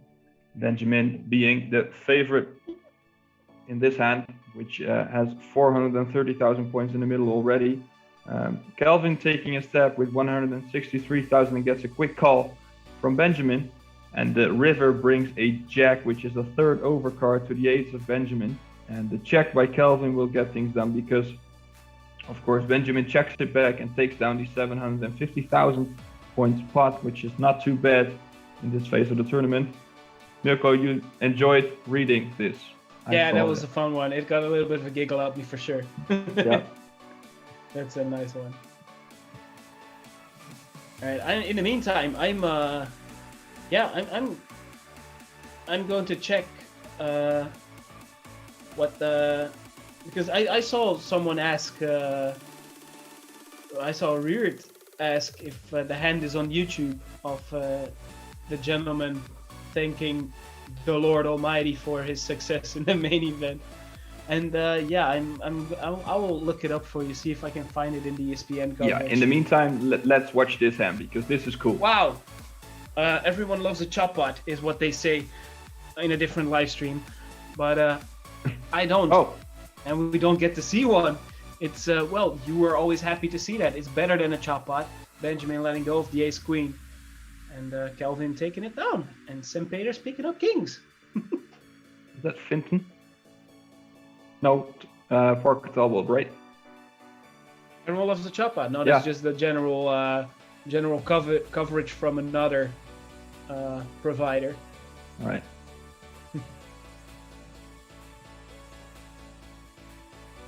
Are we going to see a hand with 7 deuce, please?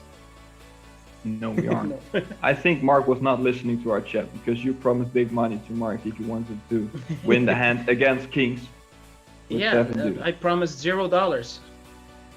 But just the emotional dollars Yeah. and the chips of winning that hand. And in the meantime, the voices in our head are having a hard time keeping up with their own voice because that was one of the weirdest sounds I've ever heard coming through a headphone. What was that? It was that we had another chance with 7 deuce in the big blind with All right. Jakob Polter having 7 deuce suited. But not this time. It scared me. Really thought some dinosaur was screaming in my ears. I don't know what that was, but.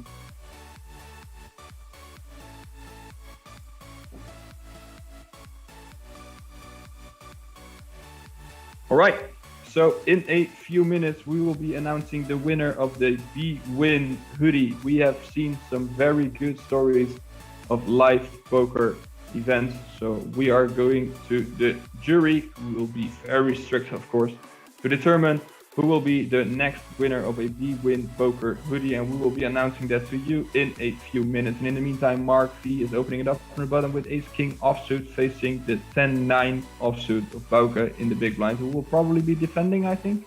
Yeah, I want to see a call here, for sure. Bouke contemplating it, and indeed he calls and gets absolutely nothing apart from a gut shot on the flop. Absolutely destroyed. Well, a 7 on the turn would make you happy, wouldn't it? Yeah. That yeah was just a little bit an understatement of how happy you would be when the 7 drops off on the turn. Like the 7 of diamonds or something. Yeah, just come on, just do it a little dirty for me. Followed by an ace of diamonds. Yeah, I think this bet is a little bit too big for Bauke to call now. So the ace absolutely not being in his range. 6 and 8 are. Yeah, and also this is obviously a it's an easy bet for Mark because Mark has a lot more aces, Sure. and especially given that the big blind,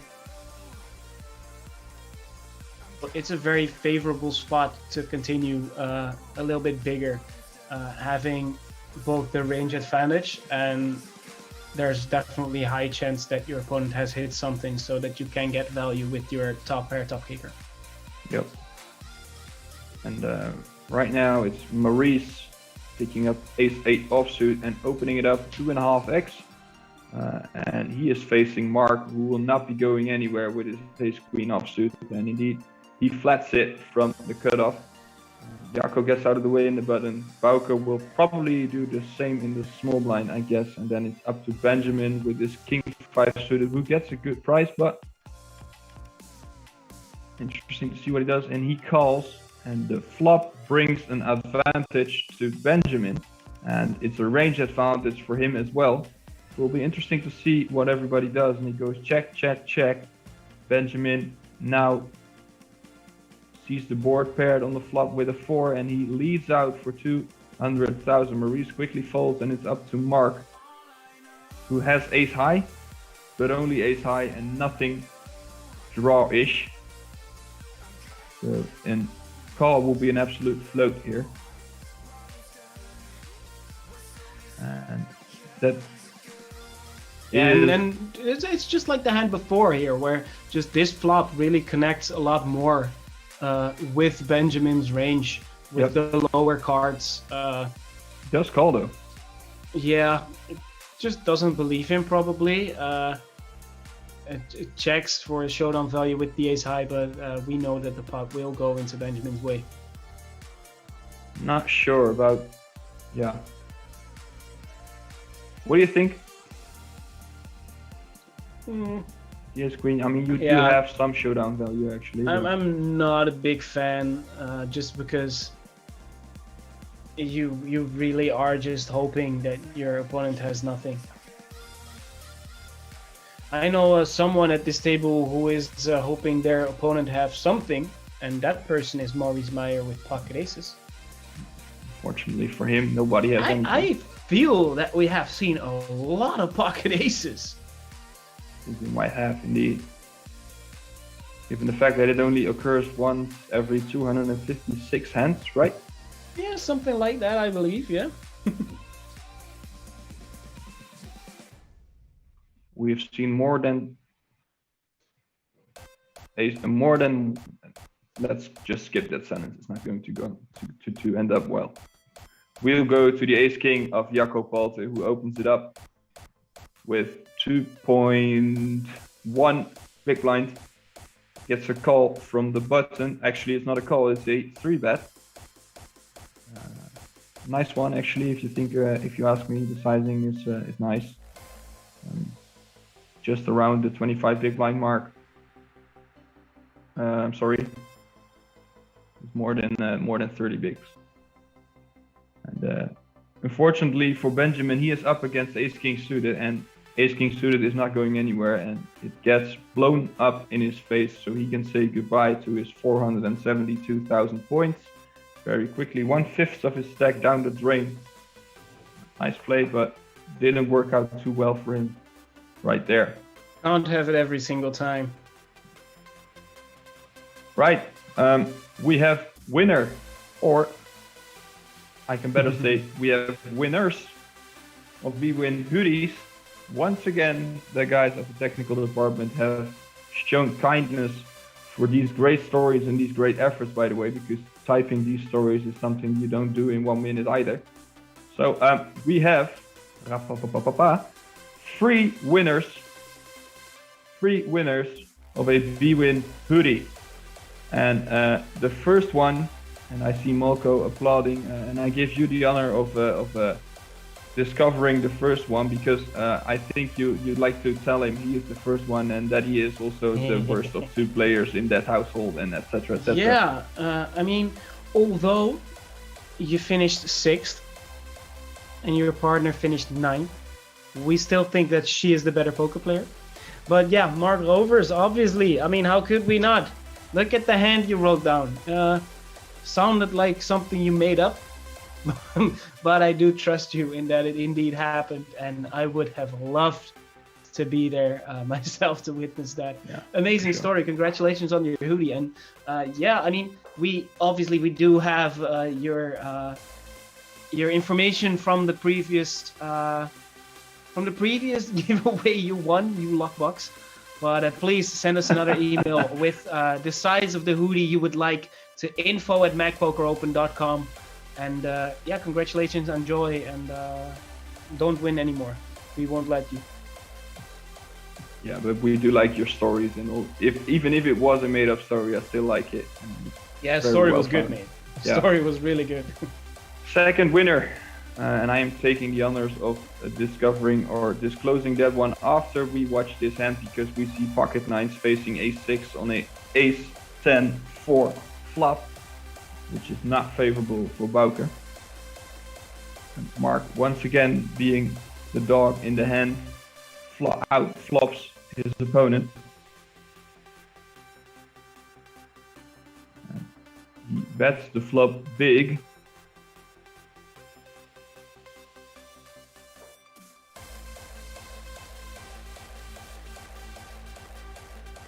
About 75%. It's pretty sizable. I'm guessing you would not be very comfortable with pocket nines here.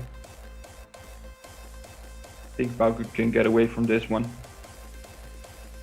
Though Mark was in the big blind, but he gets it through. Bouke folds. Nice fold. It's out of the way.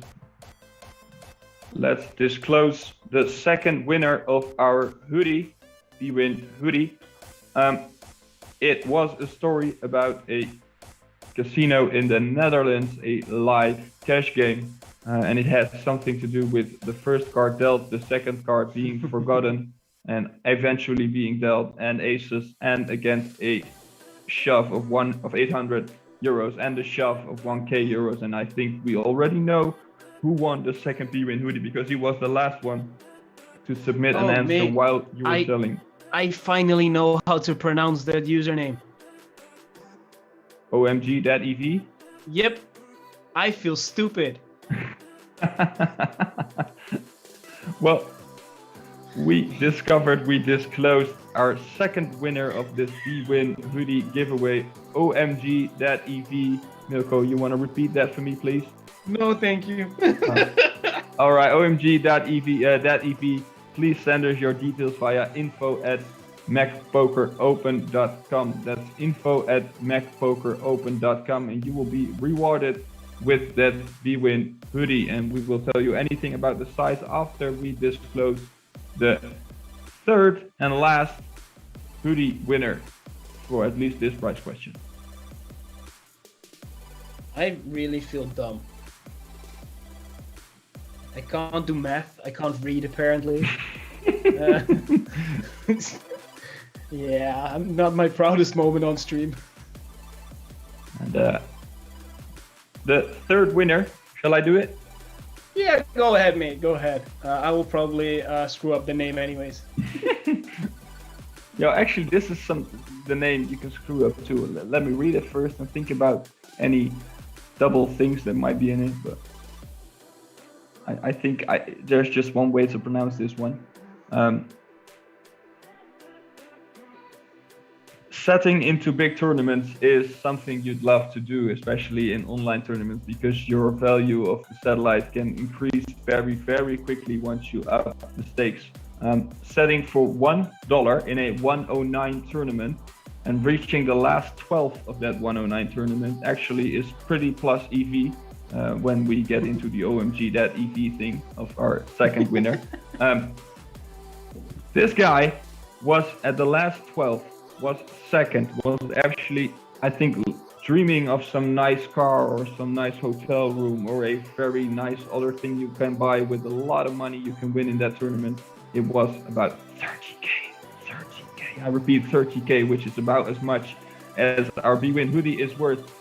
Lars to the V's, you missed the B-Win. Oh, sorry, you missed that 30K, but you win the B-Win hoodie. You should be just about as happy with that one. And your story ended you up not winning the tournament, but it did end up giving you this B-Win hoodie. So congratulations on winning the B-Win hoodie. Send your details to info@mecpokeropen.com and the B-Win hoodie will be coming your way. When it comes to sizing, poker is not the only thing sizing matters. Centimeters is not the only thing sizing matters. You also need to tell us your size, and your size can be indicated by my weight and my height. I am 185, 88 kilos, just a little bit too heavy. I told you that before. And the size I wear, I'm not wearing that right now, but I wear that and it's perfectly when the B-Win hoodie is on my shoulders. It's an L. So that might be a good indication of the size you might need. Congratulations to all the three of you.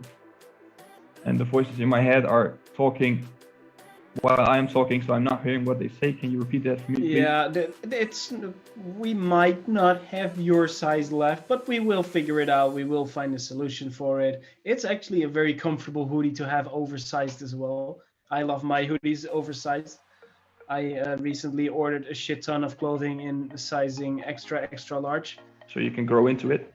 Yeah, it's because I got fat. Actually, it's going to be funny when I finally lose weight, when like I get hospitalized or whatever, because it's not going to happen by itself.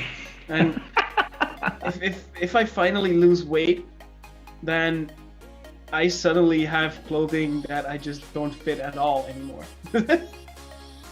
And we see it all in. And it wouldn't surprise me if Kelvin goes for the cheeky call here. But no, he lets it go pocket threes. We haven't had an elimination in a while. So right now I will go and say hello to Stunt Pilot in the chat. Welcome, welcome. Happy you're here. Very, very fun. And we see another 7 deuce. No, he doesn't do it. Why do people disrespect the 7 deuce so much? I mean, come on. A fun hand, right? Yeah. Technical department's son is born on it. Yeah, it's a good hand. This should be reason enough. If you have 7 deuce offsuit, you have double flush draw. You can make a very, very long straight. Yeah, I mean, it takes 1 card to flop quads, so I don't see the problem. I mean, I have made a very, very long straight with 7 deuce offsuit ones in a home game. That gets the people talking, I can tell you that.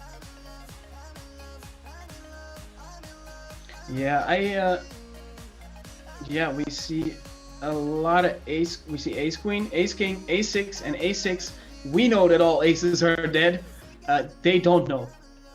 Also, 6s are in a lot of trouble, but they don't go for it. But I'm feeling some action here.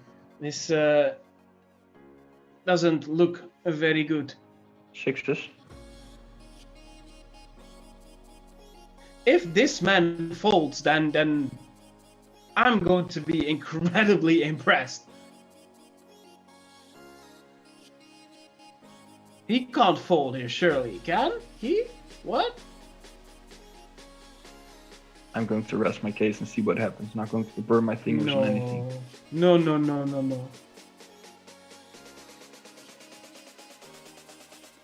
Yeah, I mean, he can obviously... Oh my god! Oh my god. That is no good way. stuff. Jacko, you can get a B-Win poker deck if you want. That for that full moment, you can get a B-Win poker deck. You I deserve feel it. violated. Wow. Oh This is my good. lord. I mean, That we are on was- a delay, right? We are on a delay. We are absolutely 100% sure of our delay, isn't it? I believe so, yes. I can confirm we are on a delay. Wow. By the way, our commentary is not on a delay. You are watching a live stream feed when it comes to the cards of about 10 to 15 minutes ago. But Milko and I are absolutely live coming through your speakers. So interact with us, which is what StuntPilot84 has actively done since he joined us. Welcome, a very warm welcome in this chat, and I hope you are enjoying our stream.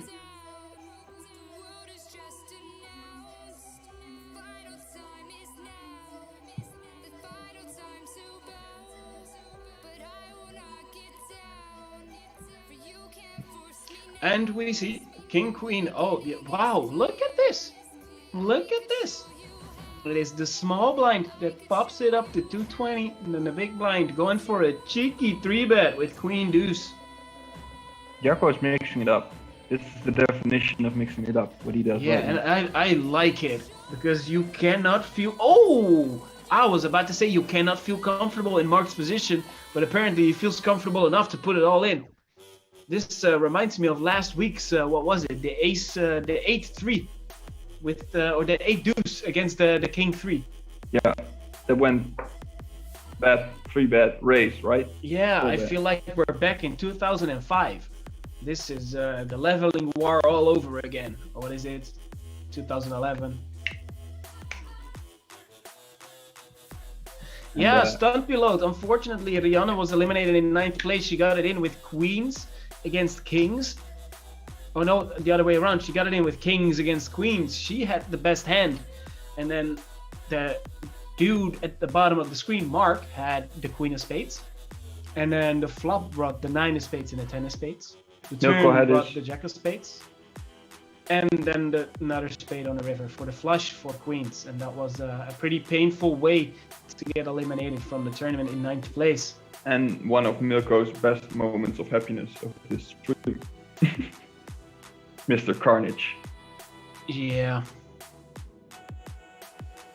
You don't seem to be too admittable about...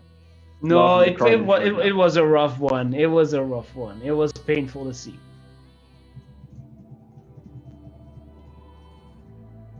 You want carnage, you get carnage. You should appreciate it. Yeah, I guess. can't have it both ways. Can't love the carnage, but then not when it's happening to someone I I know. No. No, but I mean, if a hand like that would have been rough for anyone. But I enjoyed it to watch it for sure. Then I see something which is obviously a joke in the chat by Stumpilot, but something you hear more often, that online poker is rigged, which is a stupid discussion if you ask me, because we are definitely going to pause this discussion. By the way, we are going to pause this discussion, and you can see why, right?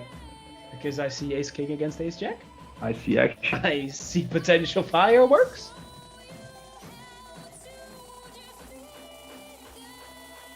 And we do see a raise. And I think we're going to see a jam, and indeed we do. Boom. And Jacco will 100% call this, so we need either a jack for Benjamin or 3 diamonds or some funky straight stuff. Yeah, give us a sweat. Let's see. Let's do that. Jacco will 100% call this. So a jack, diamonds. Let me see. It's a jack, but also a king. Wow. And that's it. He had 1 out remaining with the jack of hearts followed by Bouke, and that is the end of the only remaining Belgian player in the tournament. It is Benjamin Morden finishing in 7th place for $633, with the remaining 6 locked up, $770, closing in on that 4-figure score. But all the way up top is $3.9 thousand.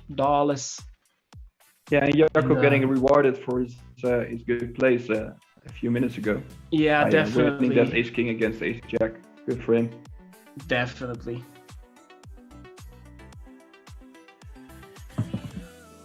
Interesting situation.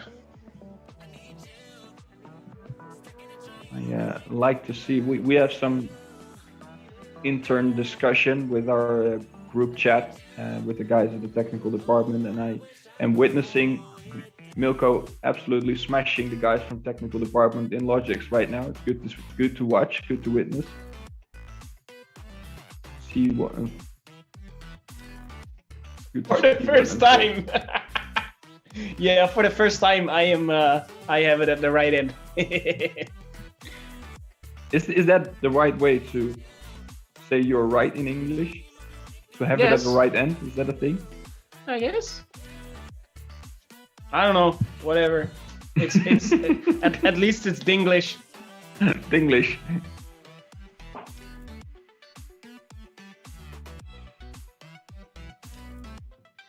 Let's see. Is there any action here? Nope. Not after Gaze 8 folded. I don't think we are going to see a lot of action. Although you never know with Yako in the big blind. Well, Going I think for he's going to the defend his 5-6 suited. going Why for shouldn't the he? funky bets. Wouldn't you defend 5-6 suited with this stack? 100%. Oh yeah, we don't know anything about Yako. He is absolutely unpredictable. No, I'm just saying that I would. I would defend. But, Should you? I mean, I don't know if you GTO? should.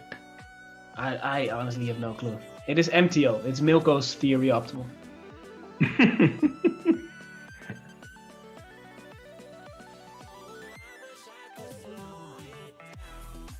Yeah, definitely. Yeah, seven deuce, 6-9, jacking off. That's all hands that are MTO approved. And here I see 7 deuce. It's a pretty hand.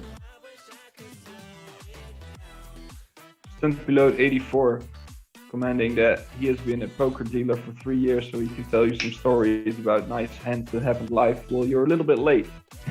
Yeah, we just had a very nice giveaway. You could have won a nice little hoodie. And another pot for Yako, putting the pressure on the other players. But we were starting a discussion about online poker being rigged, because it annoys me that people say that. Oh yeah, I wanted to have a comment about that. To just end the discussion forever and always. You're right. It is rigged. Done. End of discussion.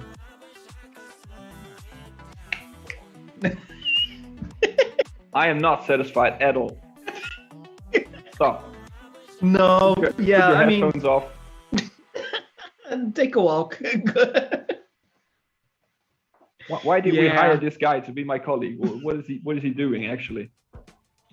No, it's definitely one of the things, one of the comments that can definitely annoy me. Just the fact that companies like these are thoroughly tested and are under heavy regulations and gambling laws from different jurisdictions around the world, and they have to have a solid RNG, and it's all I mean, open. You can research this on the respective side of where you play, and yes, you see more bad beats online than you do see live, but that's because you see more hands online than you do see live. You also see more hands going with the cards, but you don't save those in your mind because it's this just negative what you expect bias. to happen. Yeah, it's this negative bias in your head that if you lose a hand, that also that's a thing that really helps along with it. If you get it in with 60% or 70%, you feel entitled to the pot. Well, you aren't, because there's still a 30% chance you lose. I mean, if you I'm spending time on this discussion, by the way, because I do like to sometimes discuss about this, because it's also not necessarily then a matter of if it's rigged or not, but how people perceive percentages. And that's something that's very interesting, because if you play a hand to get it in with 70% against 30%, then you feel entitled to the pot. At the same time, if you ask someone, here's a button and you can press it and you get 10 million, but the chance that you die is 30%. There's very little people pressing that button. In the meantime, I'm going to interrupt you because there are things happening at this table. We've seen a check bad call on the flop after Kelvin opened it up from the bottom pre-flop, and he gets absolutely rewarded with his ace-jack on this turn. And he also gets rewarded by Mark, who's coming up with a hefty sizing once again with his 4-7 of hearts. Not really sure why the sizing is so big. Kelvin absolutely smashes this turn. And that river, does that bring anything else to you? I mean, it is a very, very good river for Mark, especially firing on the turn. He knows Kelvin has more aces in his range, so it is a bet that he bets like against what would be a range bet. And do you go bombs away now, or just like 30% pot? I would go either all or nothing, I guess. This is going to be called 100%. I mean, look at the stack of Kelvin as well. He can afford to just lose this completely fine. I am hoping so bad you fall down. It's a fairly easy call. Yeah. Right, and in the meantime, we actually I now can confirm the delay because we see the blinds go up, and this means we can confirm the delay is actually 30 minutes right now. 30? Yeah, 30 minutes. 3-0. 3 and a 0. And that's completely fine. Yeah, just lots of action. And actually, talking about lots of action, we see an all-in here. And after the a7 fold, I don't think we're going to see a call.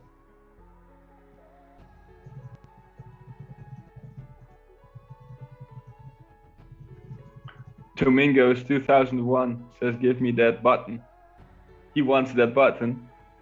10 million or 30% to die. Don't matter. It's either live happy for the rest of your life or just die right now, whatever. 1 second, what'd you say? I completely missed it. Domingos 2001 is commenting that he wants that beep button. Oh, he wants to gamble for his life. Yes. Yeah, first of all, I'm not going to give you the 10 million.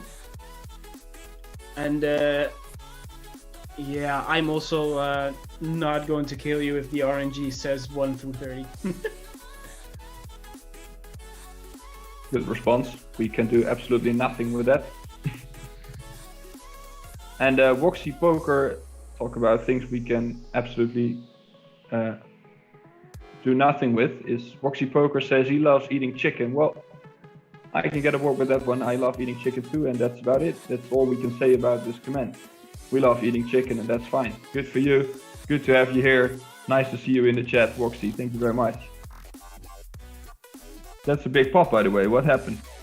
I missed something. Kelvin. Let me see. It was the ace queen against. It was ace queen against the king 10, and king 10 of Kelvin actually held on to the best hand. Wow. And it I mean, went I really, need to really get fast. myself checked. I need to get myself checked for missing those big hands because I'm good at missing big hands.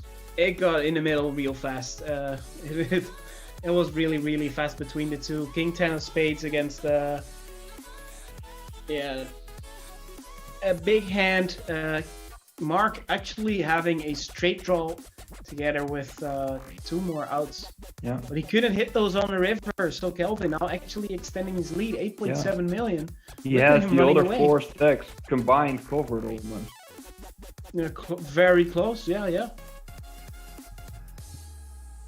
I remember you saying that the amount of chips in total is about 19 million or something.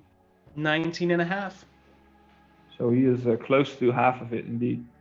For sure. And yeah, that's a very, very nice pot.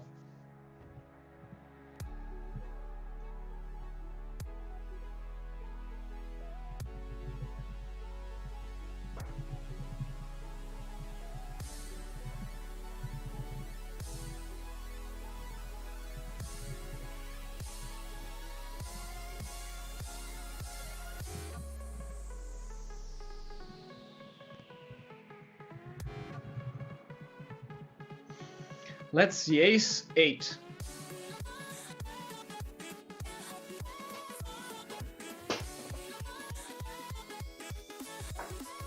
Definitely blind versus blind. A good hand to play.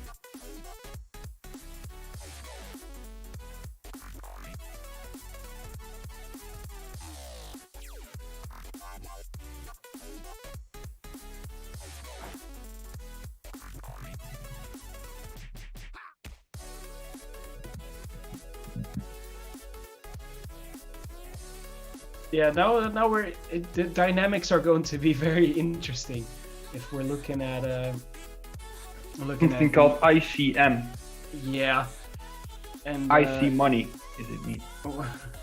what I always love as a terminology is when people are in what we call between our group of friends in an ICM Sudoku. So where they are so completely like tied up by ICM that they just completely their hands are tied, and especially if they make a loose pre-flop call with ICM considerations, that they get themselves in a position where they don't want to be in. And Bouke with the King Jack opening it up a little under 11 big blinds from St. Peters in the middle with Ace 9. Are we going to see a call? Are we going to see action? I guess so, right?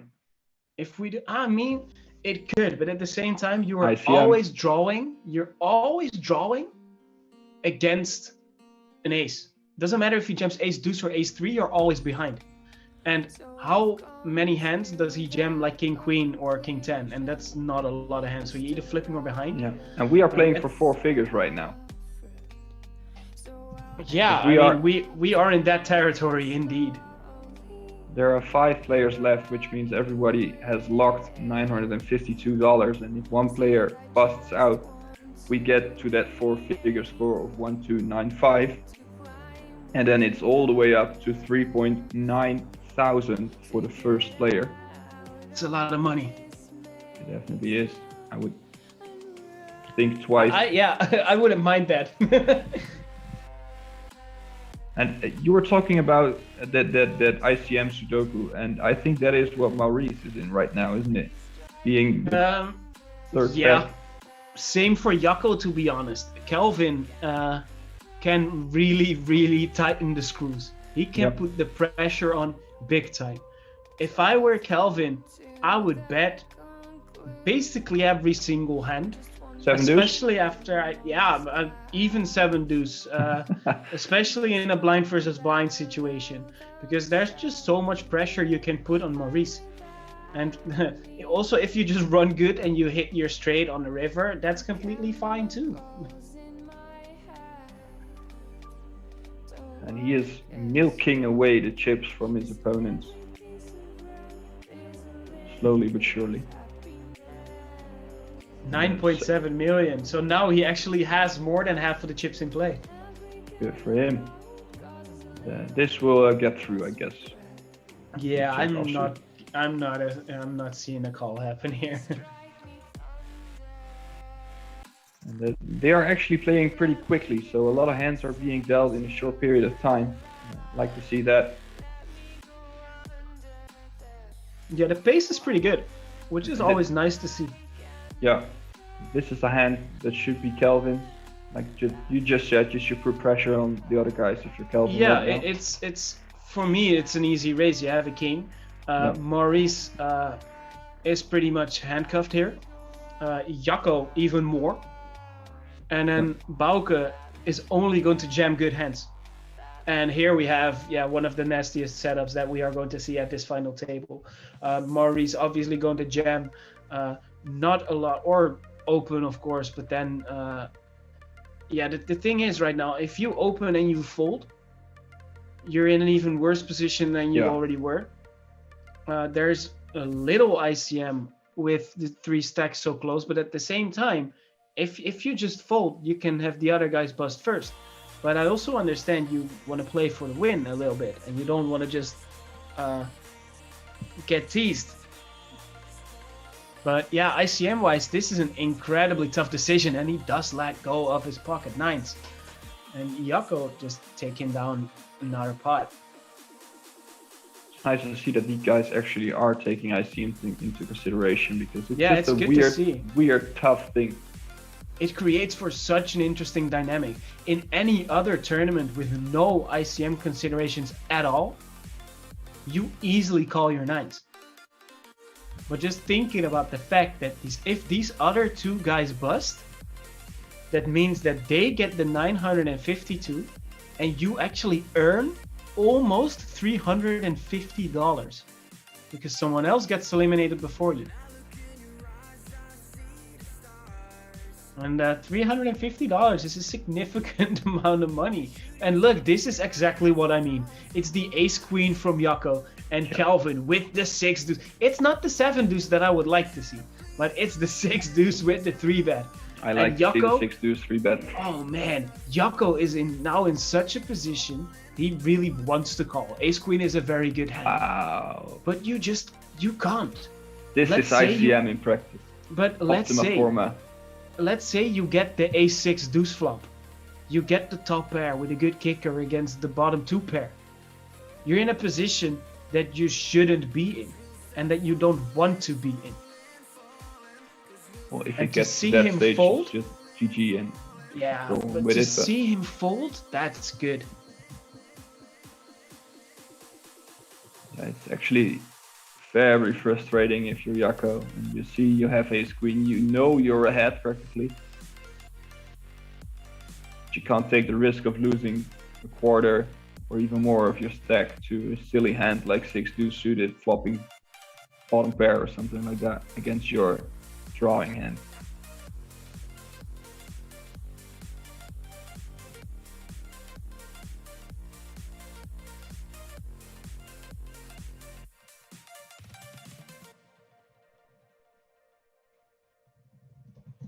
Yeah, and it's the technical department spoke up, and it's a good point. While we are not going to see any action, I'm guessing, with the queens, you also don't want to defend. Yeah, you don't really want to call there. You don't want to call there because it's that one extra big blind that you just give up, because how often are you going to flop good enough with 10-7 to actually either get it in or to play a hand? You are never going to be happy. Up against queens, even worse. And you're never going to be happy. You can just save that one big blind, and then just keep that in your stack. And it's actually a significant amount of his stack. It's almost 10% of what he now has left. So it's and in the hand before with Yako, and that is something that is quite interesting, is he is raising the ace queen, and Kelvin is 3-betting a lot. We know he's going to be very active. He's in a position to be very active. And if you know that you're going to fold your ace queen, why not go for a different strategy? Rubela Peters. Oh, I'm sorry. I'm interrupting you. I was going to say, why not go for a limp call? Because then you keep the pot small. You are allowing yourself to call after a raise from Kelvin. You have a decent hand, so it's an interesting spot to be in. Yeah, Rubela Peters in the chat asking what are the payouts. We have them ready for you. Actually, all these guys are guaranteed $952, and if one busts out, we get to 1.2 thousand, all the way up to 1.9, 2 point something, and 2.8 that is actually. And the winner gets $2.9 thousand in his account right away, probably straight to the bank. And that being said, let's go back to the table, because we have hands to discuss, and discussing hands when ICM is into consideration is always fun, especially when we have ICM specialist Milko van Winden in the house. I'm incredibly good in ICM. I'm not. I mean, I know a little bit of like the implications of ICM and how it should change your game, but that one, we have action, ladies and gentlemen. We have ace-5 from St. Peters, and this time I don't think that Yako will get away from this hand. It is ace-jack is just too good against Sam here. It's now you are in the. Wow. Is it actually because Sam can wait for Bouke? I think it is good enough here, because There will be better spots, right? It is an open jam. Yeah, at the same time, yeah, there are better spots. And also, I understand you don't want to lose your position, because if you lose this hand, you actually swap positions with Sam on the leaderboard. Yeah, get But close to yeah. Maurice. But that's kind of what I was trying to explain as well. I know what implications happen because of it, but it's something that I'm not a big fan of. I just want to play poker. I That's for sure. It's like what's that thing? Do as I say, not as I do. That's that's how it is with me in poker. I love to punt it away every now and then. It gives me a lot of satisfaction. To punt stacks away. Yeah, it's fun. That's why we always play a very, very nice and small home game, because that allows me to punt without losing like a monthly salary in an evening.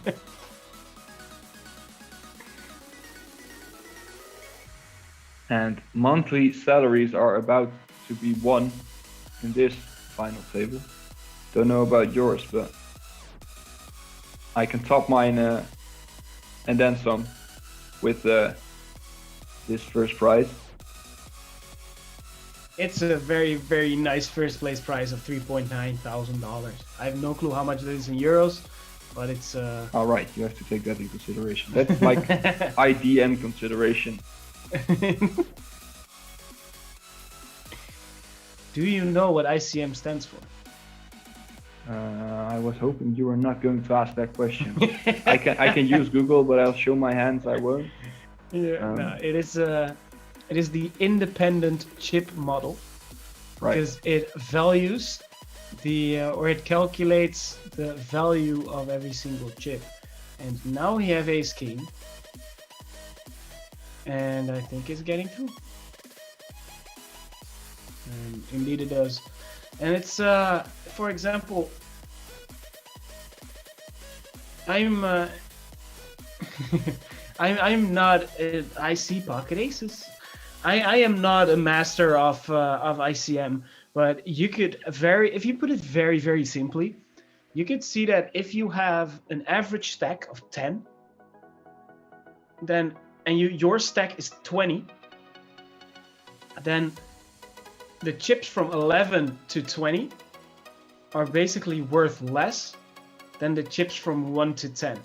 The chips below the average are worth more than the chips above average. So losing chips hurts more than winning chips does in an ICM environment. And that's very, very, very basic. Actually, the last month of April with my job. We have a hand, I think. Yeah, I don't think we are going to see a fold here, but that's something that I said before.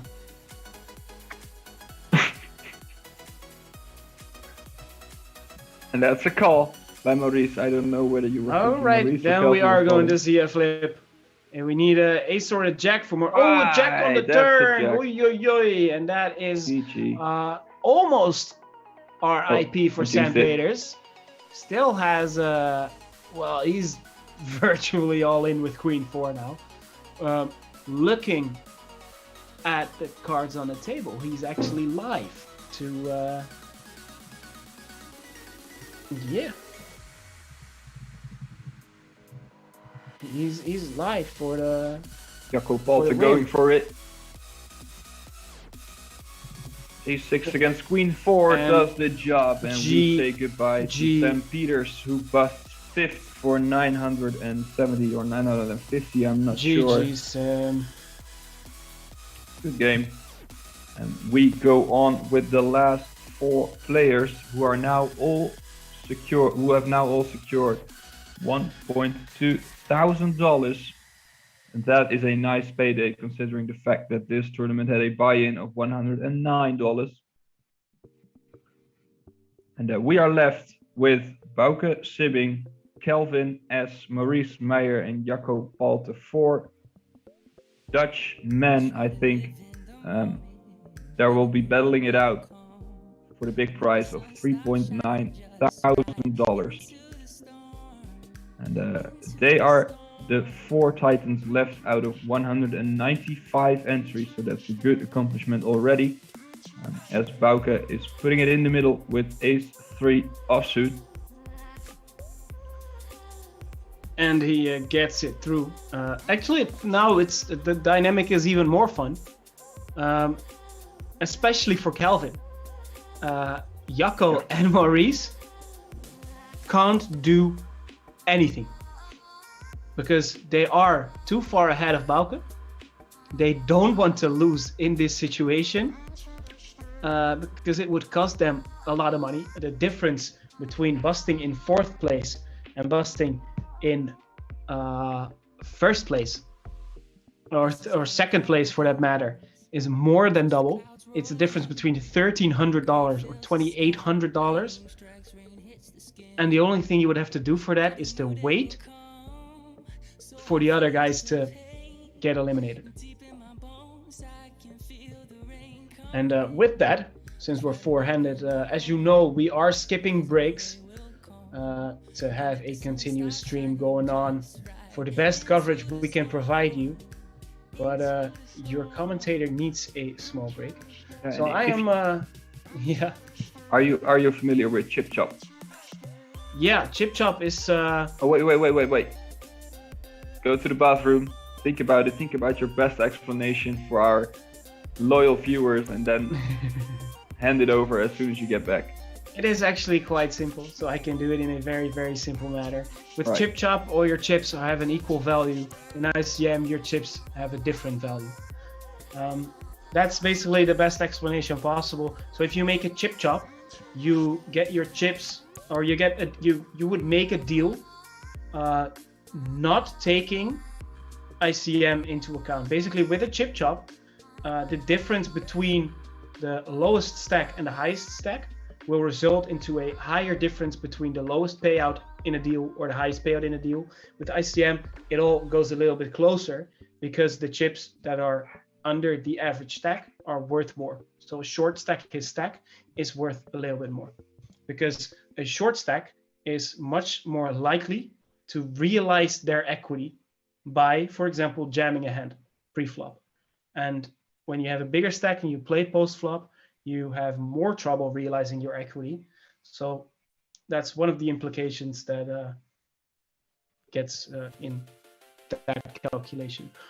Yeah, I'm going to take a small break. For Pro Milko van Winden going to take in a matter break. of minutes. See you guys in a couple of minutes. And as soon as Milko leaves the table, Jacco picks up ace-king offsuit. And he is facing the pocket 5s of Bauke, who's putting it in the middle. Kelvin can safely throw his 5-7 suited away, and we are seeing a call and a off to the races 9-9-9-4 board. And that means there is a double up of Bauke sibling. Probably was sweating it out throughout all that showdown. And Jacco lost a significant part of his stack, which must hurt because Bauke is now a little bit closer to him and Maurice. And Kelvin can still go on and put pressure on these guys because they will be looking at each other when it comes to putting chips to the middle. And Bauke doesn't shy away from putting his chips to the middle. He immediately goes at it again with ace-5 suited and doesn't get a call from anyone. 6-9 suited now for Bauke, goes into the muck, and if you are Kelvin, you should probably put some pressure, I was going to say, with Jack-5 offsuit, but he doesn't, and that makes the Jack-7 suited of Jacco ultimate easily win the hand from the big blind. Now we see Kelvin folding ace-4 offsuit, should put a little bit more pressure on his opponent, I guess, knowing that they have to look to each other. Maurice, although picks up pocket deuces and is facing the 5s, again, pocket 5s for Bauke, who shoves it in there and picks up a nice stack once again.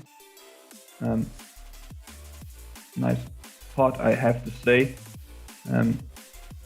And Kelvin has to take care of his position right now because the other guys are pushing the envelope. Kelvin is watching. So it will be interesting to see what develops in the upcoming minutes when these guys are all around the 20 big blind mark, except for Calvin, who is very comfortably sitting way above that. And good to have you guys over here with us. Still good to see lots of people joining us in the chat and in the live stream. You are witnessing the final table of the MEC Poker Open Highroller event of $109. And 195 players bought into this event. There were 3 starting days and 4 of these warriors are left right now. And we are seeing a raise by Jacco, who is facing a jam by Maurice, pocket 7s against king queen offsuit. And I think Jacco has nothing else to do than just put a little tissue next to his eyes and fold his king queen offsuit, because this is what ICM does to your stack, to your considerations as well. And indeed he folds and Maurice wins a nice spot. And now we are into a situation in which every player from 2 to 4th seed has basically the same stack. So it will be interesting to see how they will be battling it out, because it's definitely for sure that they are not waiting for Calvin, and Calvin is waiting on his turn to put some pressure on the guys. Let's go. Not this time though. Opens it up with a 7-10 suited and probably will get it through easily because his opponents do not have a hand whatsoever. Lars to the V's saying, I wish there were breaks during the coverage to get some snacks without missing action. I wish I had the opportunity to get a snack, but I have to talk to you. So that's my my problem. But probably getting a snack will take you about a minute, so go do that and you might not miss anything. Who has missed anything is Milko, and that is that there has been a lot of pushing envelopes between the 3 low guys, if you can put it that way. Maurice, Jacco and Bauke, as you can see, all have the same stack right now, and they are actually taking by far the most of the action for their account right now, and Calvin is sitting back and watching. I think this is an interesting hand already right away as I get back, because if Calvin didn't open up with the 8-6, then I think we would have seen an elimination here with Maurice opening or jamming and then Jacco much easier calling. But now ICM-wise, Jacco getting out of the way, hoping that Maurice clashes with Calvin so he ladders up. So that's quite an interesting happening.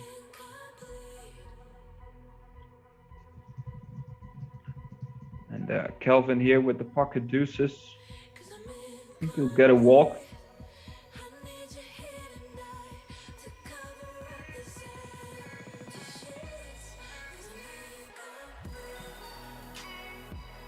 And 8-9 of hearts, very pretty hand of course for Jacco, but not in this position.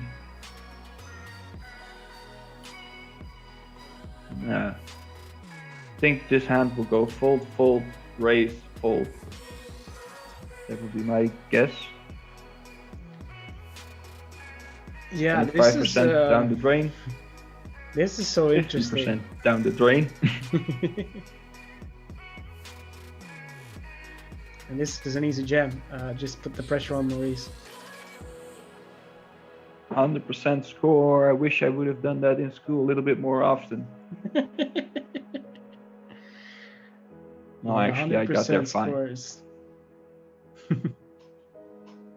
With scoring 66% a lot of times.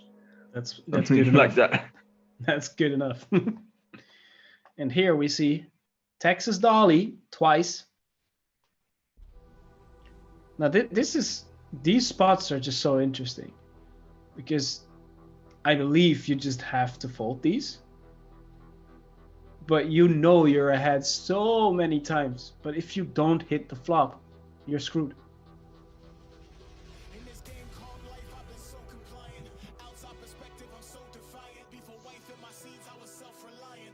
Jacko giving it a little thought over here. Meantime, I am not alone in my house, and I hear the voices downstairs coming louder and louder with the minutes. I guess hearing the voices downstairs is better than hearing the voices in your head.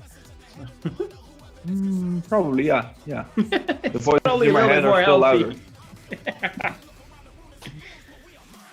The voices in my head are not that frequently active as the voices downstairs. Now what do you do here with ace-7 or with ace-5? And like in both these guys' position. Yeah. Interesting race from Maurice. I guess as Bauke you would always jam. Yeah. He did. Does that all the time actually. Don't hate it. Stunt Pilot 84 going to bed, I guess. Have a nice one, guys. See you later. See you later, Stunt Pilot. Was good to have you here and nice to see you be so active in the chat. Good night. And a fold by Maurice and a nice pickup by Bauke. He's now second in chips, but that doesn't tell us too much about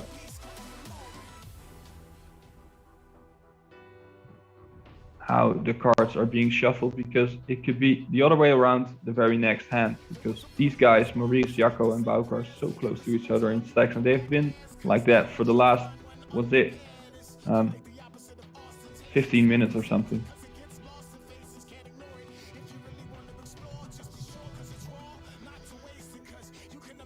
The King Queen suited will 100% win this pot. I dare to say.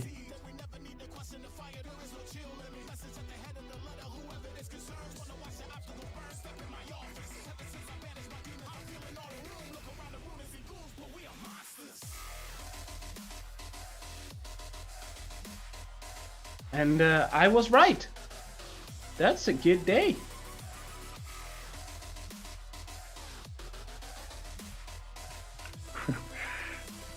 Domingos, thank you for joining us. That's all I can say because of reasons. But thank you for being with us. You're a legend. Good to have you here. I'm very happy you're here. Actually, did you already get a friend? Look at this position. Look at this position. I love the lane here. Yeah. I was about to say that. Oh my god! Wow. Limp to induce might result into something very interesting on this flop. Oh my god! Please, Carnage, come on! Yeah, this is the situation in which you can ask for Carnage without anyone being very. Oh my god! But I don't want the hearts. I want the 9 on the turn and the 9 on the river. Right. I am very curious to see what's about to happen right here. The Fisher, thank you so much for watching. Please finish this hand with us. It's a good one. And he checks again. And that's not really an action turn or river, rather. And also, actually, in Kelvin's spot, you can't be too happy right now with this run out.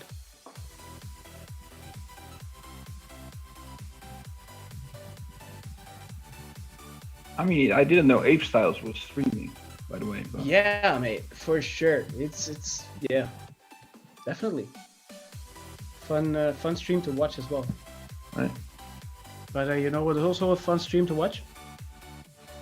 Tell me.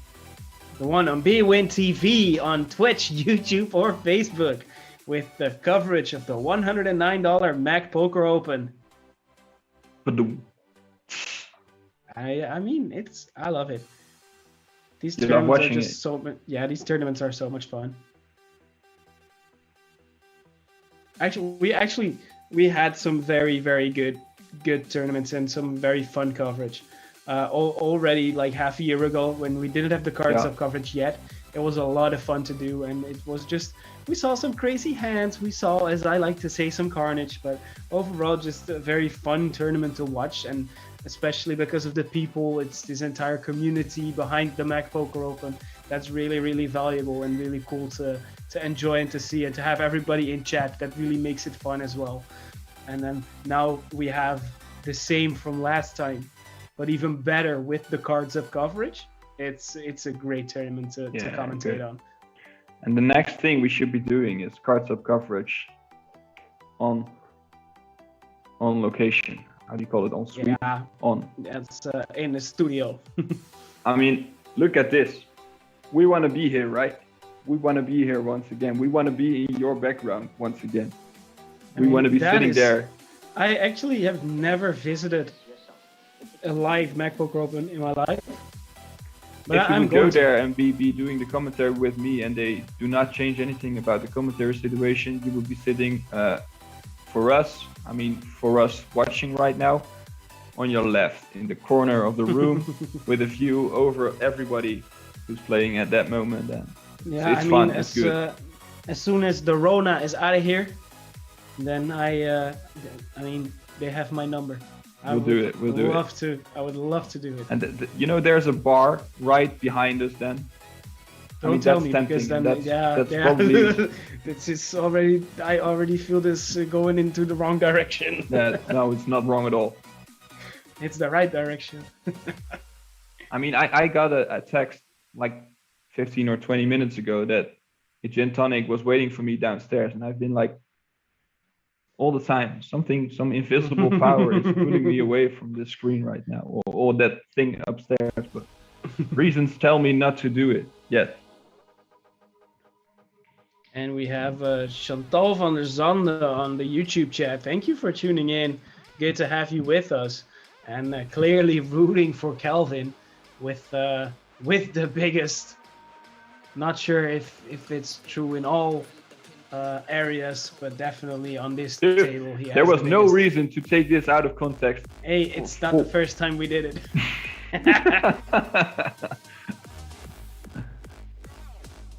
Kelvin Schlong. Hey, I hear some good news right now. If you like this community right now, and you really, really want to be involved with everyone, you want to get to know the people, there's even a MEC Poker Open WhatsApp group with more than 50 like-minded poker players in there. And if you want to join that WhatsApp group, visit the site. There's all the information you need, mecpokeropen.com. It's a lot of fun. That would be a guarantee, not only for good MEC Poker Open tournaments and stuff like that, but like poker chips in general with that group are going to be fun, because if you are visiting poker tournaments abroad or in the Netherlands or in Belgium, doesn't matter, and you are with a group, it's good. Not to share your bad beat stories, because nobody cares about bad beat stories, but to share your drinks with, and to share this good hand of ace-10 and ace-9. It's always the most fun thing. Just when you are at a venue, just the talks with people, it's so nice. That's what I miss the most. Are we going to see a call? It's tough with Maurice, with having now only 1.4. I miss those situations, especially in. Oh no, he did fold. I thought I heard a sound, but it was a fold. One of those locations abroad in which you can get like amazing cocktails and just start wandering through the casino like this, searching for a toilet once again. And I remember this one time when I had to work in Rostvadov, and I had never actually been to Rostvadov to play, only to work. And I, not so clearly, because of obvious reasons, remember having a flight where I had to grab the taxi at 6:30 a.m. and I went on to drink cocktails until 3:30 a.m. at the bar with a couple poker players, some very nice people I know. And the next day I woke up 45 minutes before my flight left. Not the taxi, but my flight. So I was stuck in Rosvadov without a flight, with a hangover, and no way to go home. And luckily, two of the ladies who were drinking with us at the bar the night before were driving home to Amsterdam that day. Luckily, they had enough room for me to jump in the backseat of the car, and I believe this is not my shot at winning a 7 deuce hand on the stream. Why did you not raise this, Kelvin? Do it for me. It would be a very good position for him to raise, actually, with having such a big stack compared to the other guys. This would be the ultimate 7 deuce hand. Exactly. Come on. The Fisher 1988 says they have some nice bars in Spa too. I can definitely confirm that. They look good. Yeah, I don't know on which side of me it is, but it's on your, I think we are going to see an all-in. On your left side, definitely. Nice. We're going to see an all-in. And here it is. I don't think anyone can call, though. That's also the good thing about Kelvin's position. You don't mind having Maurice still in. It's completely fine to fold. You still have a huge stack.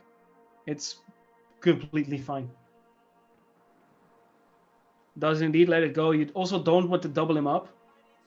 And we have a slight disruption, ladies and gentlemen. We will be right back.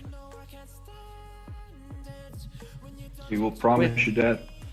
With the stream, it's the live feed that every now and then gets refreshed, so we have the utmost up-to-date information for you fine folks tuning in wherever you are watching from. We got 4 players who are battling it out for the big prize of $3.9 thousand, and they are giving it their all because they have been with 4 players for a while now, and 3 of them are actually pretty short, and one guy in particular, Kelvin S, is taking advantage of that and slowly but steadily peeling everything away from them, crushing their souls. I hear a voice in my head telling that I have to honestly say I'm a little bit surprised to hear this, but they are in fact with the 4 remaining players discussing a deal right now. So that's what's going on at the moment. This is the original payouts, so you see there is a quite big difference for those players still remaining. Everyone now guaranteed about $1,300. And as you can see on top, almost 4,000. And if you are in the position of one of these 3 short stacks, then the difference between finishing 4th and finishing 2nd is about $1,500. And that is actually quite a significant difference. I would think twice before putting my King Jack offsuit in the middle, indeed. Yeah, exactly. And that is something that should always work in Kelvin's advantage, because that is now literally the thing what ICM is about, where he can put so much pressure on his opponents. But at the same time, it also causes now for a very slow final table, with all these guys just very simply waiting on each other to bust. But that's why I said I'm a little bit surprised that they are discussing a deal, because you are in first position, you have ultimate control of the final table. There's rarely a better situation to be in as a chip leader, to be in such a dominant position, and yet they still are discussing a deal, which is obviously 100% completely fine, and I'm curious to see the numbers.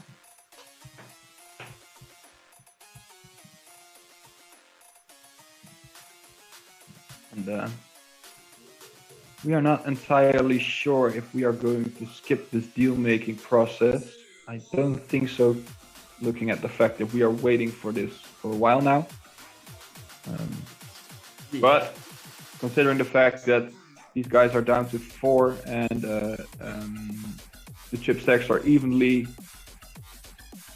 spread out between the numbers 2, 3, and 4, I don't think this should take a very long time for people to agree. It's very tough now to be in one of the 3 bottom positions and to actually make demands of how much you want in the deal. Yeah. That is something that is quite rough to do. But I saw someone ask in the chat for a moment an opportunity to grab a snack. Well, this is it. Go get your This is the advantage. perfect one. And I mean, if we were in Spa, this would be the moment to run to the bar. To the bar, yeah, definitely. I'm going to use this moment to run to the bathroom, if you don't mind. I'll be back in a minute, and in the meantime, Milko will absolutely tell you anything about deal making. I'm sure of that. Sounds completely good.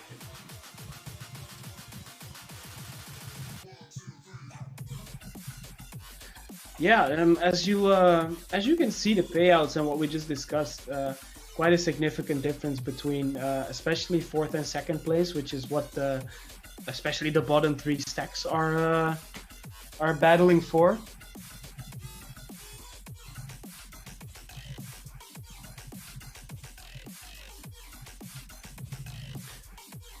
And yeah, it's interesting to see that obviously these 3 players all wanting to get as much money as they can, but they also realize how big the risk is of continuing to play. So that's why they are discussing a deal at the moment, with the 4 remaining players being chip leader Kelvin Swadeberg, then Bauke Sibbing, Jacob Balt, and Maurice Meijer. All still battling it out.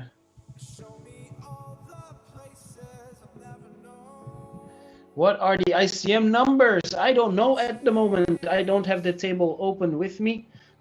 It would be quite yeah, it would be a tough situation now for me to instantly calculate it as well, because I don't have chip stacked right now. I do think that Rula Peters has an interesting question. What I would ask for if I was the chip leader right now. Sounds stupid, but $4,100, because I wouldn't want to make a deal here. I am very confident if I would be in that position that I know how to outplay my opponents, put them in ICM jail, get them their handcuffs on. But yeah, it is a complicated situation for the other 3 players. So I would ask for 4,100. They can just deal whatever they want. They can all take $2,000, so they take more than 3rd place. I'm not dealing unless you're gonna give me more than 1st place. I'm even willing to take like 38, but then I want to play for another 300. So I would eventually most likely end up with the 41 or with the 38, and then I'm almost won 1st place money. So I'm not gonna go easy on them if I would discuss a deal with them. What would you go for? I'm wondering. What would you ask as the chip leader in this position? Curious to hear your answer to that question. And also, if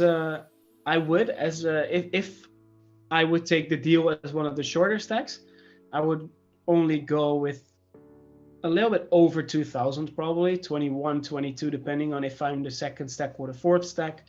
But I would never take less than 3rd, which would be stupid anyways. It's a tough one. In terms of the deals, does there have to be a set amount to play for? I'm not entirely sure. I don't believe so, but it's I'm not really sure on that, so I can't give you a definitive answer.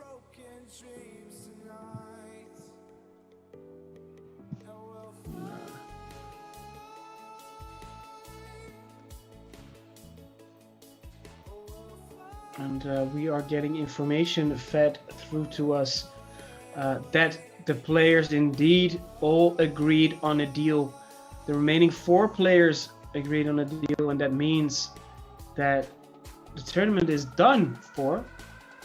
And I have the payouts here in front of me, and it is the player who started the day as the ultimate short stack, finishing in 4th place position after the deal, Maurice Meijer, taking $2,040 with him. Very, very nice result here. We see the end results. Maurice. You take it away for 3rd place, my friend.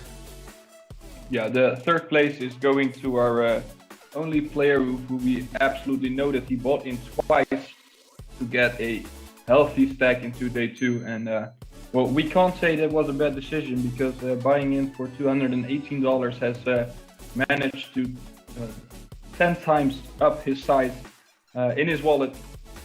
Jacco Palte cashing out for $2.1 thousand in third place. Congratulations, Jacco, on this huge accomplishment. Well done. That is a very, very nice score indeed. And as we see indeed what we talked about, only slight differences between fourth and second, as Bauke Sibbing takes home the second place.